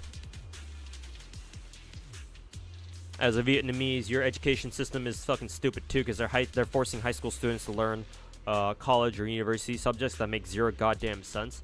Why they should be learning? Oh, Jaeger. So I think I can answer that one actually. Vietnam, geopolitically speaking, is trying to has been trying to enhance their international playing field. They know that they need partners to really develop and grow. Because they don't want China to the north fucking breathing down their necks. That's why Vietnam's been entering trade and geopolitical agreements with a lot of different countries, America included. America, they invited Putin over for some talks, and shit like that.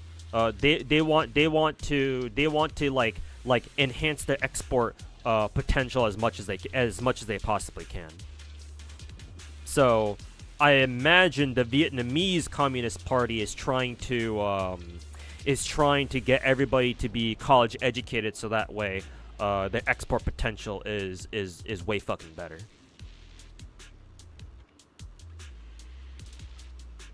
So that way a lot more of Vietnamese companies have, you know, college educated staff, and so they're a lot more qualified to work with overseas manufacturing partners. At least that's what I understand. Maybe that's not exactly accurate. You probably know a little bit more about it than I do, because you're actually Vietnamese, not me. But that's what I would say.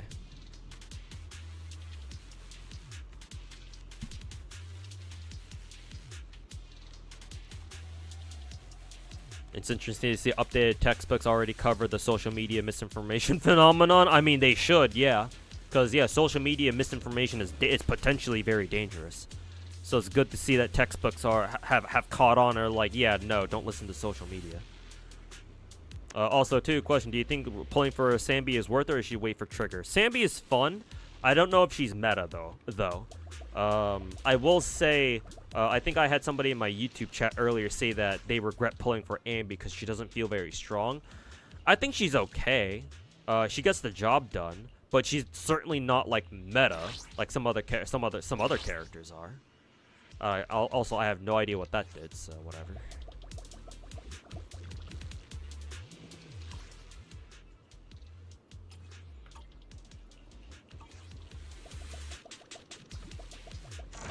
Harvest challenge. This one's a new stage, I think. Defeat as many enemies as possible. Okay, just kill everybody.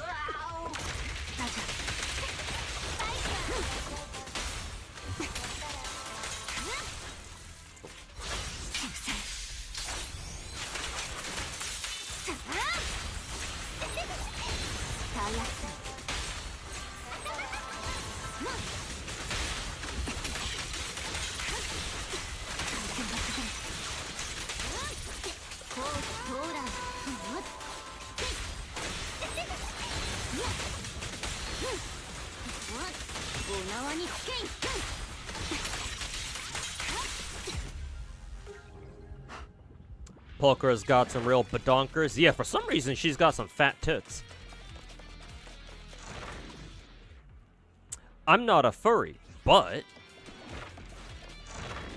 Pulchra's got some fat fucking titties. Oh yeah, here's Astra's like special ability.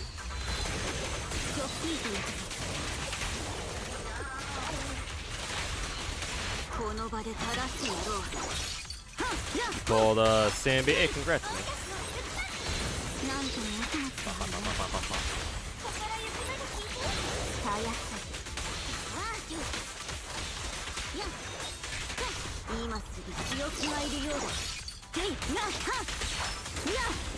Asian parents and African parents are very similar. Oh, is that so? Interesting. I guess having tiger parents transcends culture. I think.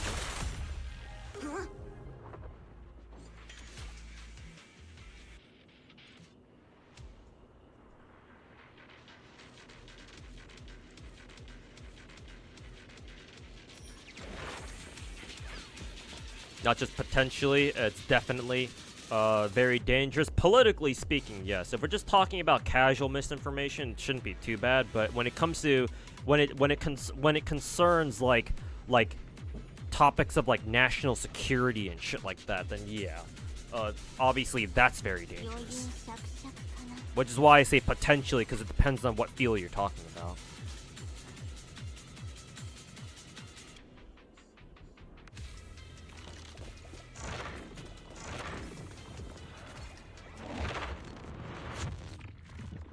I mean, I will say this, certainly right now it feels like shit is really, really dangerous at the moment.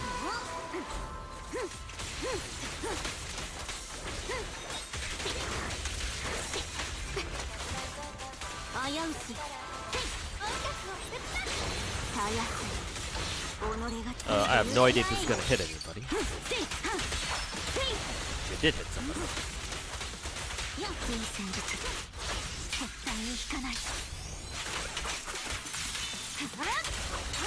Vivian will be our first Ether Anomaly character. Yes, sir.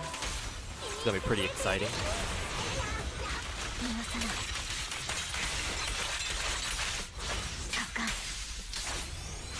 What does Corruption Anomaly even do anyway? Yeah, that's a good question, actually. I don't know if I can answer that. I actually have no idea what Ether Corruption is.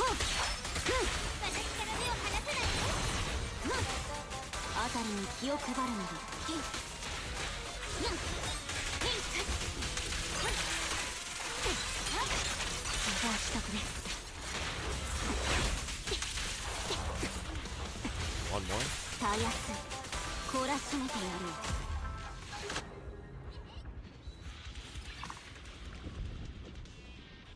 If you like Pulcro, wouldn't that make you a furry?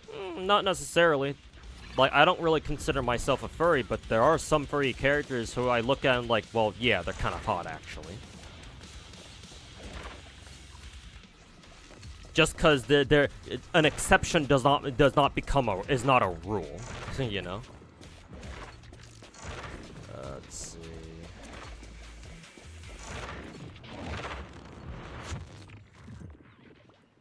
Weak to electric. Well, you don't have a silver ambi, so maybe it is.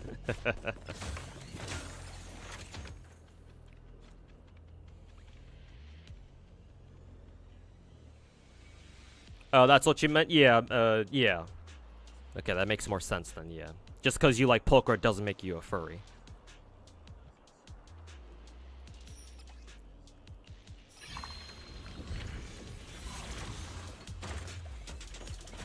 Miyabi is boring as fuck to play. Blasphemy. But yeah, speak for yourself, man. I enjoy playing Miyabi. She's fun. Maybe the way she plays is very simple, but shit, man, I still like watching her fucking, you know, do her fucking Virgil ass move.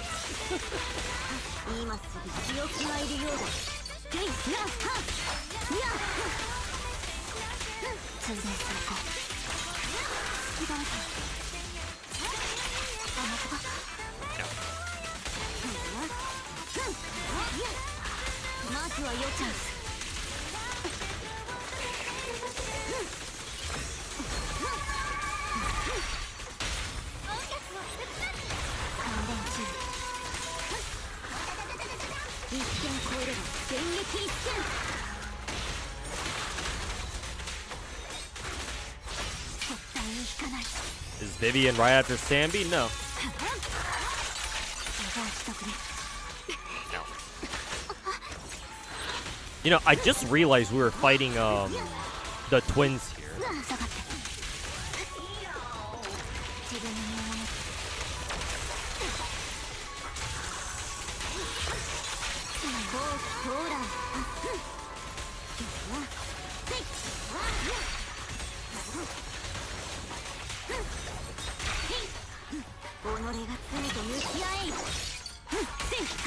Yeah, Vivian's at the trigger, so yeah, she's in our next patch, not this current one.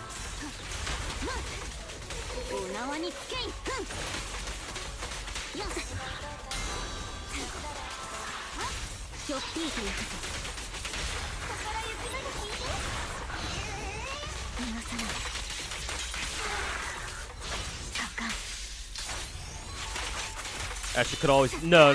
She it's part of the recent update. She can't normally do that on her own. She can only do it here in Hollow Zero, I'm pretty sure.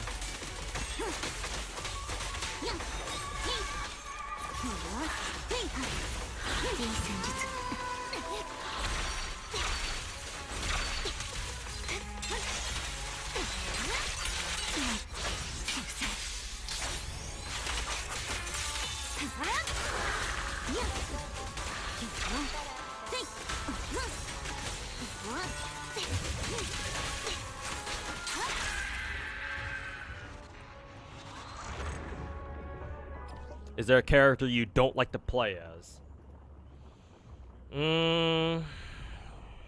Not particularly. I do enjoy playing all the characters in Zenless anyway, who I've built.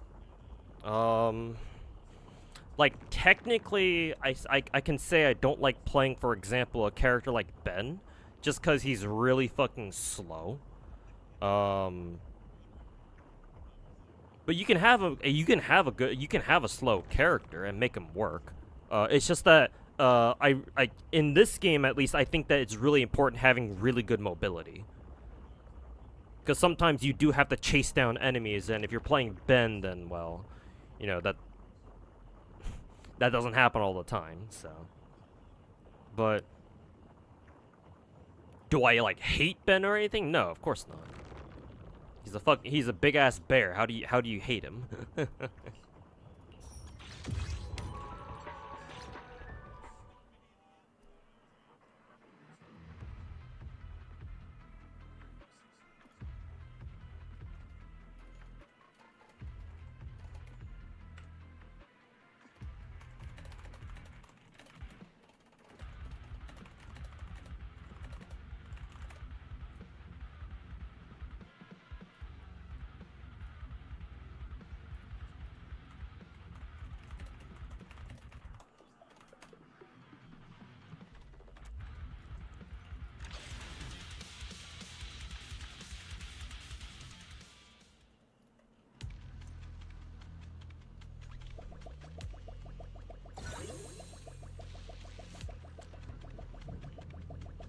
Ambi does give like Fate homunculus vibes, not gonna lie. You know, now that you mentioned it, yeah, you're actually kind of right on that. Yeah, actually, yeah, you're right.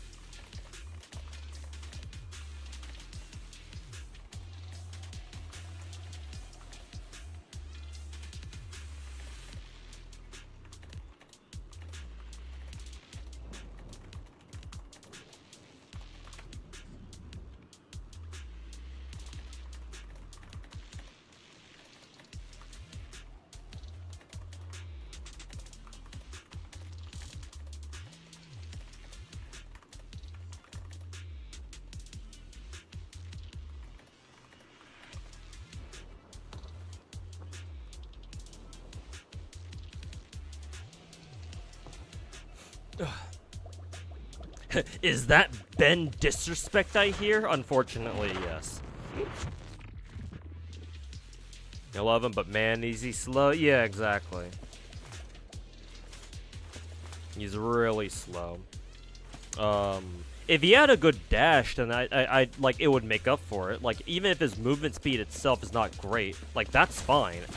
As long as he just had a really good dash, or like a dash that was good enough, then honestly, that's all I can really ask for.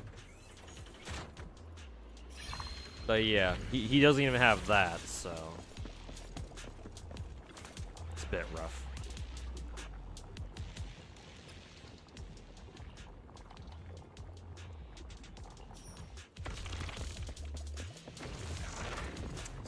coins, and then flawless. Go for coins.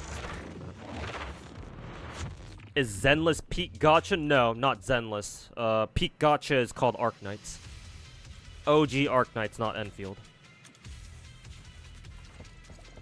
Yanagi, what are you doing here?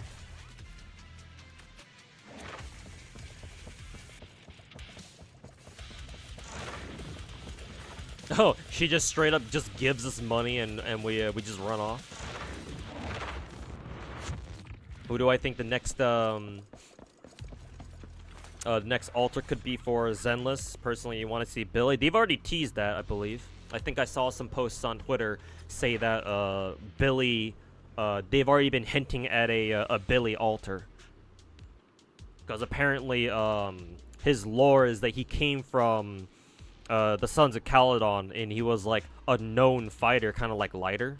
That rhymed.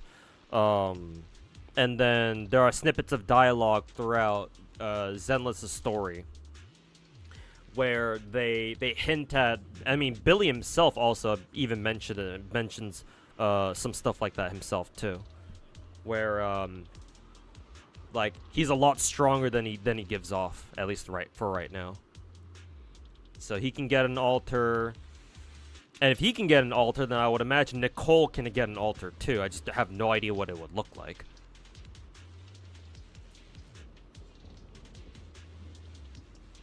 You like Rena as a character, but you don't really like to play as her, though. Yeah, I get that. I don't mind playing her. Playing her is rather simple, but yeah, I know what you mean. What you mean by that?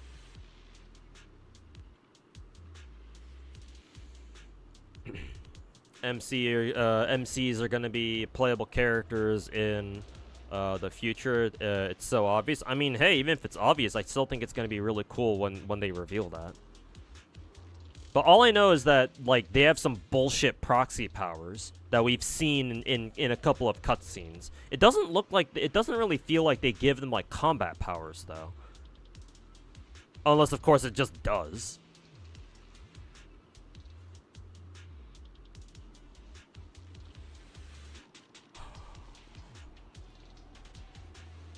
Billy is Lighter's predecessor.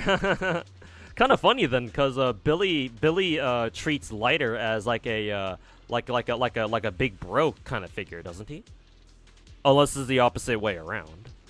Because I mean that's normally how it should be, right? Because considering Billy's the predecessor.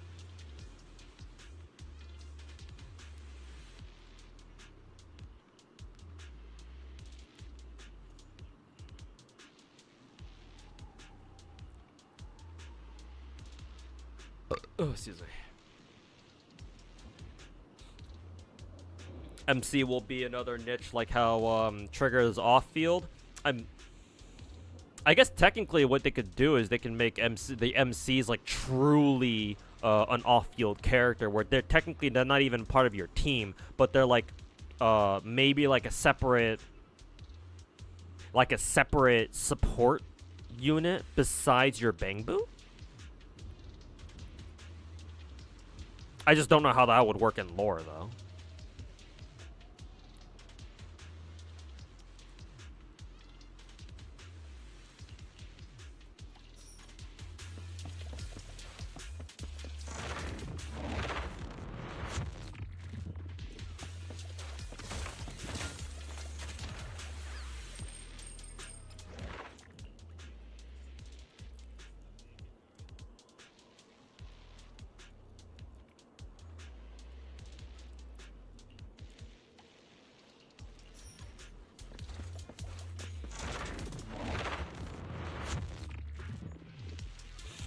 You'd love to get the other A rank alts. I mean, yeah. Now that we're getting, now that Sanby's broken the seal on A rank alts, yeah, for sure. Would be cool to see the other A ranks get like S rank versions or something.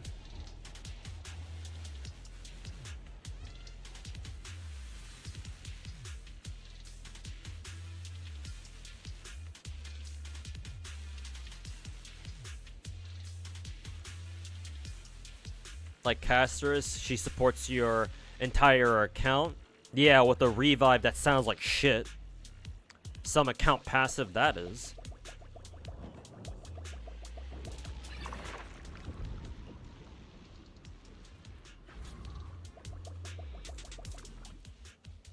Oh yeah, right, I don't want to buy anything.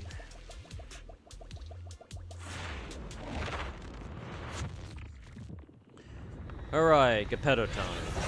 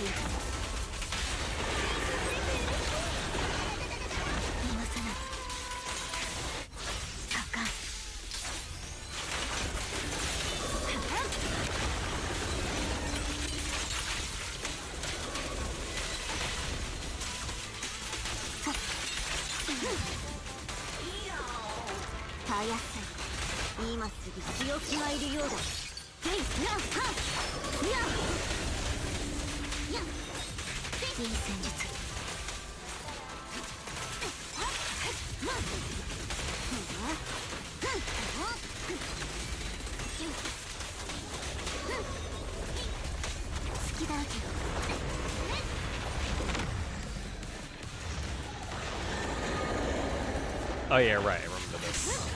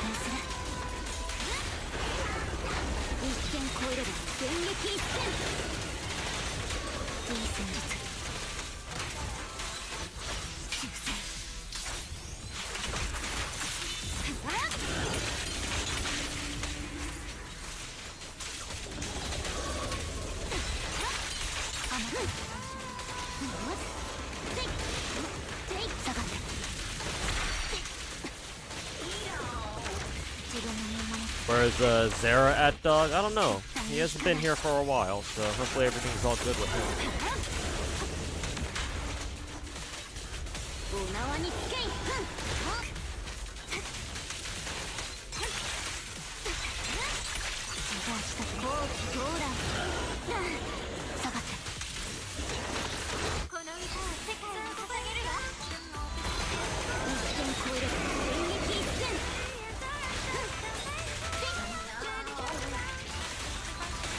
れが罪と向き合え。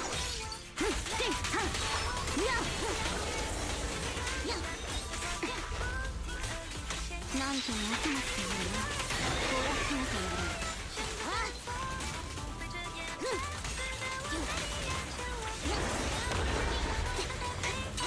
体勢が崩れた。高い。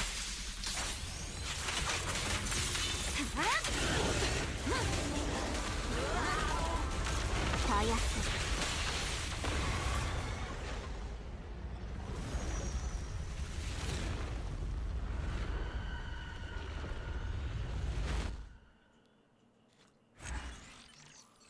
Just floats back up into the sky. Little bitch.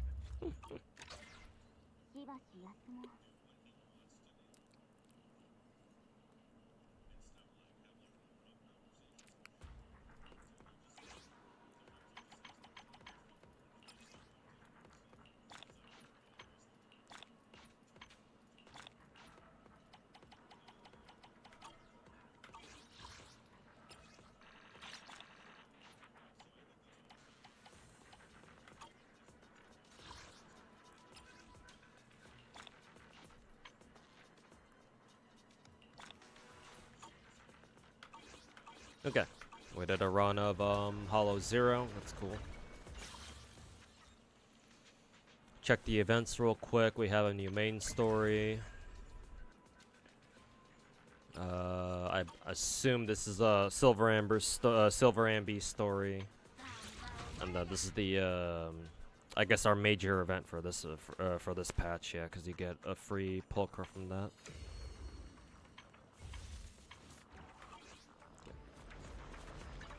勝利は勇者のもとに、つまり俺様だ。欲しいのは情報かい？それと私？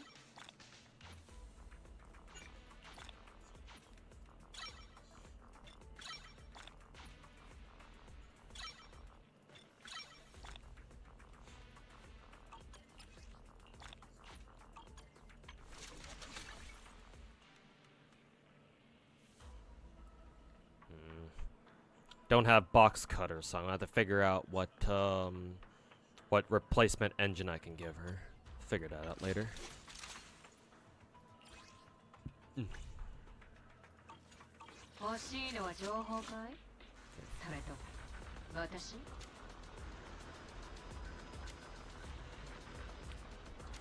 Something about Sanby makes it look taller than OG. 命令を待つわ。準備完了。アンビ、ナンバー05。My guess is that you can actually see her body outline. Because Silver Amby wears a lot of shit.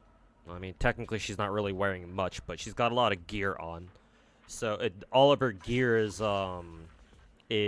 hiding her figure, right? She's got whatever the fuck this is. I guess a harness or like a chest piece of some kind.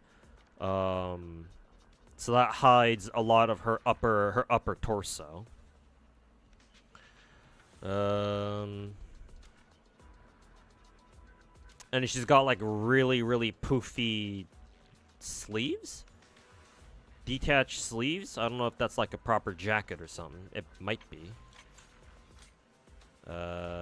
Actually, no. Technically, they're not even sleeves. They're just, well, they are detached, but they're more like, what, armor pieces, maybe?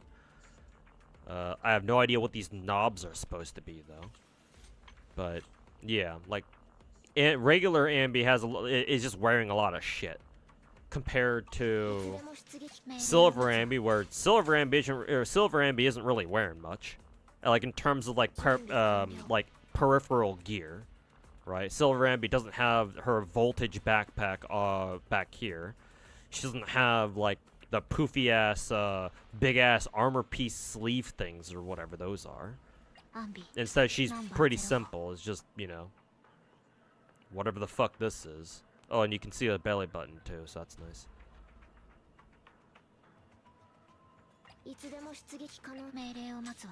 I imagine that's why it feels like she's taller than she actually is. At least that would be my guess.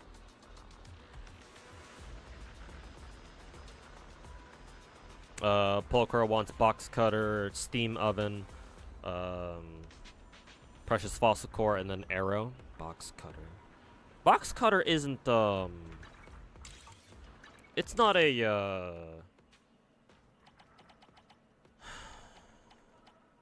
battle pass reward now, is it? Yeah, no, it's it can't be. It's not.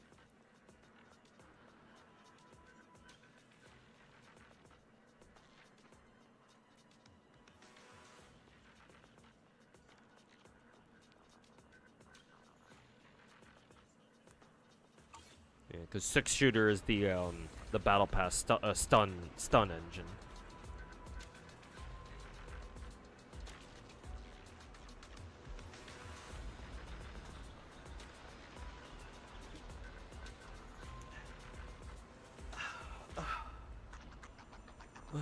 Yeah, box cutter is Pulcher's W engine. Yeah. Unfortunately, I couldn't get one from rolling for Silver Ram, and obviously I don't really want to bother rolling for W engines.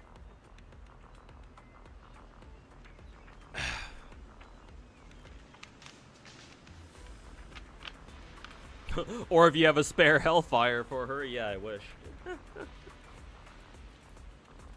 I'll let you know when I get spooked by another Hellfire engine off of a standard banner or something.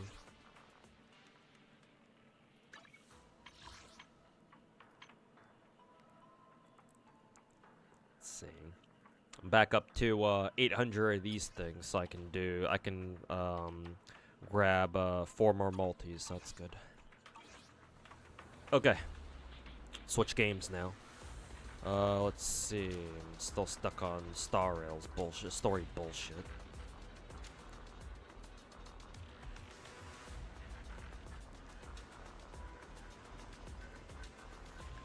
What did my stream say again? I wanted to play through Zenless, Genshin, and then Wuwa, right? Let's see.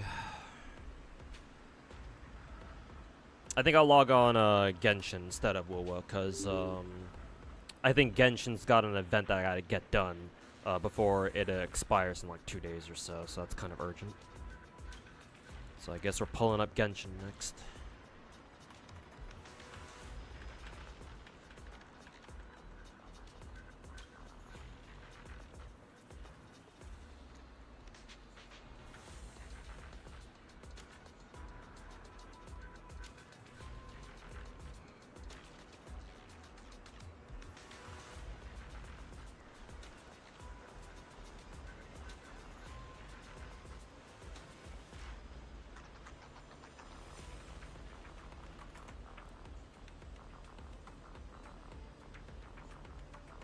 Okay. Change game category over to Genshin.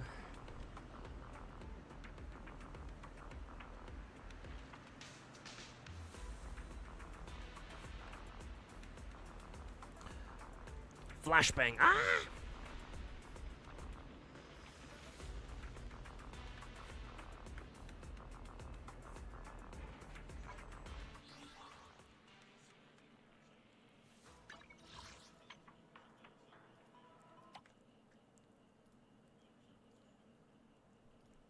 Okay, I can log off Zenless.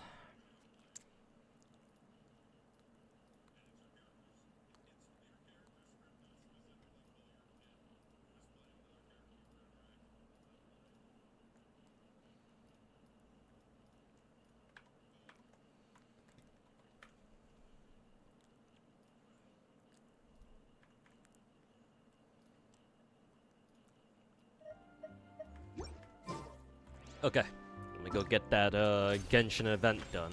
I think it's the fishing event. Fishing events everywhere! Woohoo!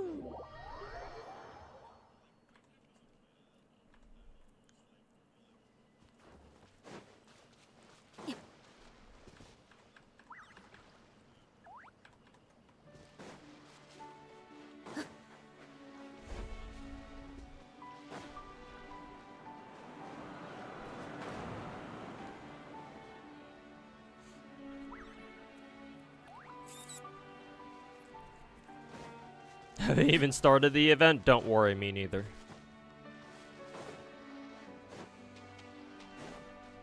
Silver Ambi's W engine is extremely strong. It skews her performance really hard. I mean, yeah, but that's basically every fucking limited engine, isn't it?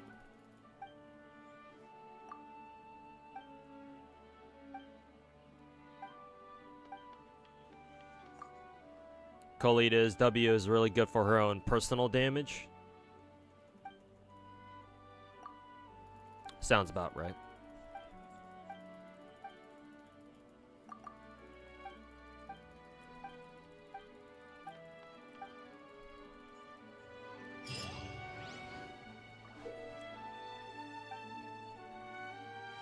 Oh god, is this a fucking co-op event?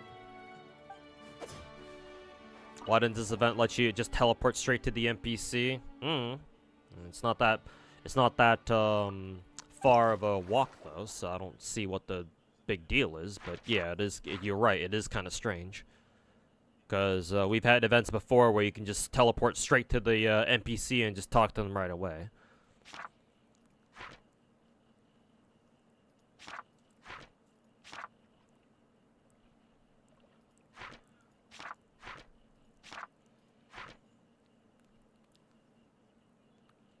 I assume I don't have this currency? Oh no, I do.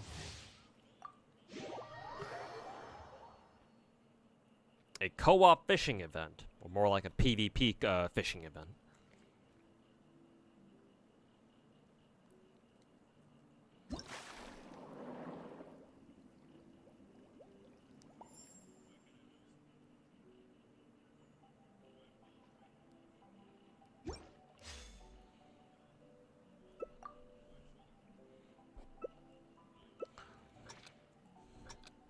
Co-op and my single player gacha? I know, right?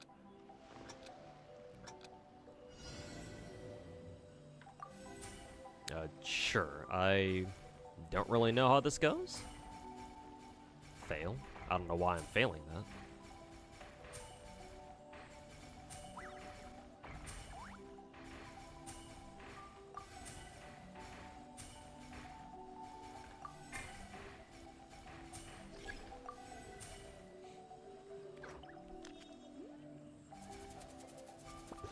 I guess we just try to, I guess we're just trying to catch all these fish, I guess? I guess it's RNG. RNG fucking, minigame mechanics. Nice. Fucking Genshin wants to be Mario Party so fucking bad.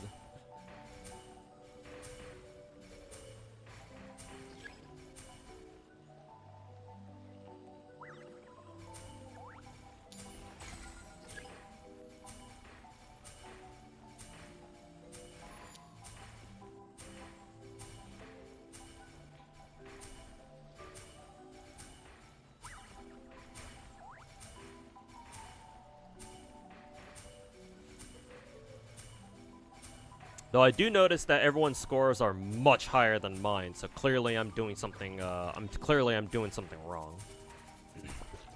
Maybe I have to, like, use particular, nets for something? Actually, no, maybe, I have to specifically go for, like, the glowing fishies, I guess.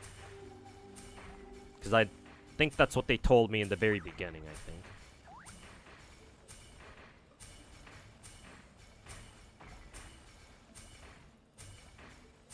Yeah, you just spam your fucking nets, I guess. Because it doesn't seem like there's much of a downside to not spamming your nets. No, I don't know why each round has to last for this long, but sure, I guess.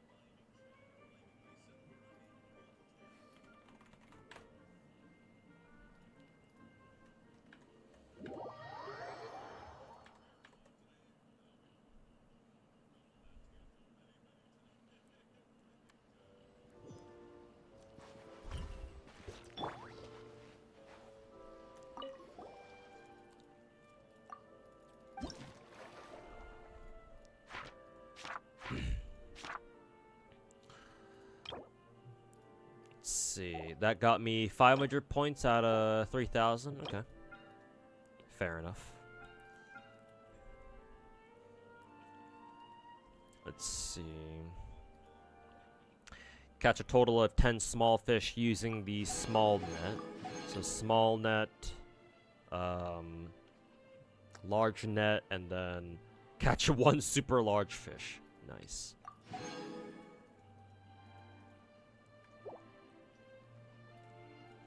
Well, back into it we go.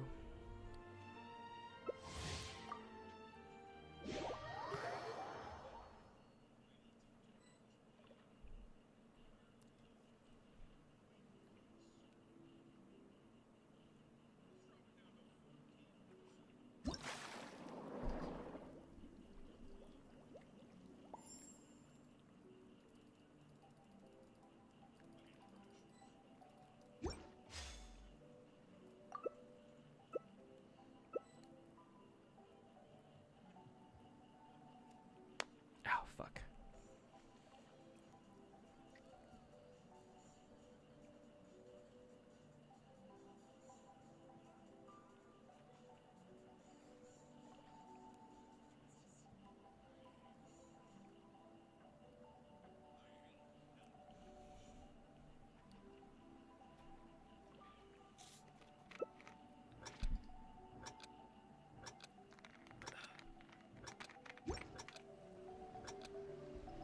Change the trapping accordance to the size of the fish. Yeah.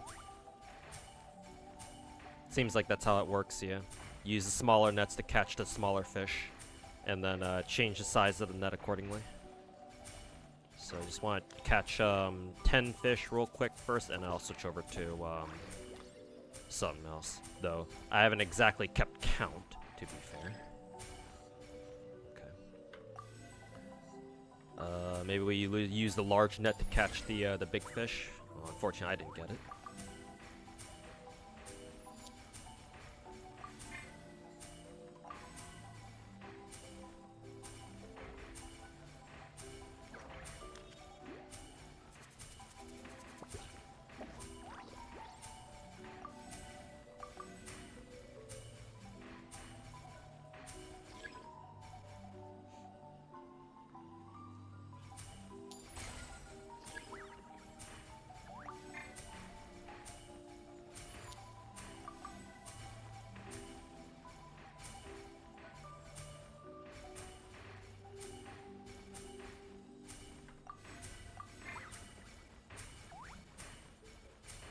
I wonder what the I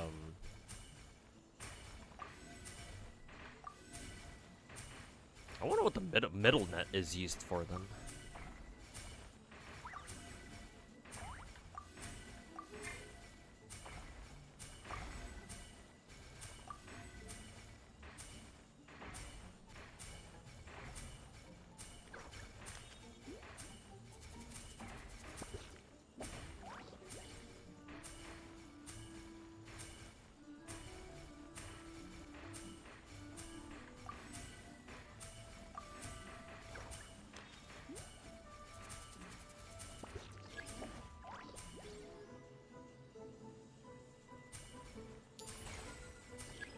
Cool, I actually got one of those.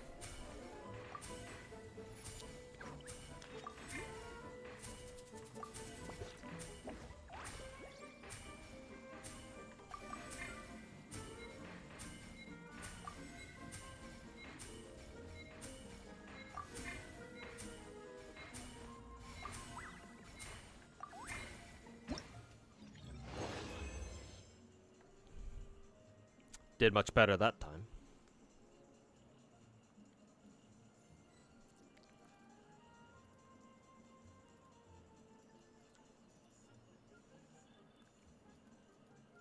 $550. Looks like you can only earn them around like 500 to maybe 600 points per run.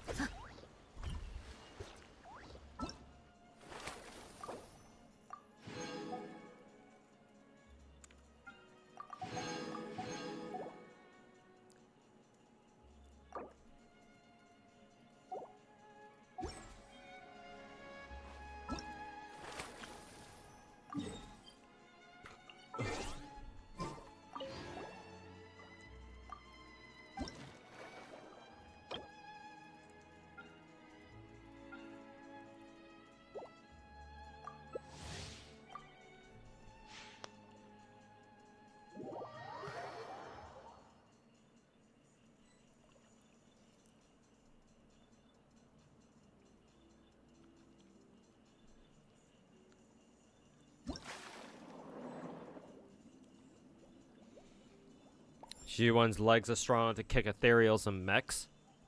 Doesn't she have prosthetics? I would imagine her legs are probably like cybernetically enhanced somehow.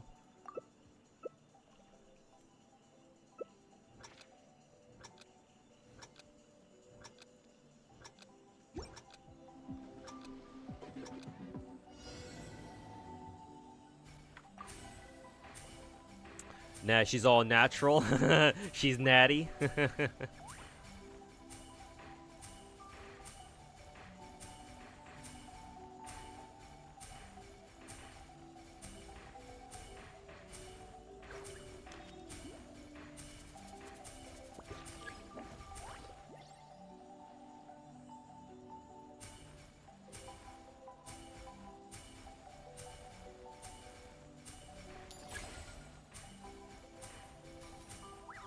It truly is RNG, huh?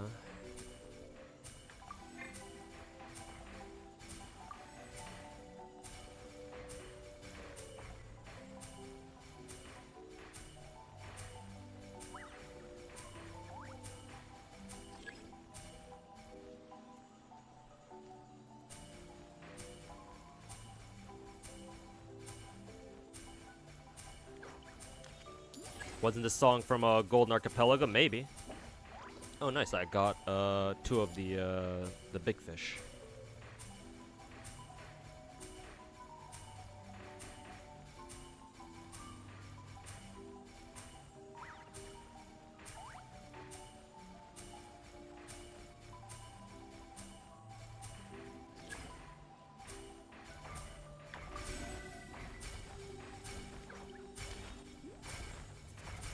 That's what they mean by you get bonuses for catching the special fish or some shit.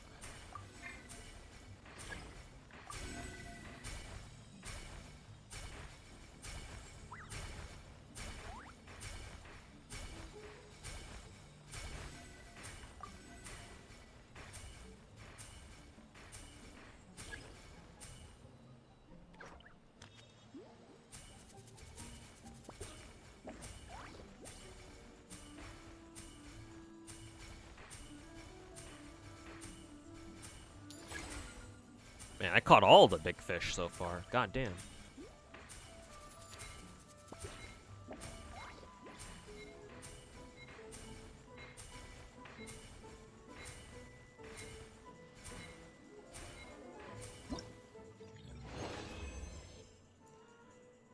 I was the only one who broke 10k points. God damn.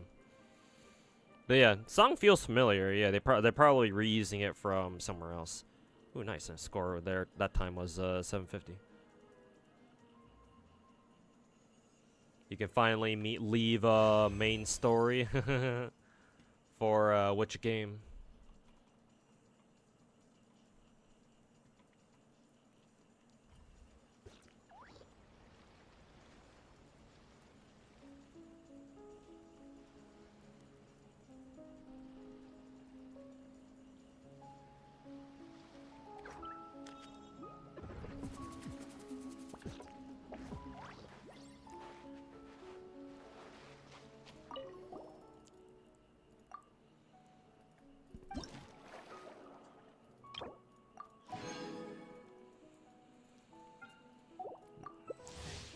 Just keep matching.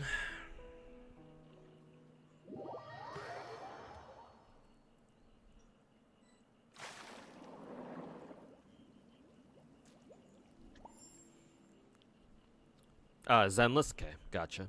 Well, hopefully at least the story was good.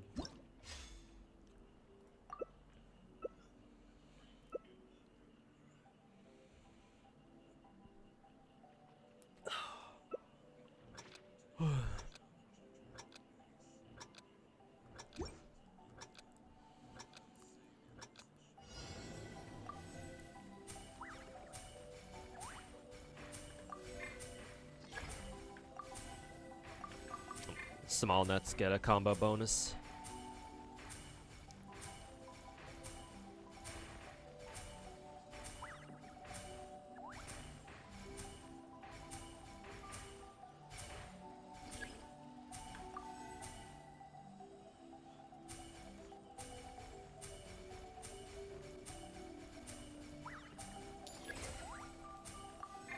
Dang it.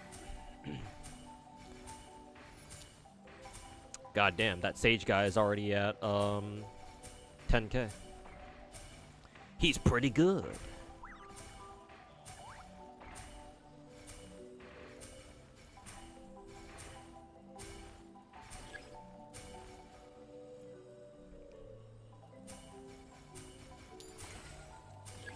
Damn, he caught that one instantly.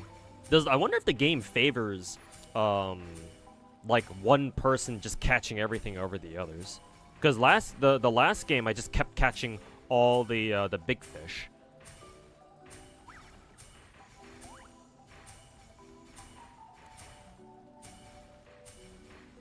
Then again, I'm not exactly doing too shabby myself either here.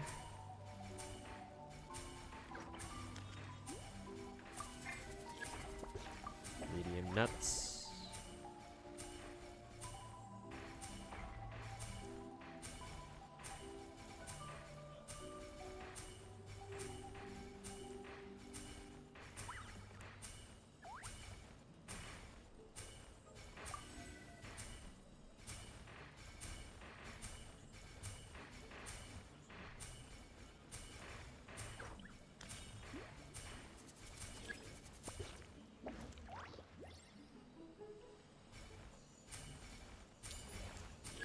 Oh, no. Somebody else caught it that time.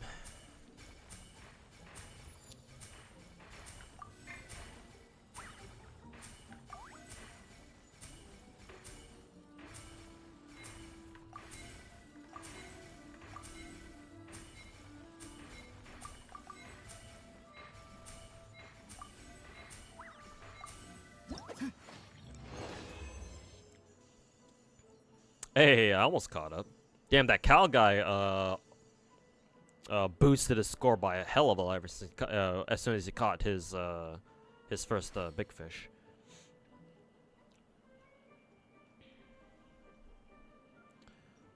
AKS Lord, welcome back. What are we cooking today, Mr. Streamer?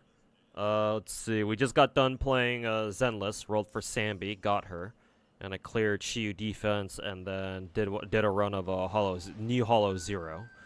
And so now I'm just trying to I'm logging on Genshin real quick, get this fishing event done.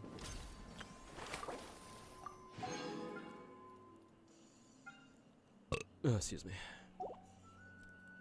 Let's see. Hopefully I just need to do this fishing event one more time, and then we'll be done with it.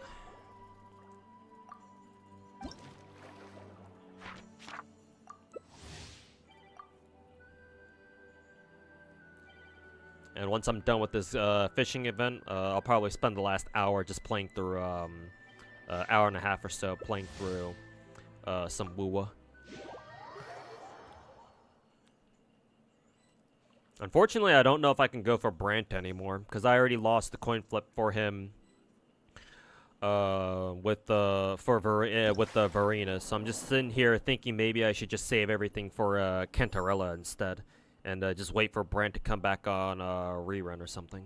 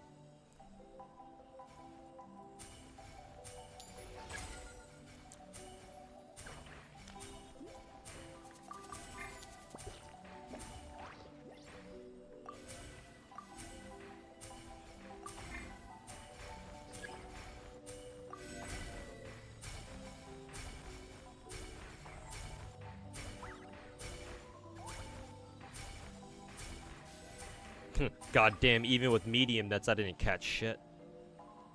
Or at least I don't think I did.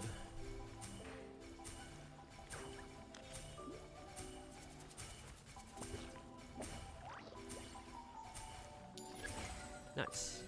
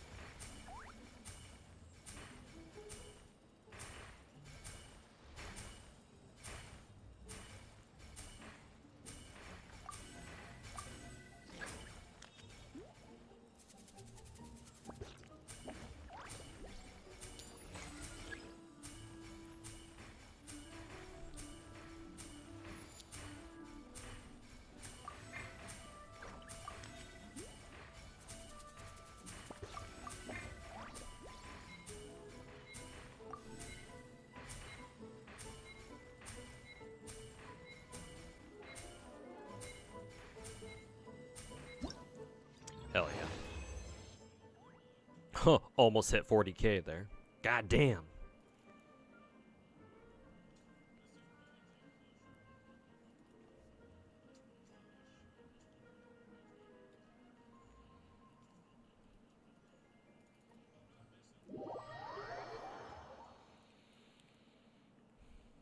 Probably gonna take another 6 months to finally get to internet level 60. Some people are actually at max level, yeah, if they've refreshed stamina every day. Because, yeah, I'm at internet level 58, I believe. Nearing 59, so yeah. Sounds about right.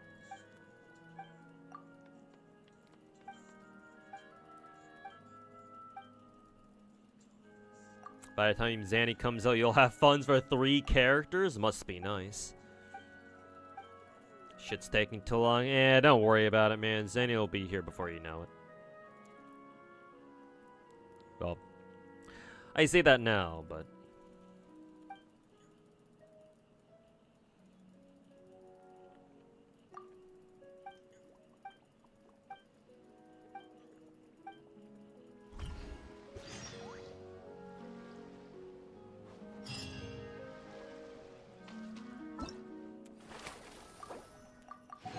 Okay.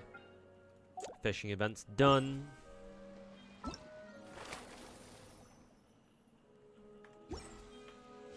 Funds for Veressa acquired. Comparing Firefly to Castor is kind of night and day. We met Firefly randomly and she died in the first chapter. And now we're spending 2 chapters with Castor doing normal-ish things. Her big thing hasn't happened yet, so the pacing for making Castor's our Euphoria's life is better than Firefly. No hate to Firefly, you like the character, but the devs botched up. Yeah, it seems like it. So yeah, clearly, Xiaoji's learned to not kill off everyone's favorite waifu in like 20 or 30 minutes into the fucking story.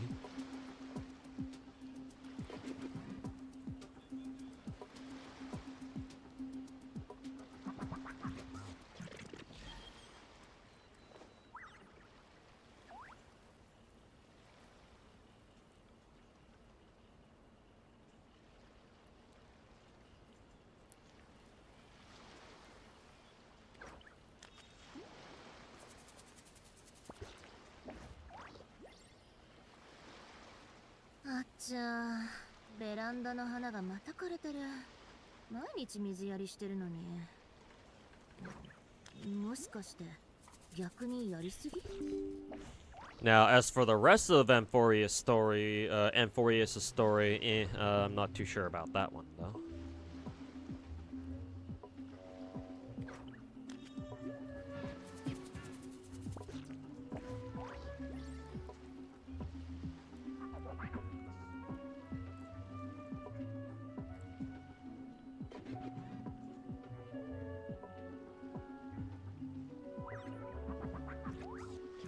When does the old event even end? What, for Genshin? The fishing event ends in 2 days. Once the weekend's up.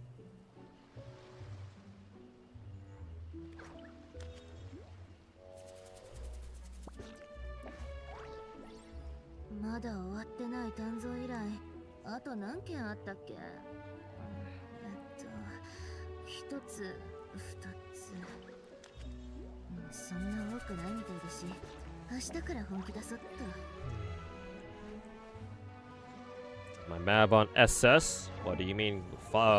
You mean the artifact set? If you mean my artifact set, then yes, she's on scroll set. I don't know what you mean by SS though.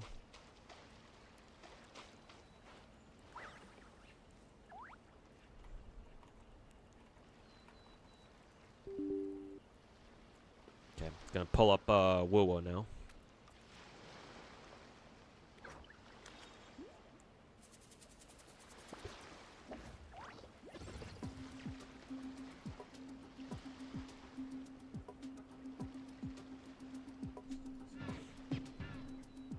Is she like Moalani? No. What the fuck?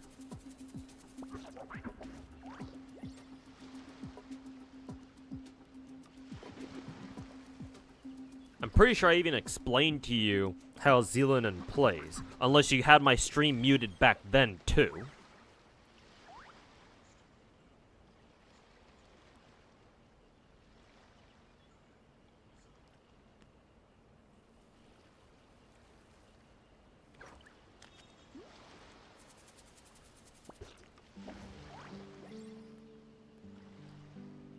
Achcha, ベランダの花がまた枯れてる。毎日水やりしてるのに。もしかして逆にやりすぎ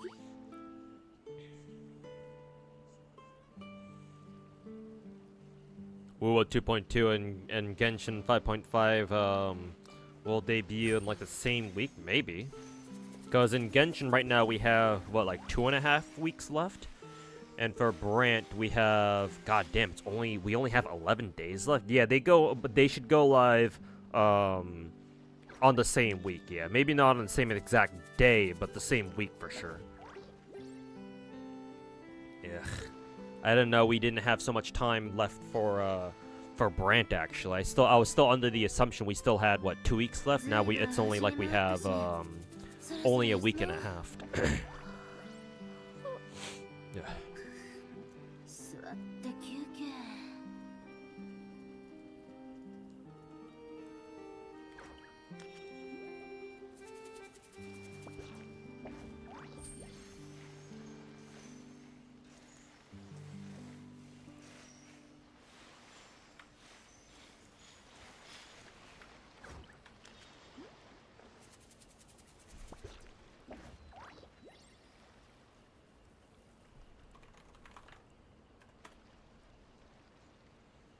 I don't know why you brought up Serpent Spine, Naruto. Well, what does that have to do with anything? Zilo's a sword user. Why the fuck would she want Serpent Spine? Wuthering Waves.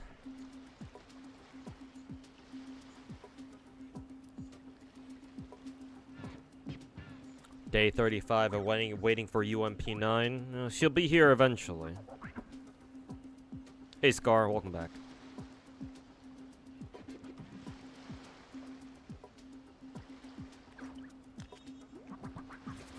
There we go.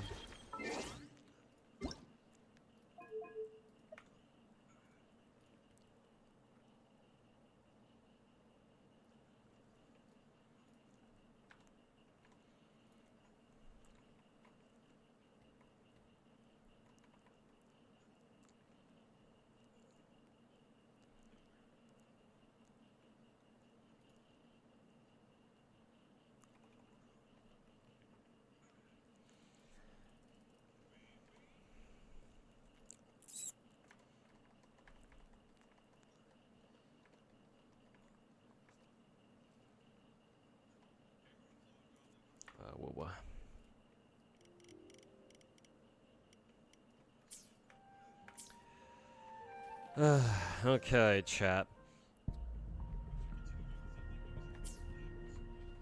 What time?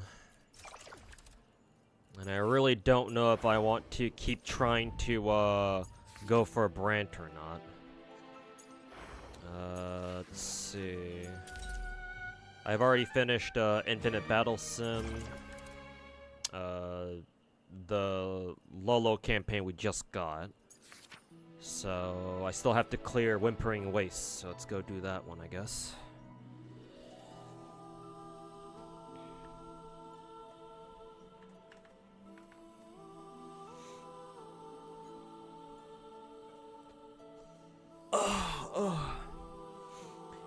Is your Malwicon Serpent Spine? You should be more clear about your questions than Naruto, but yes, she is.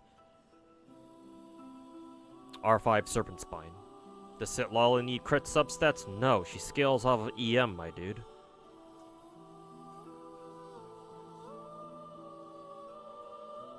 If you read her talents, you would know that.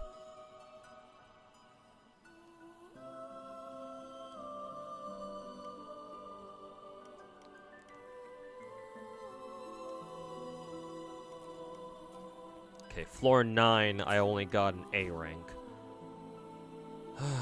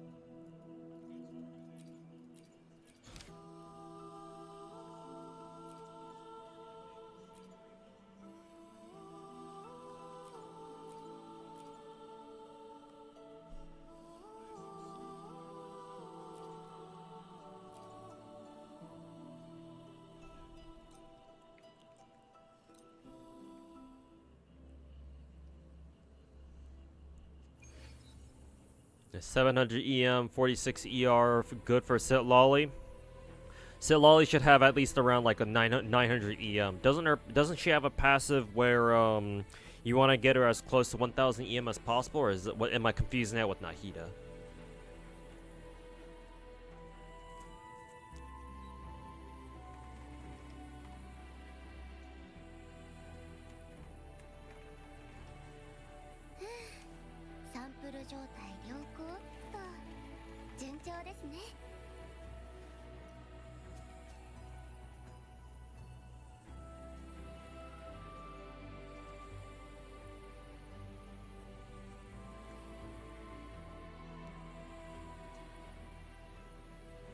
Nah, that's Nahida. Yeah, figured.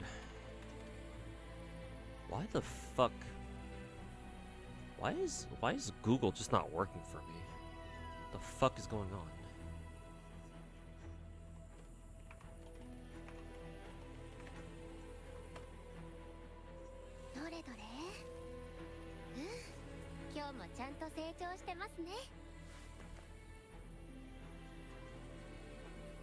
Okay, I assume my Opera browser probably is trying to restart because it has an update or something, I would imagine. Yeah, that's what I'm going to assume. Okay, whatever. 46 ER is kind of low, but you have lower. I think my Sitlali has around that number too. But she definitely has more than 700 ER though. My problem is that his Sitlali doesn't have a lot of ER, or sorry, EM. I think his ER is fine, but she needs more elemental mastery.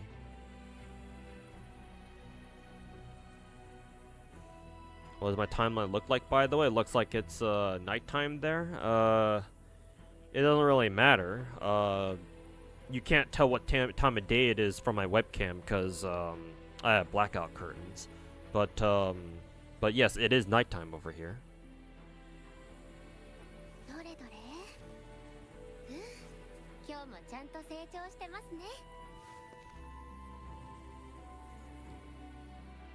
CRCD ratio for Verena? Why the fuck are you building Verena with crit stats? She's a healer, my dude.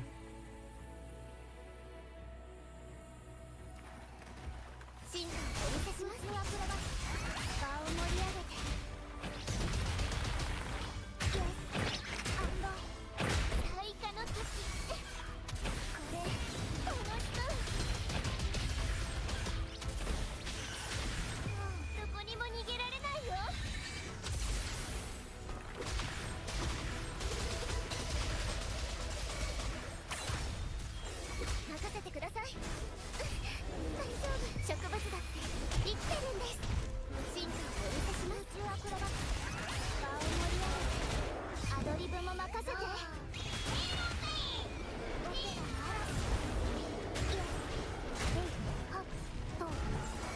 予想外の展開。いい感じ。もっともっと私を楽しませて。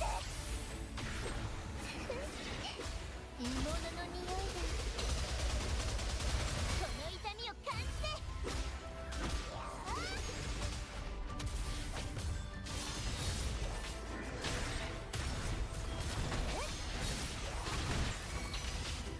花よ。日向ぼっこの時間ですよ。Varina DPS Giga Chad. 場を盛り上げてファンサービスの時間。嵐を巻き起こす。イエスアンドこんなはずじゃ。やはっ芽生えのちょっ Fucking hate it when Rossia's shit gets interrupted like と that. にしてあげる。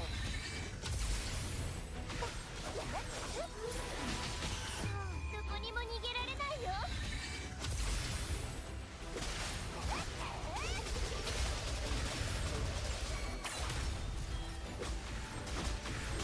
咲き乱れる花々よ。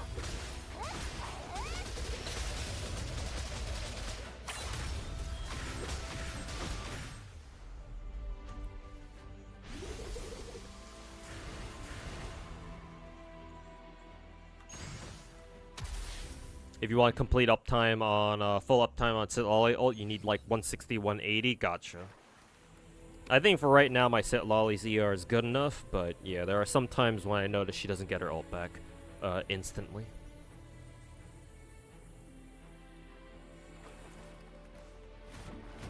星の歌よ。入力。 Can't stop laughing at that Nahida Mr. Beast parody. It's good even. 絵の中に画風を変えます。するよ。舞い上がれ。返してくれ。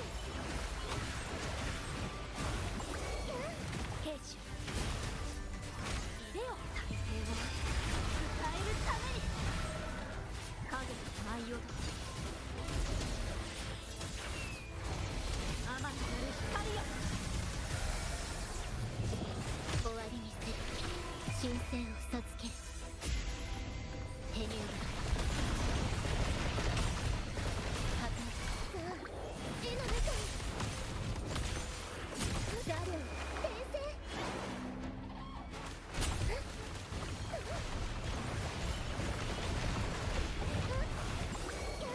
同心。手を世の光にひれ伏せ。超色全有自在。の先へ。この身を持つ誓いをなす。アドアスト入力。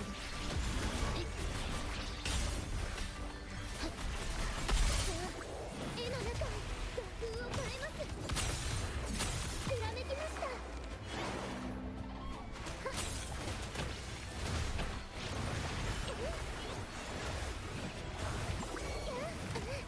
兵士。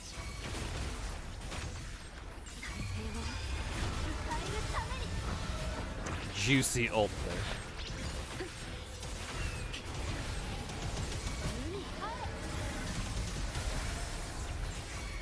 これが心。星の歌よ。入力。 Any thoughts on the GFL2 live stream? To be fair, I didn't even watch it. I didn't even know it was happening. 絵の中にするよ。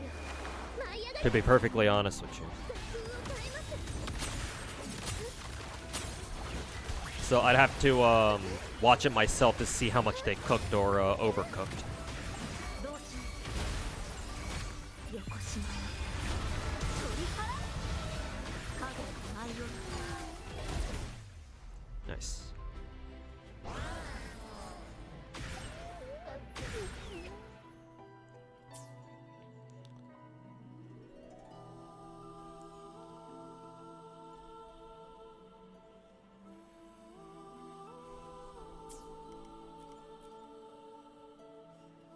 Wait a minute. Why is my S rank still at why is my floor 9 still at S rank? What the fuck? Didn't I just do it on this shit? I wonder if I have to fucking reset this first and then do it. Ugh, well, time to do that whole thing all over again, I guess. Fucking dog shit game.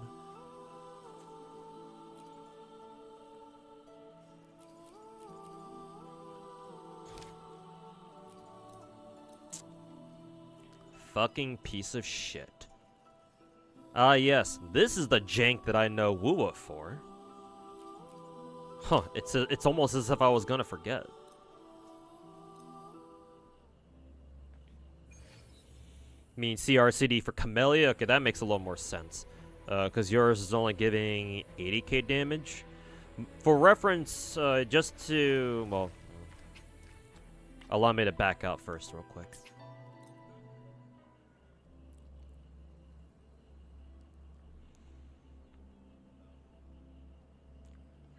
Same thing happened to you? Ugh. Dog shit fucking game. I can show you how my Camellia is like right now, just to give you some reference. My Camellia has 76.2 CR, 238.6 CD, with quite a bit of ER actually. I'm surprised she has that much ER now that I think about it. Because I'm used to my DPS not having any, if any, ER at all, but for some reason my Camellia has 31%. Where the hell is she getting all that from? She's getting part of it from her 4 Echo, 3 Echo, 3 Echo. Okay, so she actually has ER stats in 3 of her Echoes, which is fine, actually, which is actually quite nice. Much better than a fucking dog shit flat stat at the very least. But yeah, my Camellia is at 76,238. I would say as long as your Camellia has around like 70 CR and like maybe around like 210 CD, should be okay. Yeah. Because it actually wasn't that long ago that my Camellia was only working with like around 214 CD. With a similar amount of crit rate. I think she had like 74 CR before. And then I was able to get this new Nightmare crown for her, and this is almost perfect for her.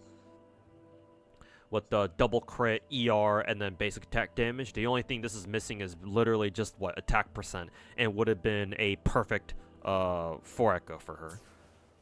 A perfect Nightmare crown for her. Crownless, I should say. But I would say as long as your Camellia has 70 CR and like 210 CD, I think you should be okay. Now, this does assume that you at least have Sanhua working with Camellia to really buff her. But I mean, that's kind of what I assume you're doing already anyway. Either Rasia or Sanhua. At the very least, Sanhua. So, I think 70 CR, 210 CD is good enough for Camellia. Assuming you're running at least Sanhua support, which you should be anyway if you're using Camellia at all.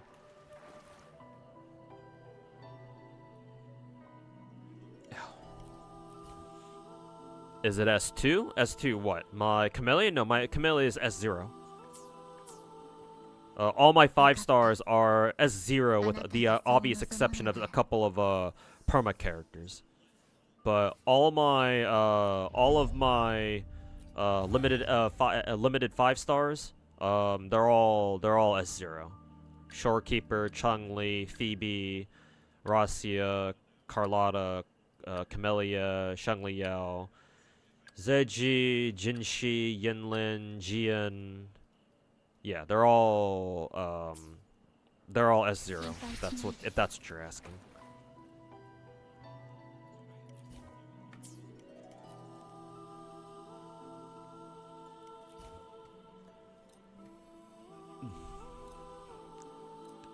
Oh, excuse me.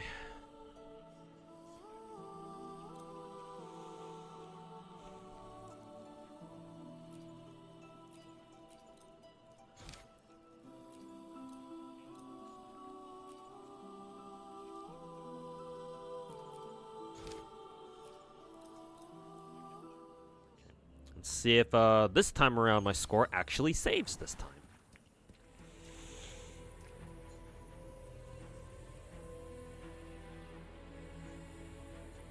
Just clicked on the video just to hear me say something is dog shit. Yeah, sometimes you can join in on streams at very awkward times, but yeah, thanks for watching my videos, man. Appreciate it.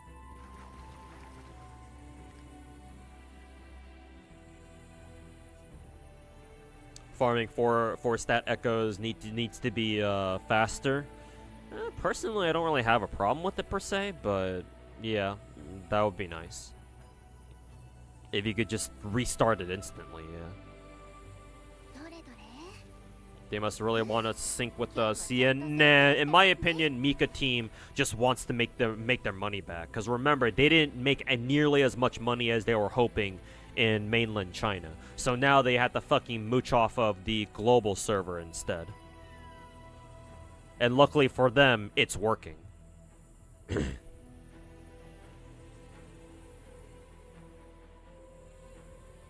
But no, it's mainly about the money, not necessarily because of the content.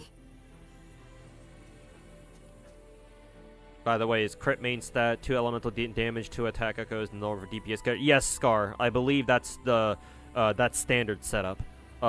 If you're just starting out in Wuwa, or if you're really hurting for crit stats, what you can do is you can actually run double 4-stat echoes and only triple 1 echoes. Because the game does let you do that. And it still counts the stats from another 4 echo. It's just not echo cost efficient.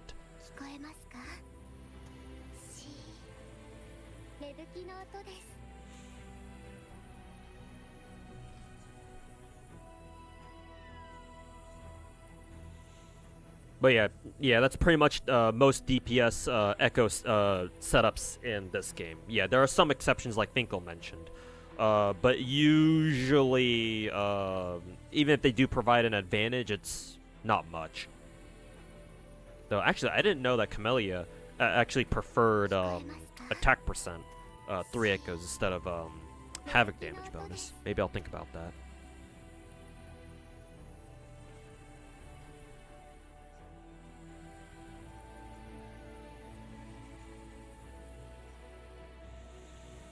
Lots of revamping and rewriting stuff. Diana and Zakaro Cafe events are some of the best examples. But they're not really doing it for our sake. They're doing it for the Chinese players. You're not going to get me to believe that Mika team is doing this specifically for the global server. We're just their cash cow and that's it.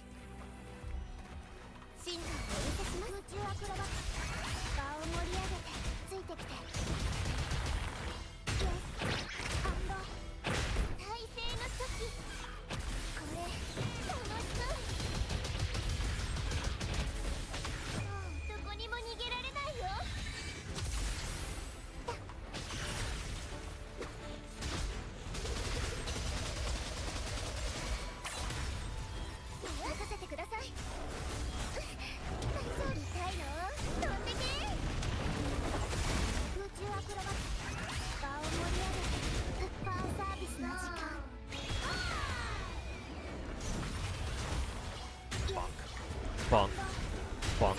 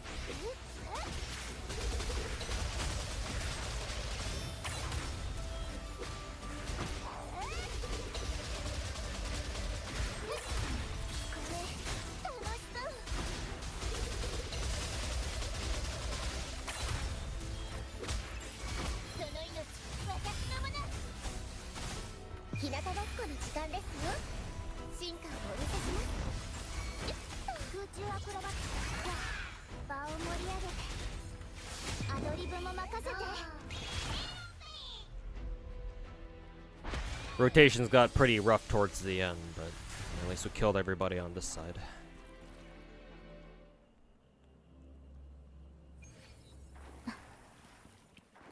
星の歌よ。入力。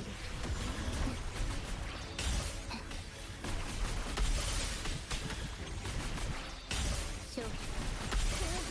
絵の中ひらめきました。画風を変えます。大丈夫です。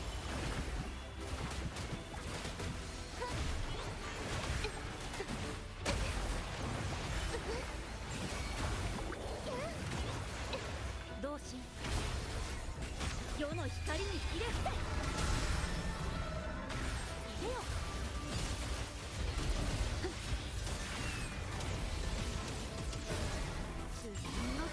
Bad time to use this. 終わりにする。神聖を授ける。入力。はっ。さあ、絵の中ある。転生。画風を変えます。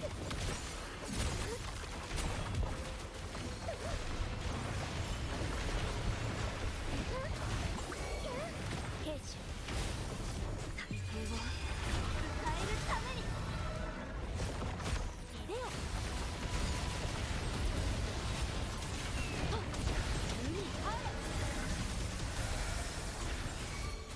これが心。アドアスト入力。はっ。絵の中ずるよ。舞い上がれ。画風を変えます。大丈夫です。どうしよう。 世の光にひれ伏せ。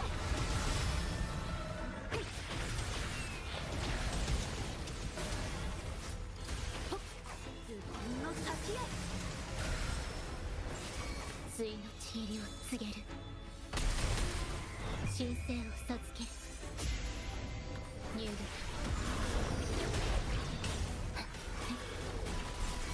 さあ、絵の中ある。転生。 画風を変えます。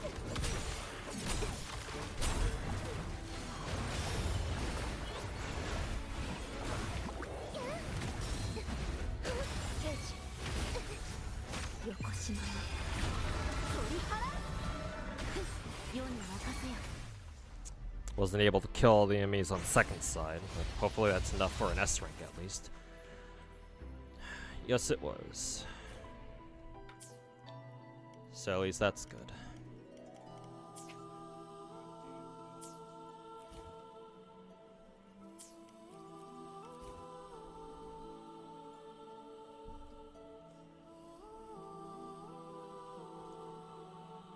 Alright. They really want us to use Spectro characters here, it seems.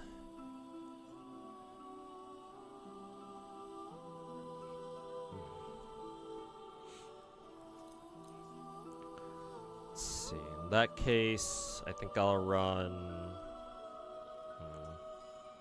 I'll run Shorekeeper and Jinshi. Well, Spectro Frazzle.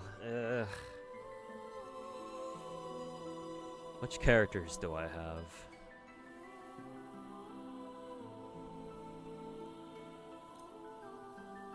The only characters that I have who can use Spectro Frazzle are Rover and Phoebe, I think. Then if that's the case, I wonder if do I want to run these two on different teams or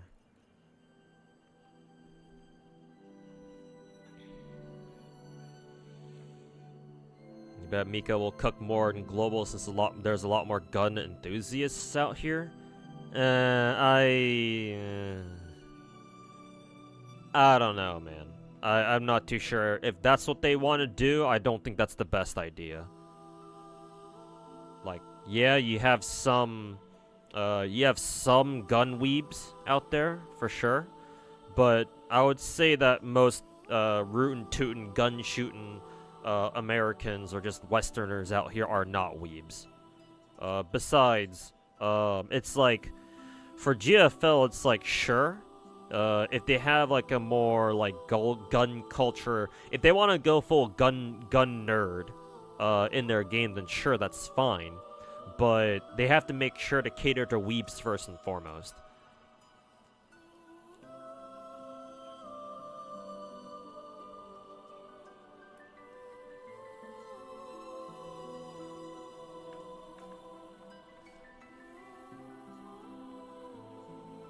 So no, KS Lord, I don't think that's what they're gonna do.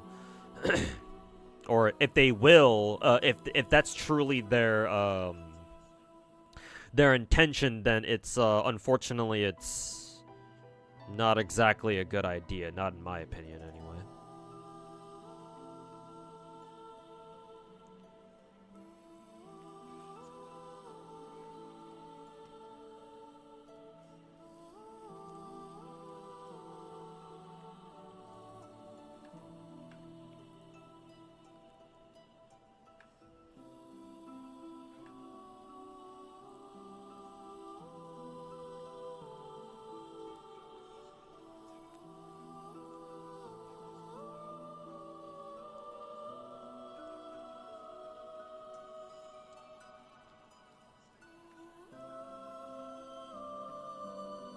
Also, hey Manifusion, how's it going, man?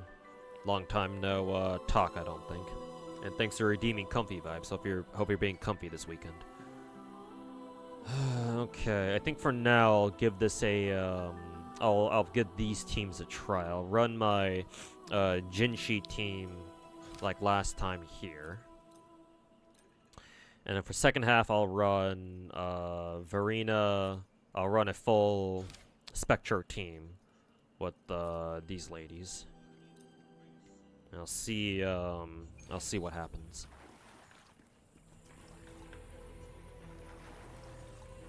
Thanks, Jason, for wasting your points.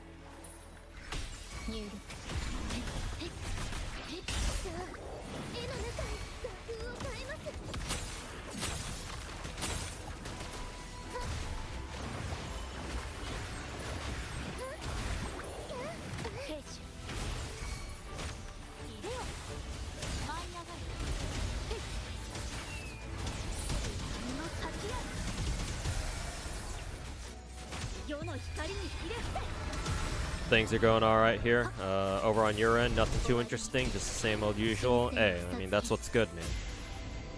In this day and age, sometimes just things being the same old shit is actually a good thing.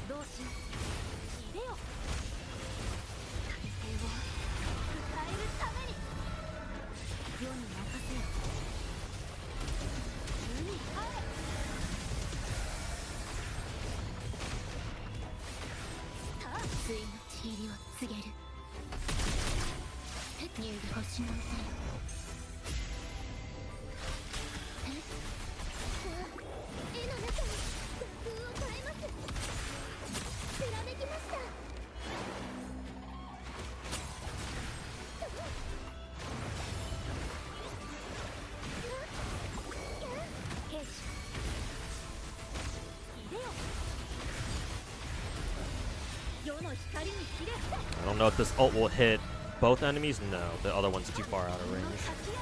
So that sucks.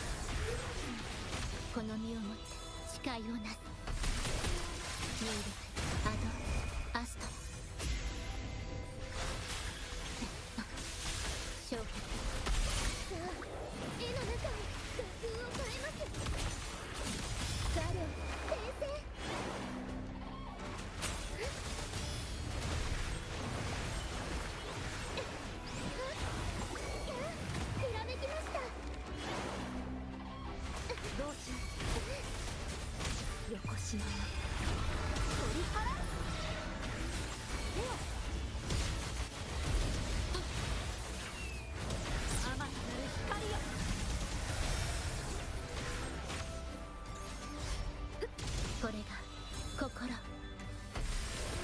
入力神聖を授ける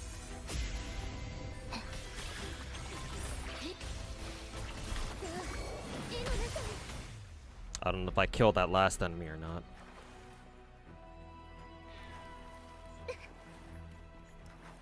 Almost 1,800 points. Hopefully that's enough, but we'll see how well second half plays. 痛いの飛んでけ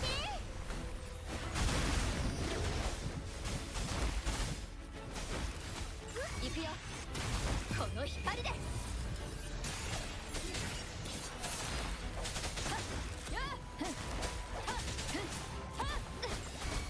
最終のご加護光の結晶よ恩寵をお与えください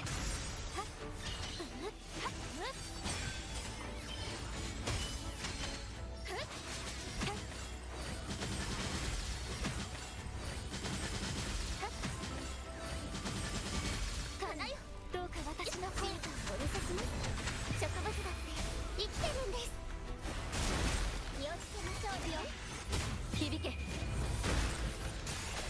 きだらけ砕け一気に行くよ救済を見た No intro skill there. Fucking bullshit. 神罰ですやっ風の導きそれ悔い改めてください任せてください照らす光日向ぼっこの時間ですよ進化をお見せします行くよこれで終わりよ光よ最終のご加護ほっはっはっ浄化の光答えてください悔い改めてくださいはっ花よインペラトルの名において痛いの飛んでけお行くよよっ一気に行くよ響け好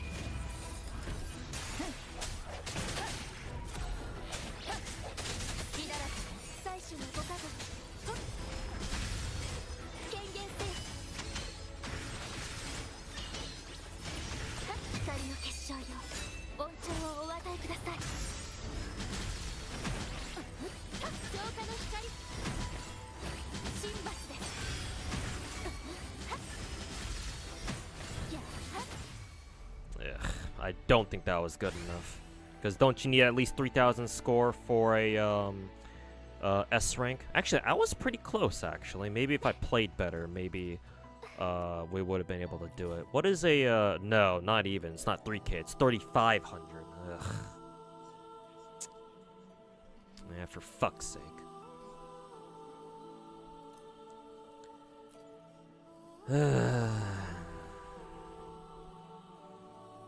Oh fuck! In that case, then what the fuck am I gonna do here then?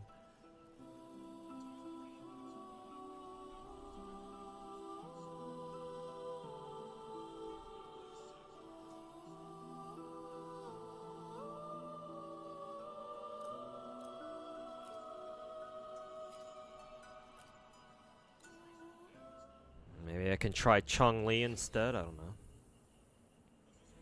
Why do you get crit subs on healing gear? It's like they're doing it on purpose. And don't worry, man. I get double crit stats on my healing sets all the time. So you're not alone. Alright, Annoying Cat. Thanks for hanging out, man. We'll catch you next time.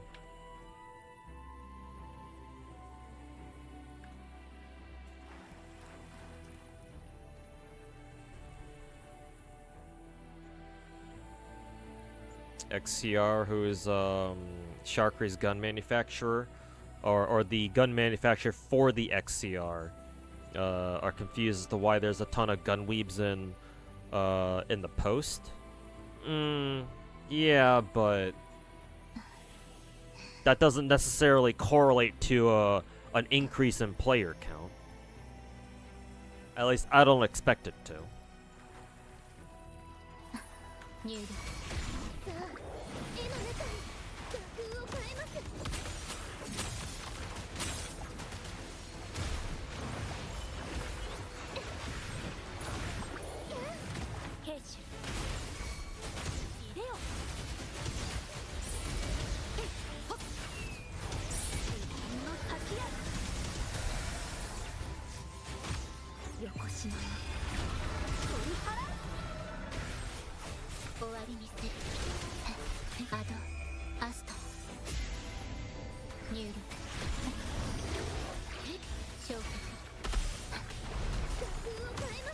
so fucking stupid how you don't get the intro skill even though you're clearly at full charge for it. So fucking retarded, man.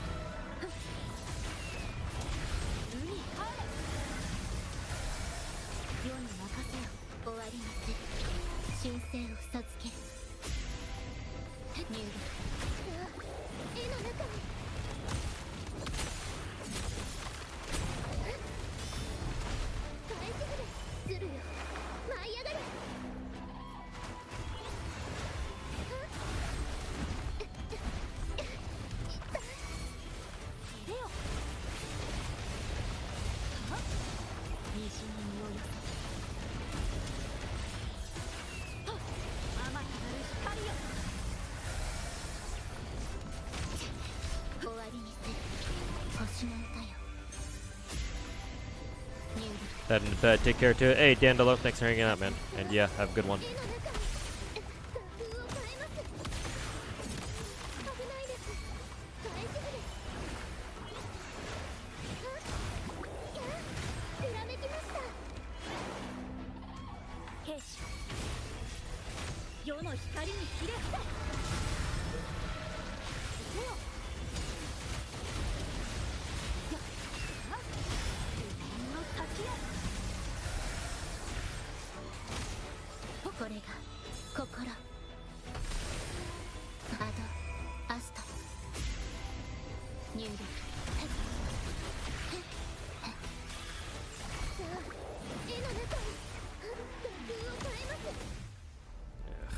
Did so much fucking worse there, man.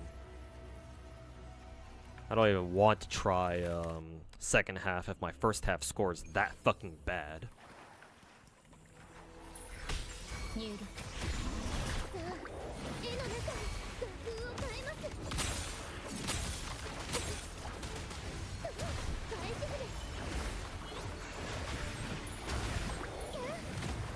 So I don't know where Zeji's aiming that shit at.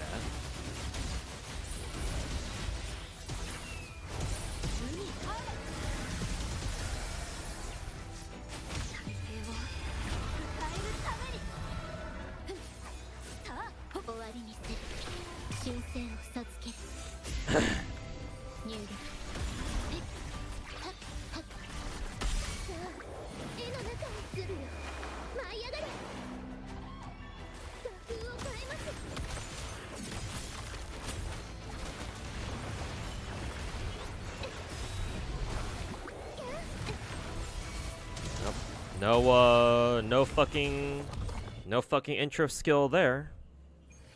God, this game is so fucking dog shit sometimes.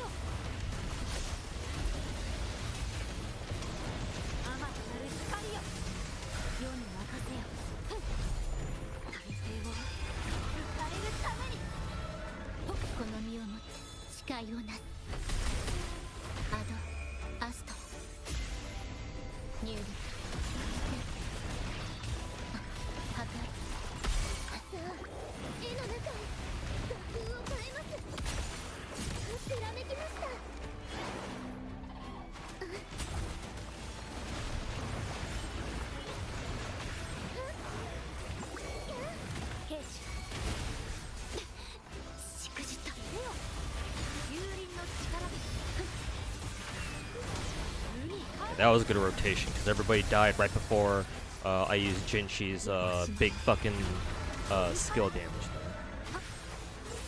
ついのちりを告げる星の歌よ入力さあ絵の中に画風を変えますずるよ舞い上がれ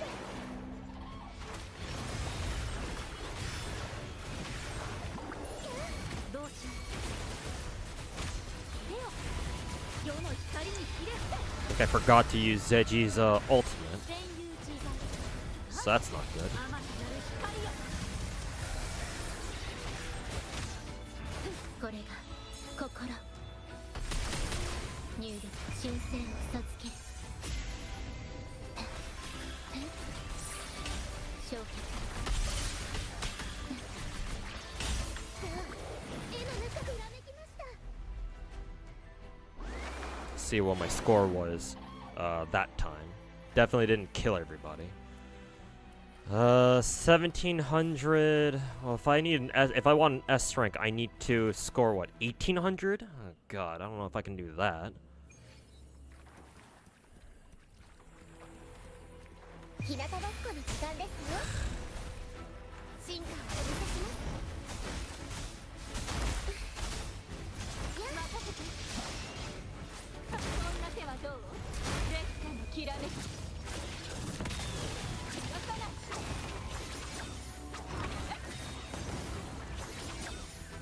パンチも劣らぬ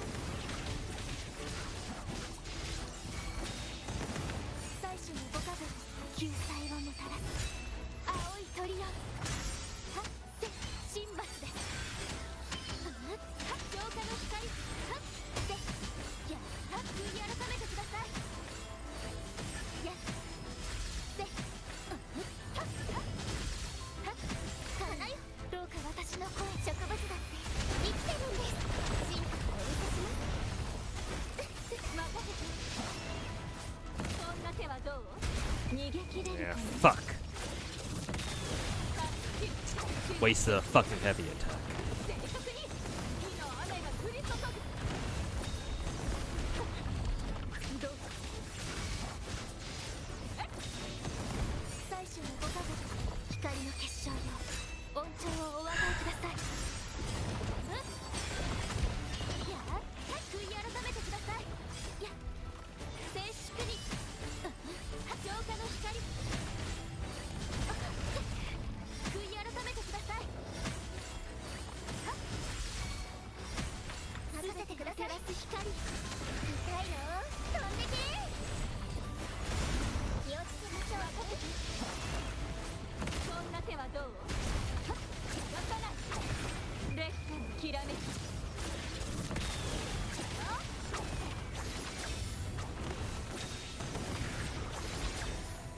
パンチも劣らぬ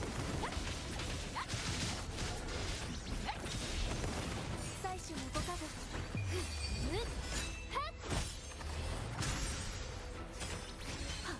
答えてください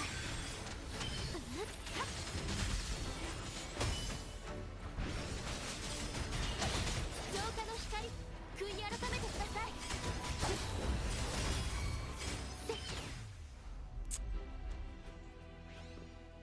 You really don't like Whimpering Waits? Not as bad. It's not as bad as Imaginarium Theater.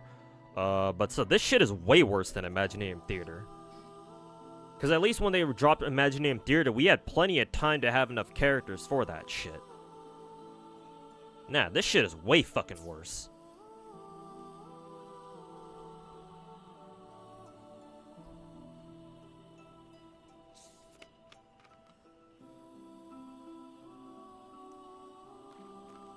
Honestly, the biggest thing that fucking triggers me is the fact that, if you kill a wave, there's like a 1 second window around that time where there's technically no enemies on the field. So if you switch characters, the game will not trigger an intro outro skill, because the game's like, well, there's no enemies around you, so why would we use it? And so that messes up your entire team's fucking shit.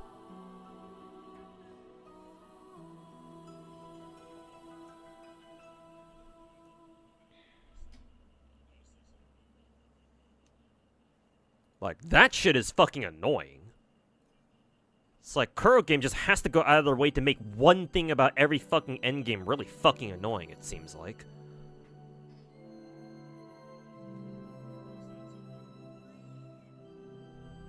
Oh, I need to reset this anyway, so even if I did get a an S rank clear, it still wouldn't have counted. Fucking dog shit. Fucking endgame mode. Then again, now that I think about it, I should probably use these tokens, because they give them to you for a reason. So I'll try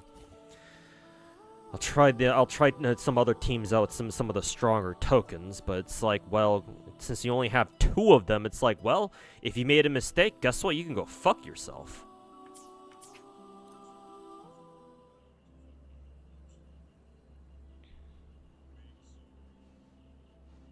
That's a weird design choice since you're in a combat area. No, it's not. I mean, technically, all the other Genshin does this too.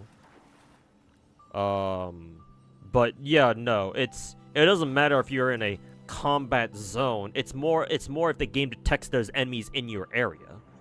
I mean, that's kind of the reason why when you run up to enemies in an open world game, the music changes, because that means the game recognizes that there are enemies near you, and so it initiates like a sort of combat mode, I guess.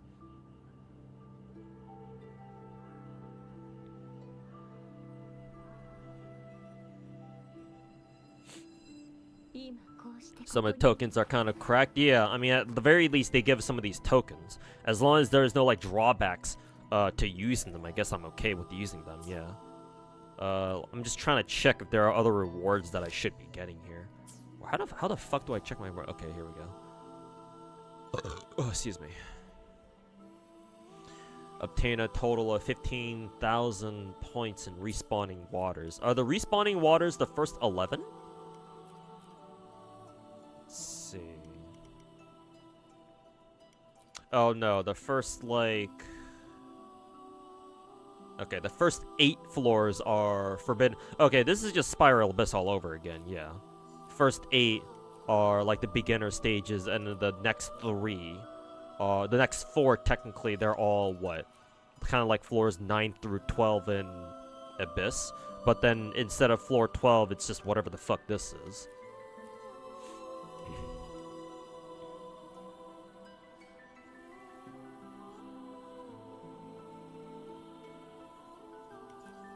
Let's see.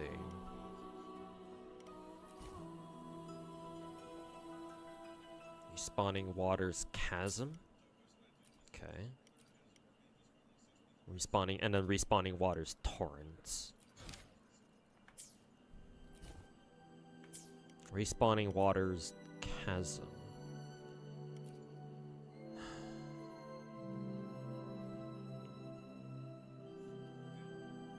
Actually, no. Do the Respawning Waters Chasm start from floor 7? Because otherwise, how do I have a score of 13,390 already? Oh, here's casters. Let me pull up my calculator, handy dandy calculator, real quick.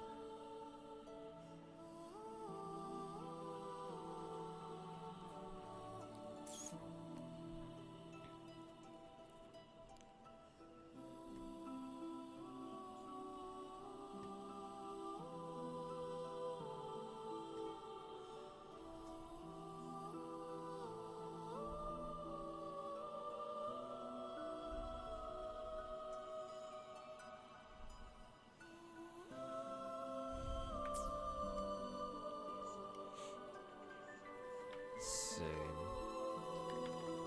2940 plus 3,000 plus 3830 plus 3620 plus actually I removed my score, my floor 11 scores, so that doesn't technically count. Let's see. Okay, yeah, I believe I should have 13,000. Yeah, okay, so the math adds up. So actually, technically, on floor 11, I actually don't need to go for an S rank clear. Yeah, I just need... What's the difference between the two? 16,000? 16,010 score? Okay, well, it's not that bad then. Yeah, I don't really need to care about this.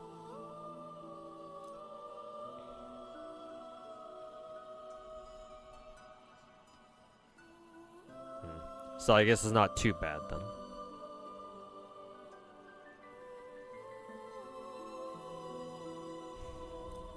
Let's see, Shorekeeper. I'll just go in there with my previous teams again then.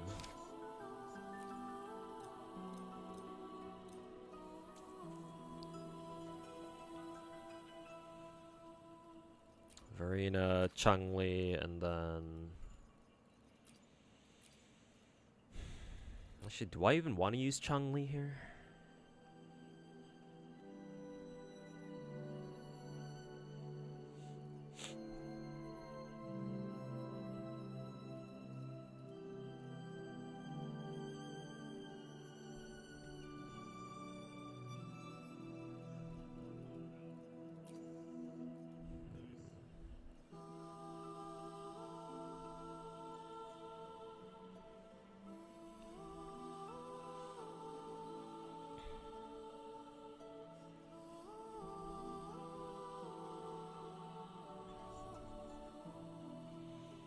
Actually, a part of me actually wants to use Baiji, but nah, I don't think Carlotta's good here, because we have to constantly deal with AoE bullshit.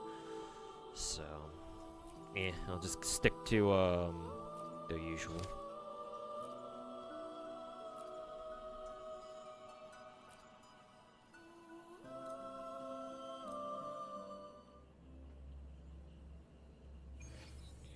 Hey Lumiko, how's it going, man? Welcome to the channel. This mode is dog shit and needs quite the rework. Now that I realize you don't have to go for A rank clears on every single floor and it's point based, I actually like that better than Spiral Abyss. It's just, you know, there's no getting around the fact that some things are still kind of annoying to deal with.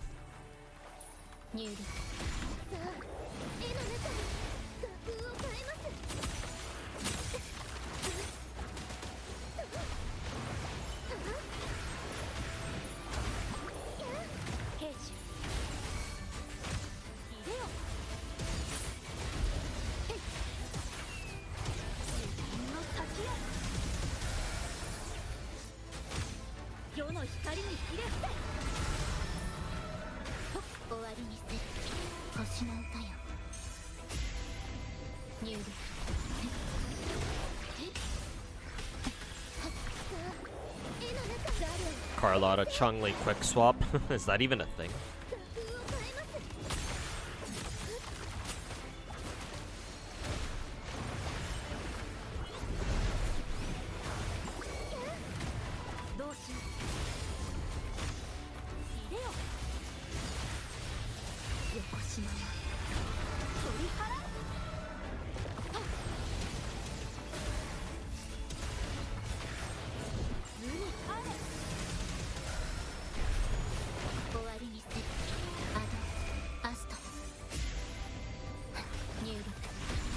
Changli is versatile AF. Oh, I know that. I just wasn't aware that that was like an actual thing, though. Maybe I shouldn't be surprised.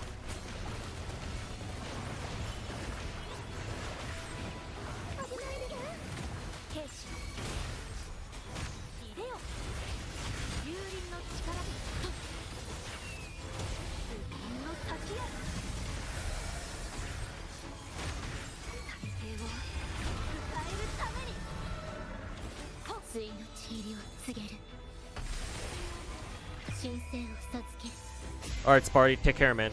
Have a good rest of your night.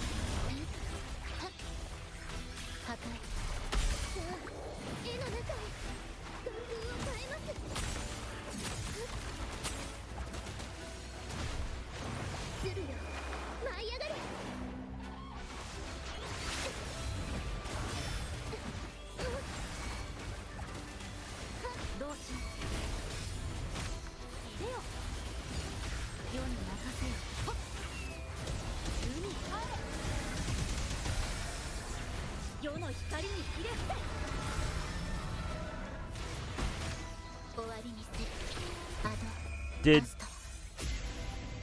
my Jinshi's ult just completely fucking miss?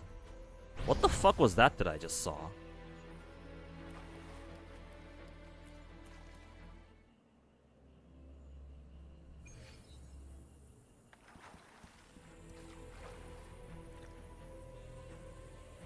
Got your account FGO 100%, or are you missing something? I stopped rolling for on FGO. I stopped rolling for everybody starting 2 years ago. So yeah, I no longer have everyone. It's part of the reason why I don't do my usual how to like play every single servant in FGO videos anymore. Because I simply didn't have her. I simply don't have everyone anymore.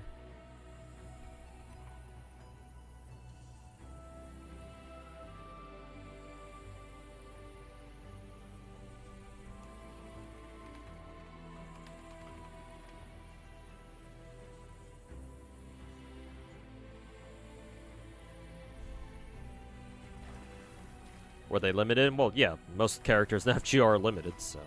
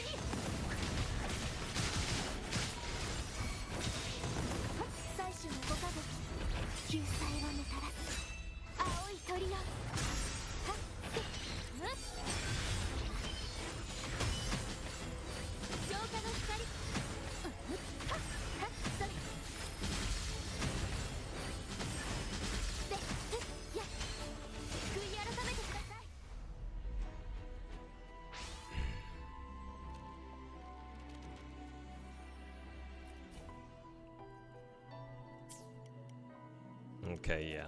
So even though I only get an A rank on that, doesn't matter. Still get these anyway. Okay, now we have to do this. So I'm looking for 4,500 points on this one.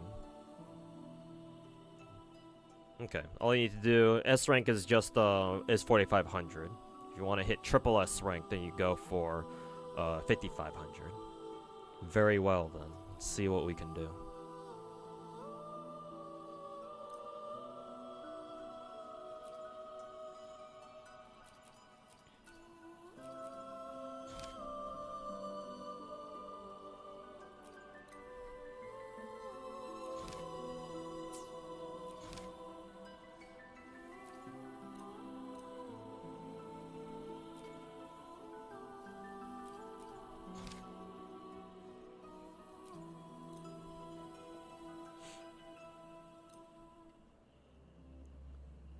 Once you have everyone, you have enough pull currency, you could technically be stable on it by doing dailies, weeklies, unless this is an issue of needing dupes, maybe? No, that's not really the case, Koto. FGO is the kind of game where you can't roll for everyone.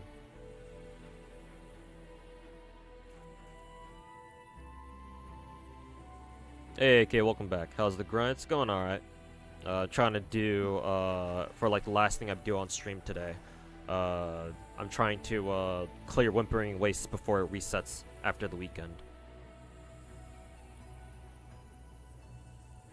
So hopefully we'll be able to get it done within the next half an hour, but we'll see if I can. Did you get Silver Amby? Yes, I did, fortunately. I did at least win the coin flip for her. Unlike Brant. That guy can go fuck himself. This one's fucked. Oh boy, I'm looking forward to this one. But yeah, Koto. Unfortunately, even if you save a lot, it doesn't get you everyone in FGO. FGO is not a new school gacha game where as long as you save up enough and you just go for the characters, theoretically anyway, you should be able to get everybody you want. Not in FGO, man. Doesn't work like that in that game.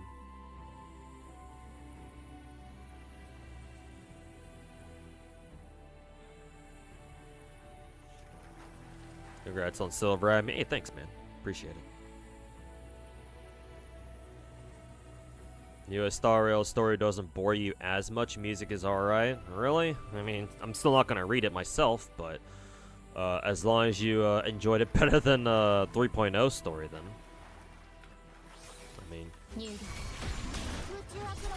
take your victories wherever you can, I suppose.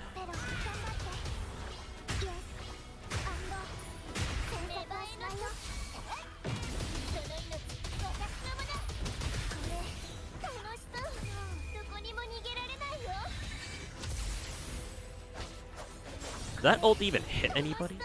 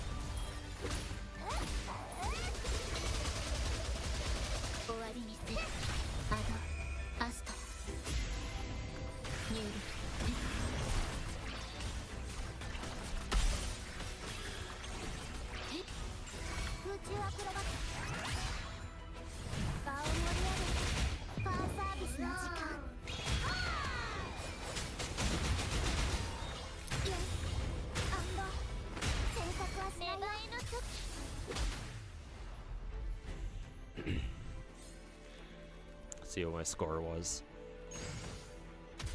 You know, almost 3K. I can take that.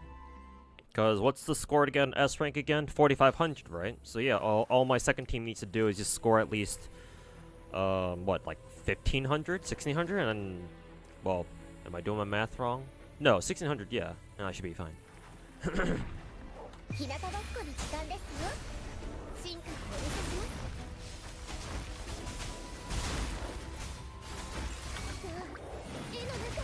The amount of sweeping gather in this team, yeah, man. People were shit talking Rosia because they're like, oh no, you know, she's only good for, you know, fucking, you know, supporting Camellia, blah blah blah. Well, it turns out, you know, when we have a game mode like this.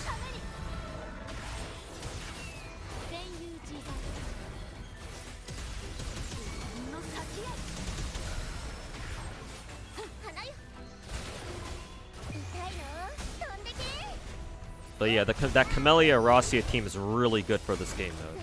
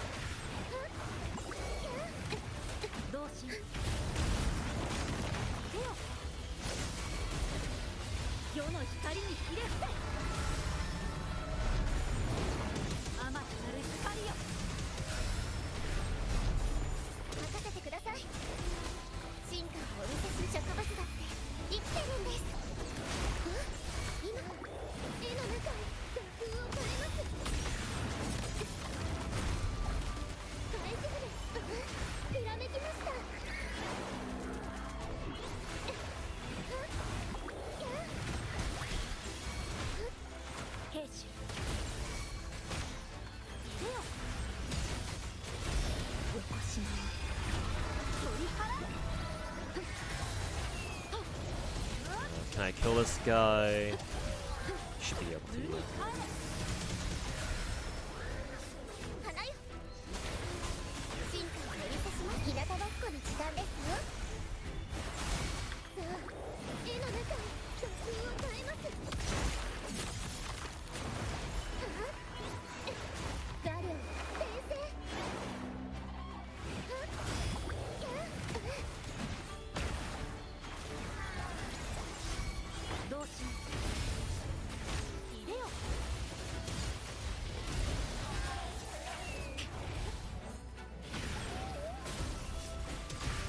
Fuck's sake. Well, hopefully that was good enough. Yeah. Really? This team didn't score fucking 1600?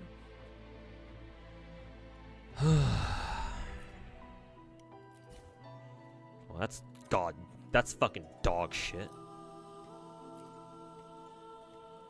Holy fuck, what is fucking score difference, bro?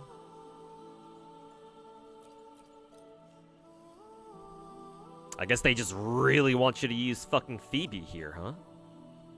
Holy fucking shit.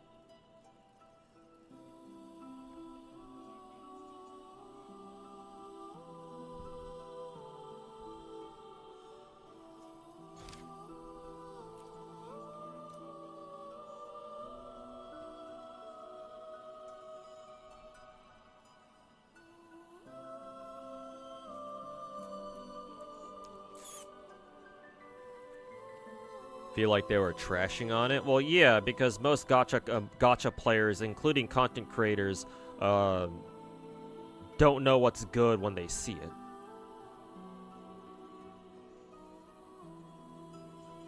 The only thing most people ever fucking think about are the four letters META, and that's basically it.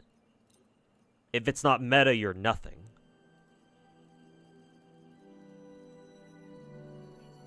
They want you to use Phoebe? How come? Because she's the newest character.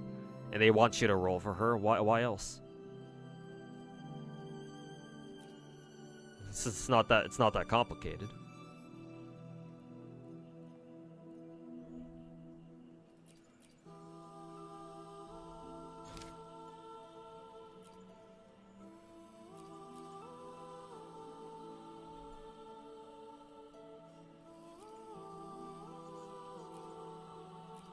Wait a minute. Why does you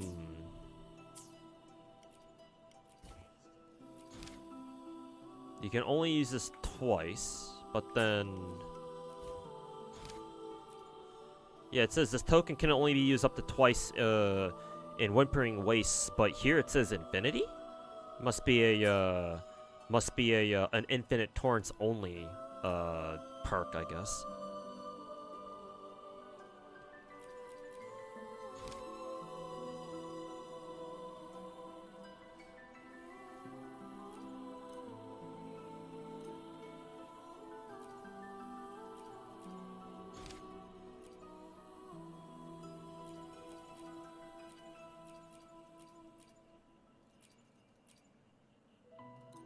I guess I'll take that then. If it says I can just use it however many times I want down here, then sure.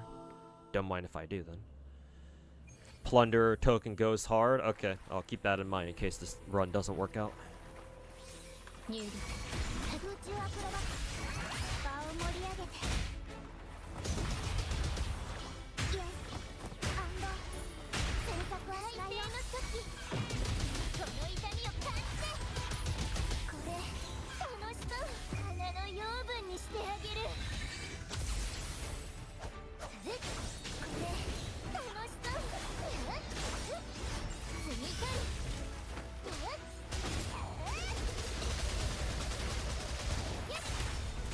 終わりにするアスト入力空中アクロバット場を盛り上げてどこだってステージになる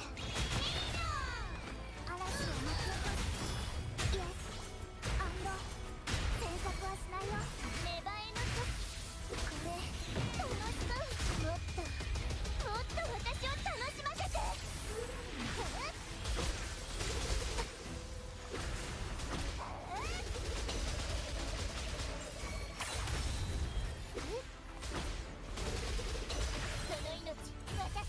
Fuck's sake.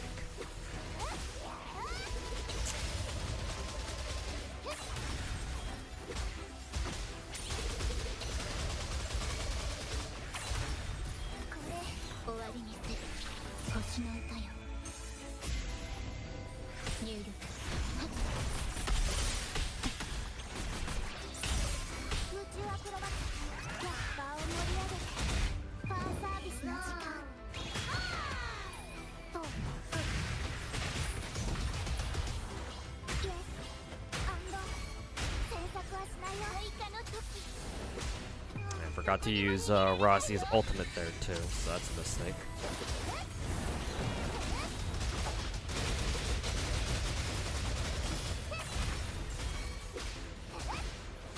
咲き乱れる花々よよし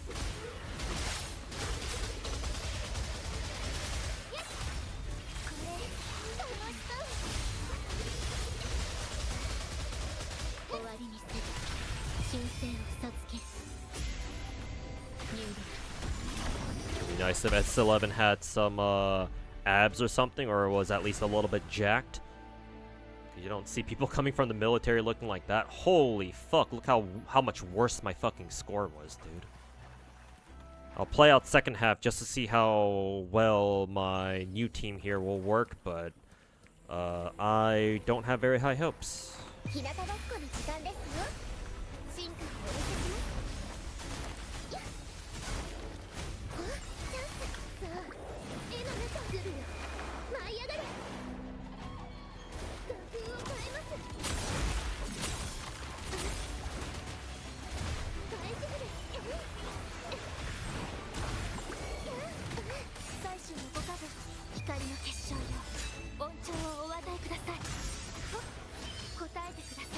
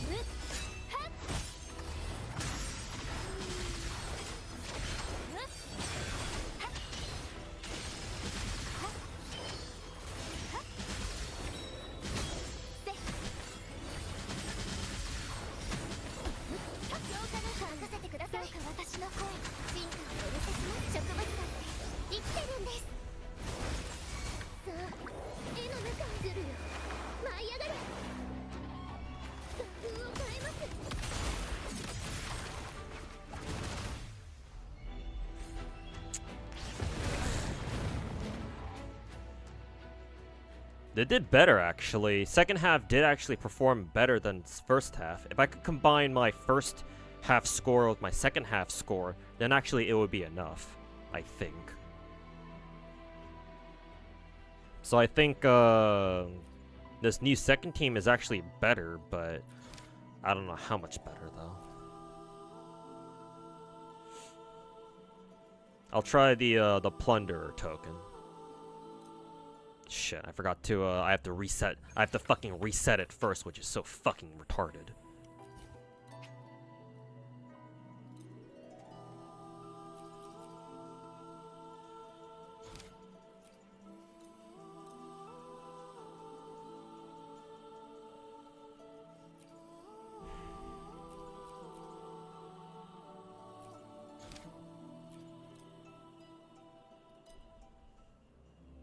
How did first half have much lower score? My rotations weren't as good. I also made a couple of mistakes, such as Rosia not triggering her intro skill, stuff like that, and forgetting to use her ultimate, that kind of stuff.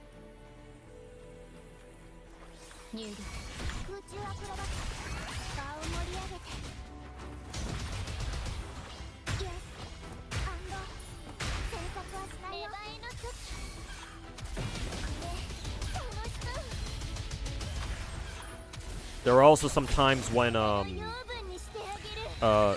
Camellia is supposed to clear each wave very cleanly, but whenever I get these waves, for example, you see these here with the these abyssals spawning. These guys don't always give me very clean rotations. Like Camellia wants to kill all three of them at around the same time. And sometimes, for whatever reason, she can't do that, either because maybe the enemy's kind of drifted too far away from her, or if Camellia just couldn't reach her for whatever reason.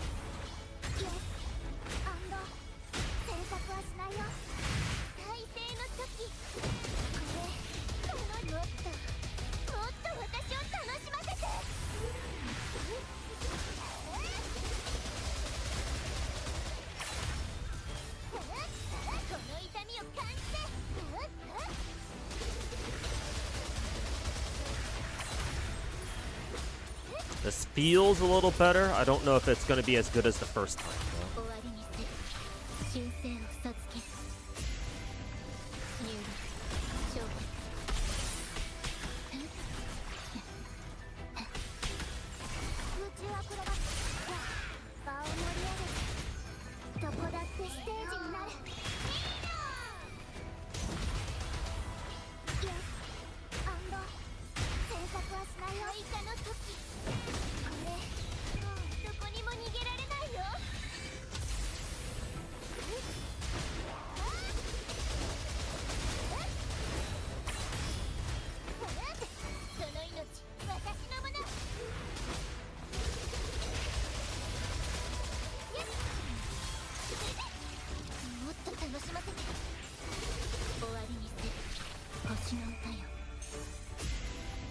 I think 8 or 7 seconds left.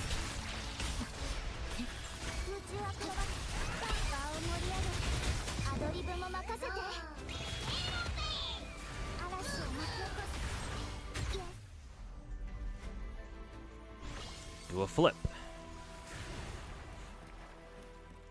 Ugh, only 2200 again?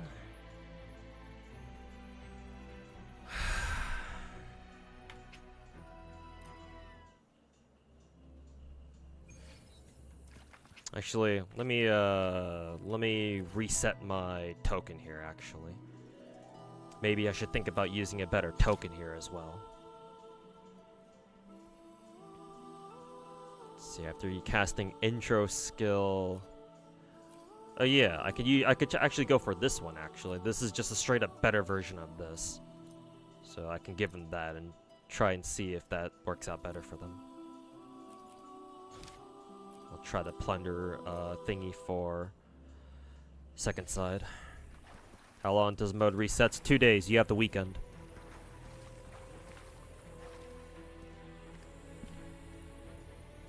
This mode needs improvement. I think it's okay. It's just some There are some things about Wuwa's combat that kind of piss me off.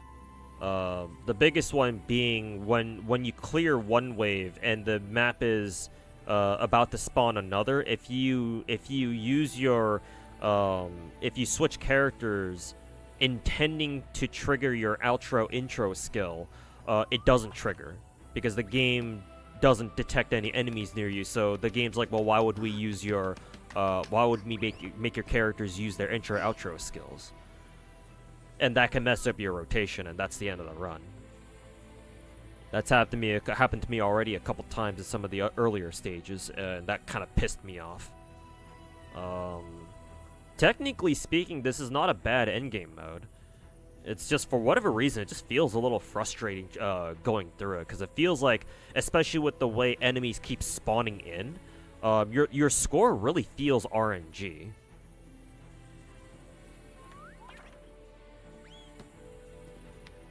Like, it feels like for these combat events, like, Kuro just has a fucking hard-on for, like, having enemies spawn in.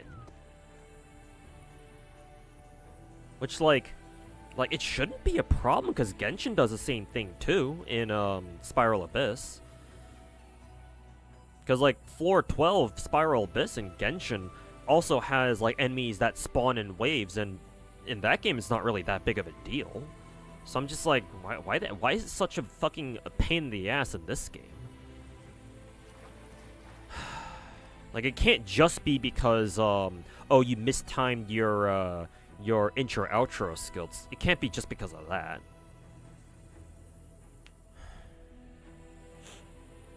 Dreamless instead of Crown on Camellia, and Hera instead of Lampy on, Zeji. I might have to look into Heron and see if she's a good replacement for Lampy on Zeji, but I don't know why you want me to replace Crownless on Camellia. Because Nightmare Crownless is like literally her best option as far as I'm concerned. Like, why would you want to use Dreamless instead of Crownless? On, specifically on Camellia. Like, I know you want to use Dreamless on Havoc Rover, because I believe they share a, they have, like, a unique interaction with each other. So it's like, okay, that makes sense. But why Camellia?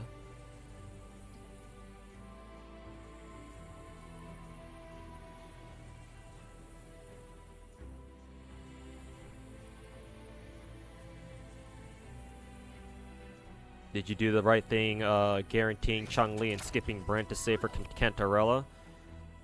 If that's what you're happy with, then yeah, sure, go. Then sure, yeah, it was the right thing because you did what was good. You did what you wanted.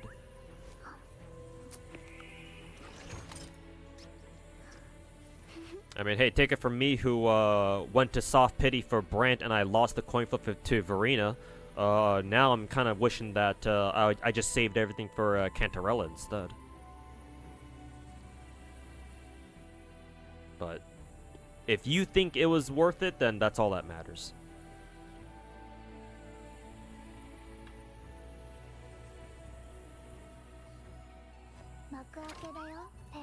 Who messaged me on Discord? Oh, it's just a, it's just a screen ping. Oh boy, we gotta fucking go chase Casterus around now.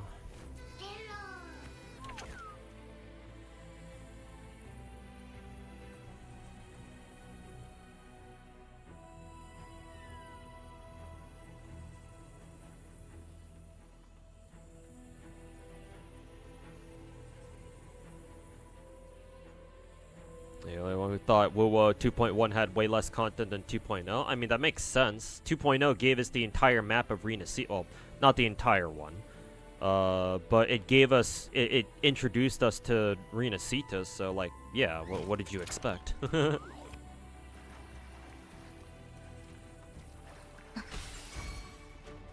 for fuck's sake. Actually, I'm gonna fucking redo that. I didn't like that. Also, I should have pressed restart instead of return. This is the right one, right? Yeah.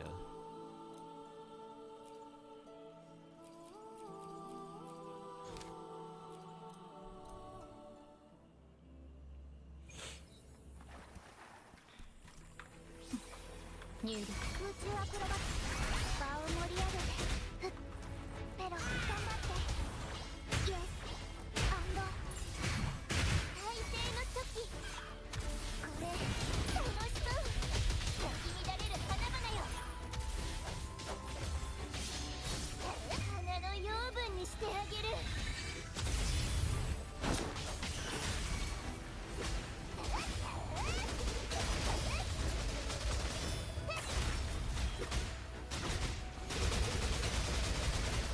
終わりにするアドアスト入力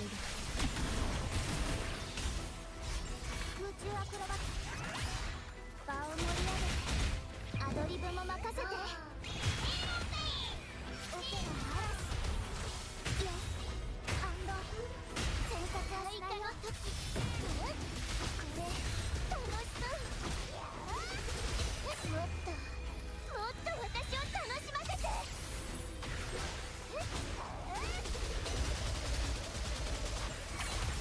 この痛みを感じて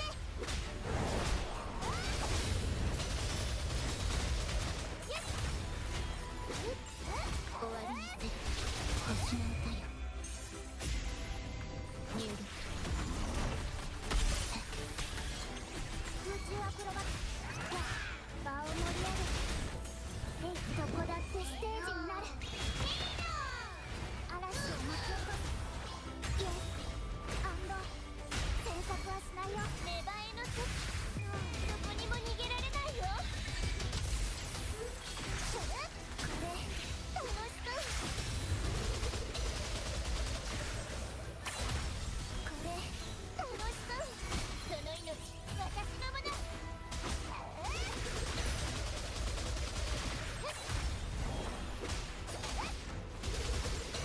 終わりにする神聖を授ける入力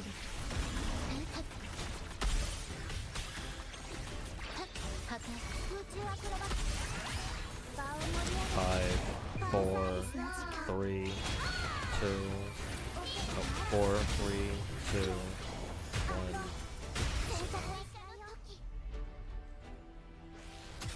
Okay, let's see how much score I got that time. Nice, 3k, that's good. Okay, second team just needs to pull their weight now. 痛いの飛んでけや Can't see shit. What is going on? 絵の中でやめきました特訓をされます返してくる最初のご加護救済をもたらす青い鳥の答えてください食い改めてください浄化の光で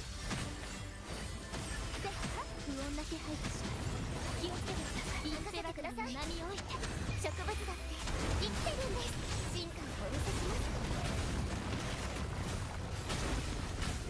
さあ絵の中ザリョ転生作風を変えます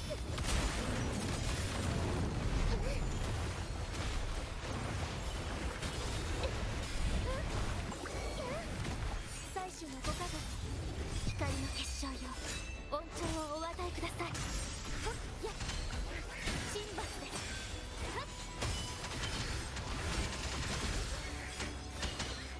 浄化の光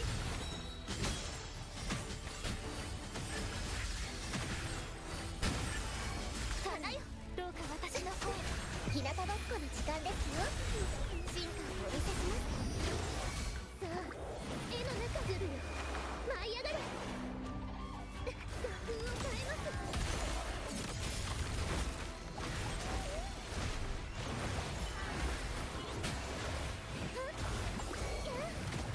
最終のご加護はっ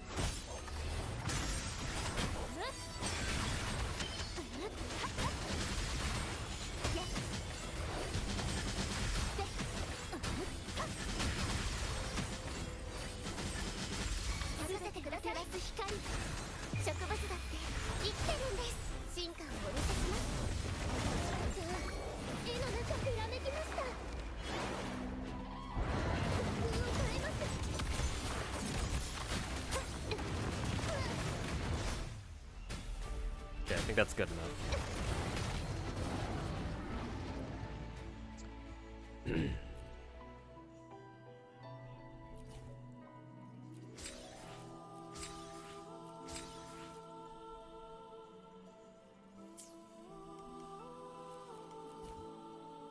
Alright, got my S rank clear, so that's all I care about. Yeah, that plunder, the plunder one was pretty crazy, I'm not gonna lie. So yeah, you were right, Finkel. It's pretty good. Probably would have gotten a better score if I had used one of the gold tokens, but that's fine. I will say that if I had Brant there, I think using Brant with my Chun-Li would have been really nice, but since I don't have Brant, that wasn't really an option. Still, honestly, I'm still debating whether or not I still want to have one last shot at trying to go for Brant. Even if I get him, though, I highly doubt I can even fucking get his weapon this time around, is the problem.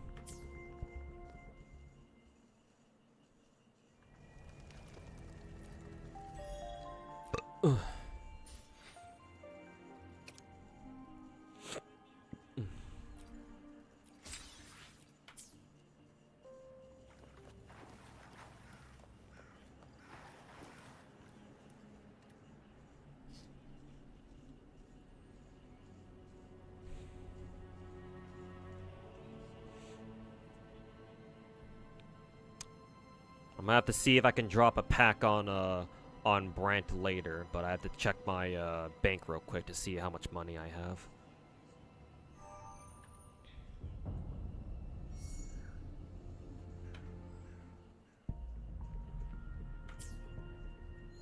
We'll see if I even have enough.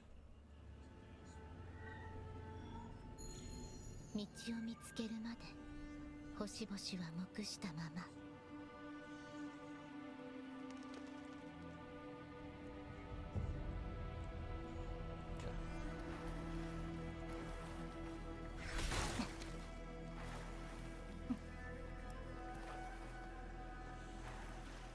What time is it? Oh, it's exactly 10 p.m. Alright. You got Brant, you think he's super worth it? Just from the little bit of time I had playing him, he feels like a really nice character to have, yeah. And like considering he's our meta support for Chun-Li and Chun-Li's my favorite character in the game, it's like, yeah. I would really like to pick him up. Missing his ass would be unfortunate. Because if I miss him now, definitely in FOMO, full FOMO mode right now, that's for fucking sure. But if I miss him now, then God knows how many months I gotta wait for his ass to come back.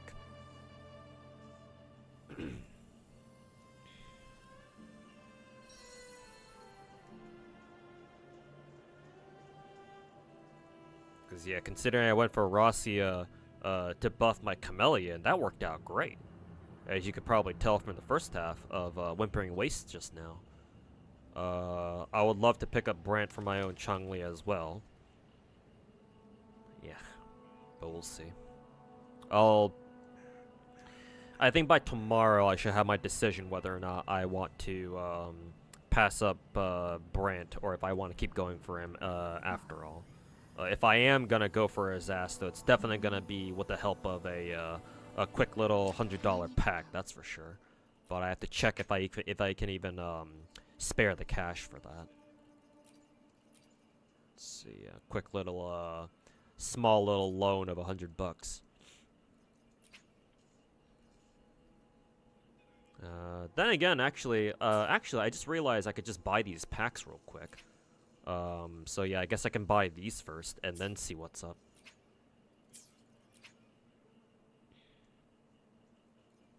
The fact that this doesn't give you, actually 5. Yeah, the fact that this only gives you like 8 pulls, that's bullshit. God, fuck Kuro, man. What are these dog shit fucking packs, bro?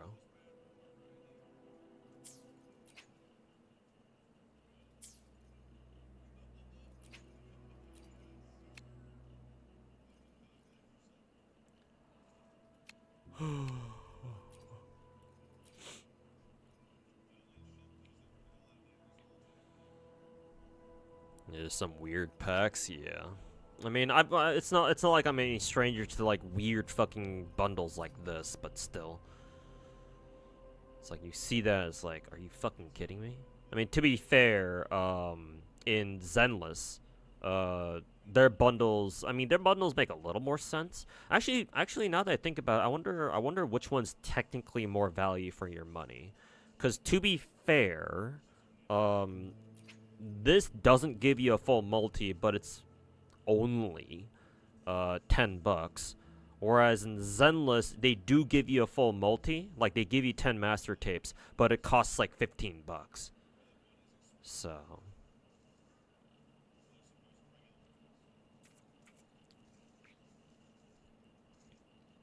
I actually don't know which one is like technically more worth it or something like that. I don't really feel like doing the math for it right now.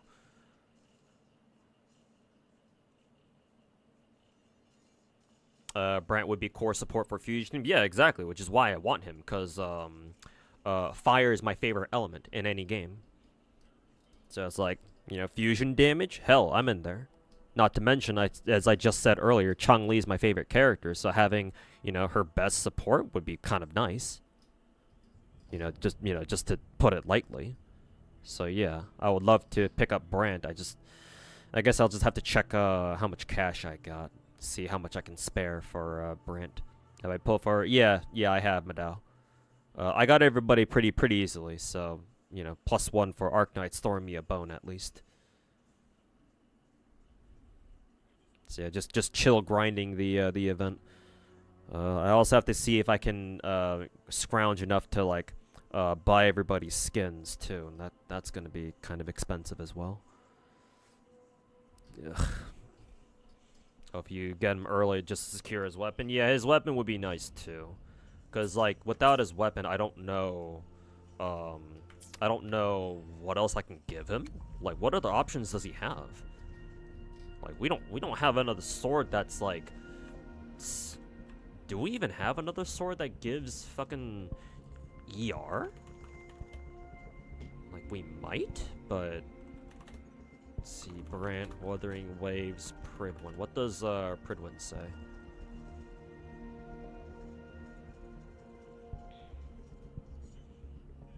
Let's see. Overture R5. Oh god. Do I even have that? Actually, apparently Overture is not bad for him. It's almost 100% efficacy. Let me check my my sword selection. I have to see which one even which one Overture even is. If I even have it in the first place. Which, oh no, I do have a couple. Okay. Okay, yeah. So it is another ER main stat sword. Okay, so at least I know I have an option. What is it? A free-to-play option. Well, free-to-play, but I'm assuming Overture is also a gacha-only weapon. Considering I only have, what, 4 copies of it. Okay. It is a S4, though, so I suppose it's not the end of the world.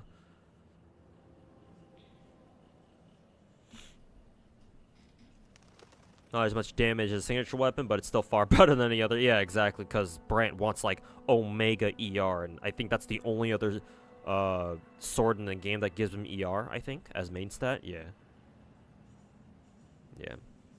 And I want to use him to buff my Chun-Li, so Brant, even if Brant himself doesn't do a lot of damage, it's like, whatever. It's not, I'm not really looking for much damage out of him, so yeah, it's fine. So, like, maybe what I can do is I can try to roll for Brant, get him, and then, like, say fuck his signature for now, and then just wait for his ass to rerun, and then that's when I pick up his signature then. Because obviously we gotta save up for Cantarella, assuming I can even get her ass too.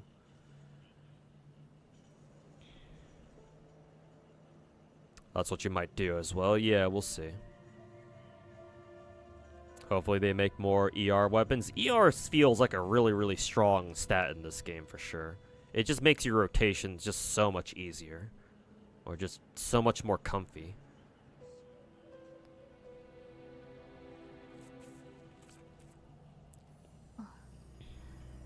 Though unfortunately, this does feel like this is probably like the beginning of the end of my oh, I got every character streak in WoWa. I mean, that is if I decide not to spend money.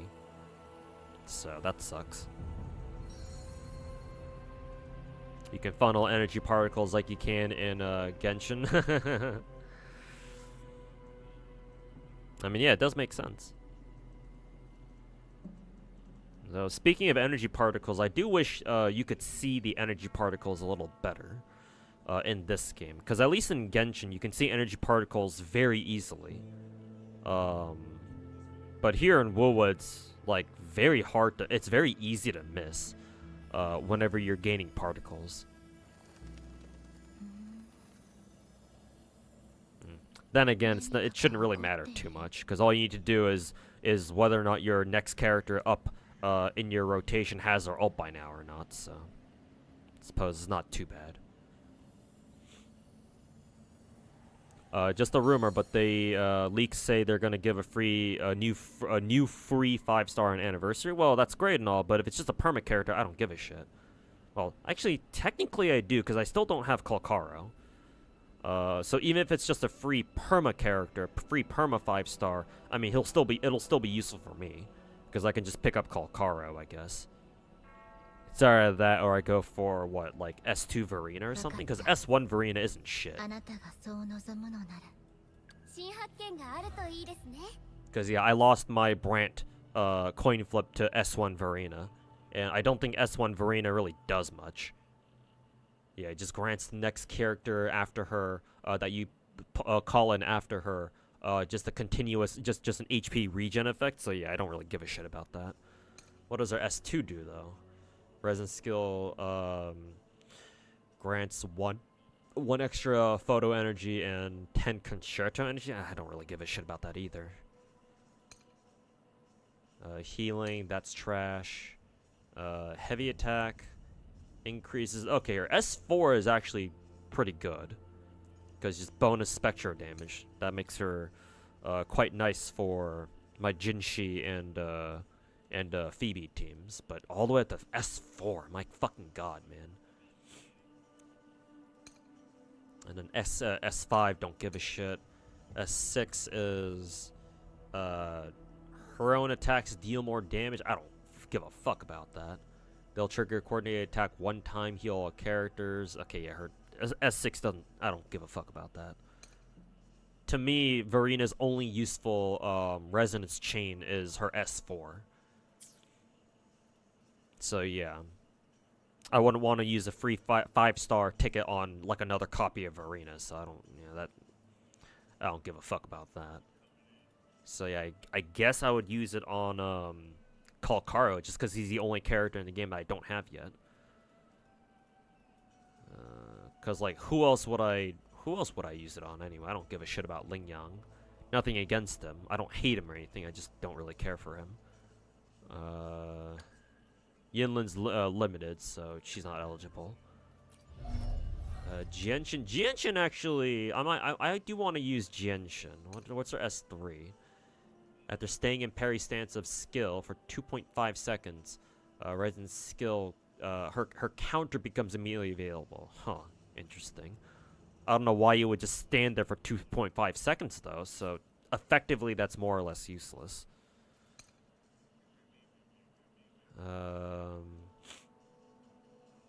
Her ult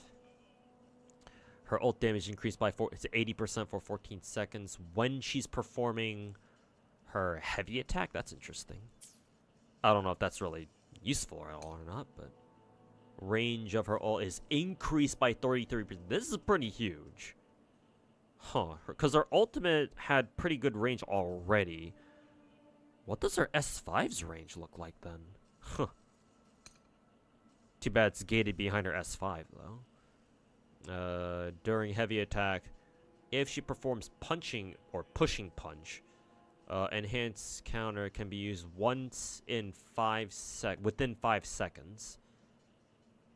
Cool. I guess she just gets a new move or something. Anyone else? Yeah, no, that's pretty much it. So yeah, I guess I just roll for Kalkaro then. Assuming the leaks are right about how we're gonna get a free new 5-star. If it's a free limited 5-star, however, that is a different story. But we just don't know for now, do we? I'm gonna say that they're not going to give us a free limited time character. That seems too good to be true, even by Kuro standards.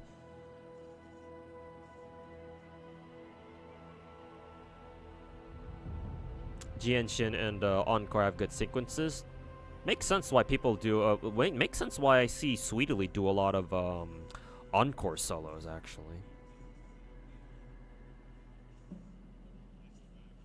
Rest 2 just makes her rotation faster or something, right? Well, here's the thing. Even if that's true, it's like, well, Verina's rotations are already really fast to begin with. So like, what's the issue? Like, why do you feel the need to make it even faster?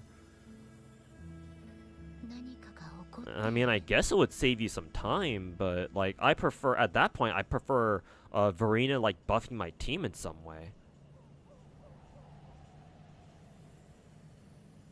I don't know. Maybe that's just me or something, but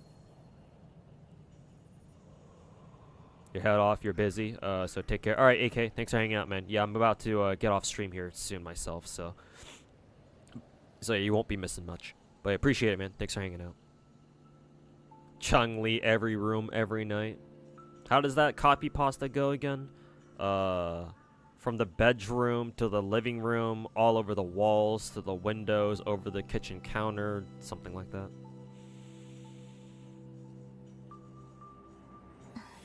She buffs the team in terms of not being on field. True. Drew.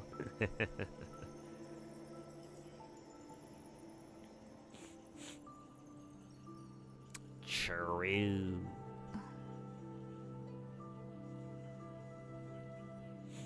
Just want to know my opinion. There's a streamer named Timothy Randy.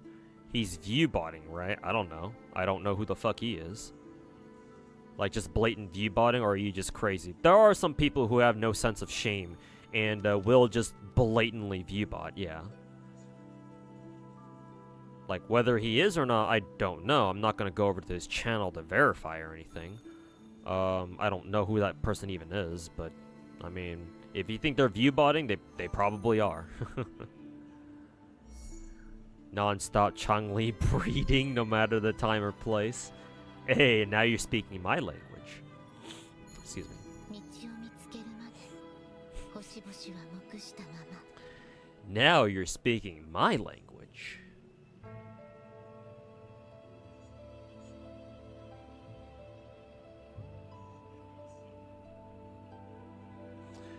Alright, anyways, boys, I'm gonna head off.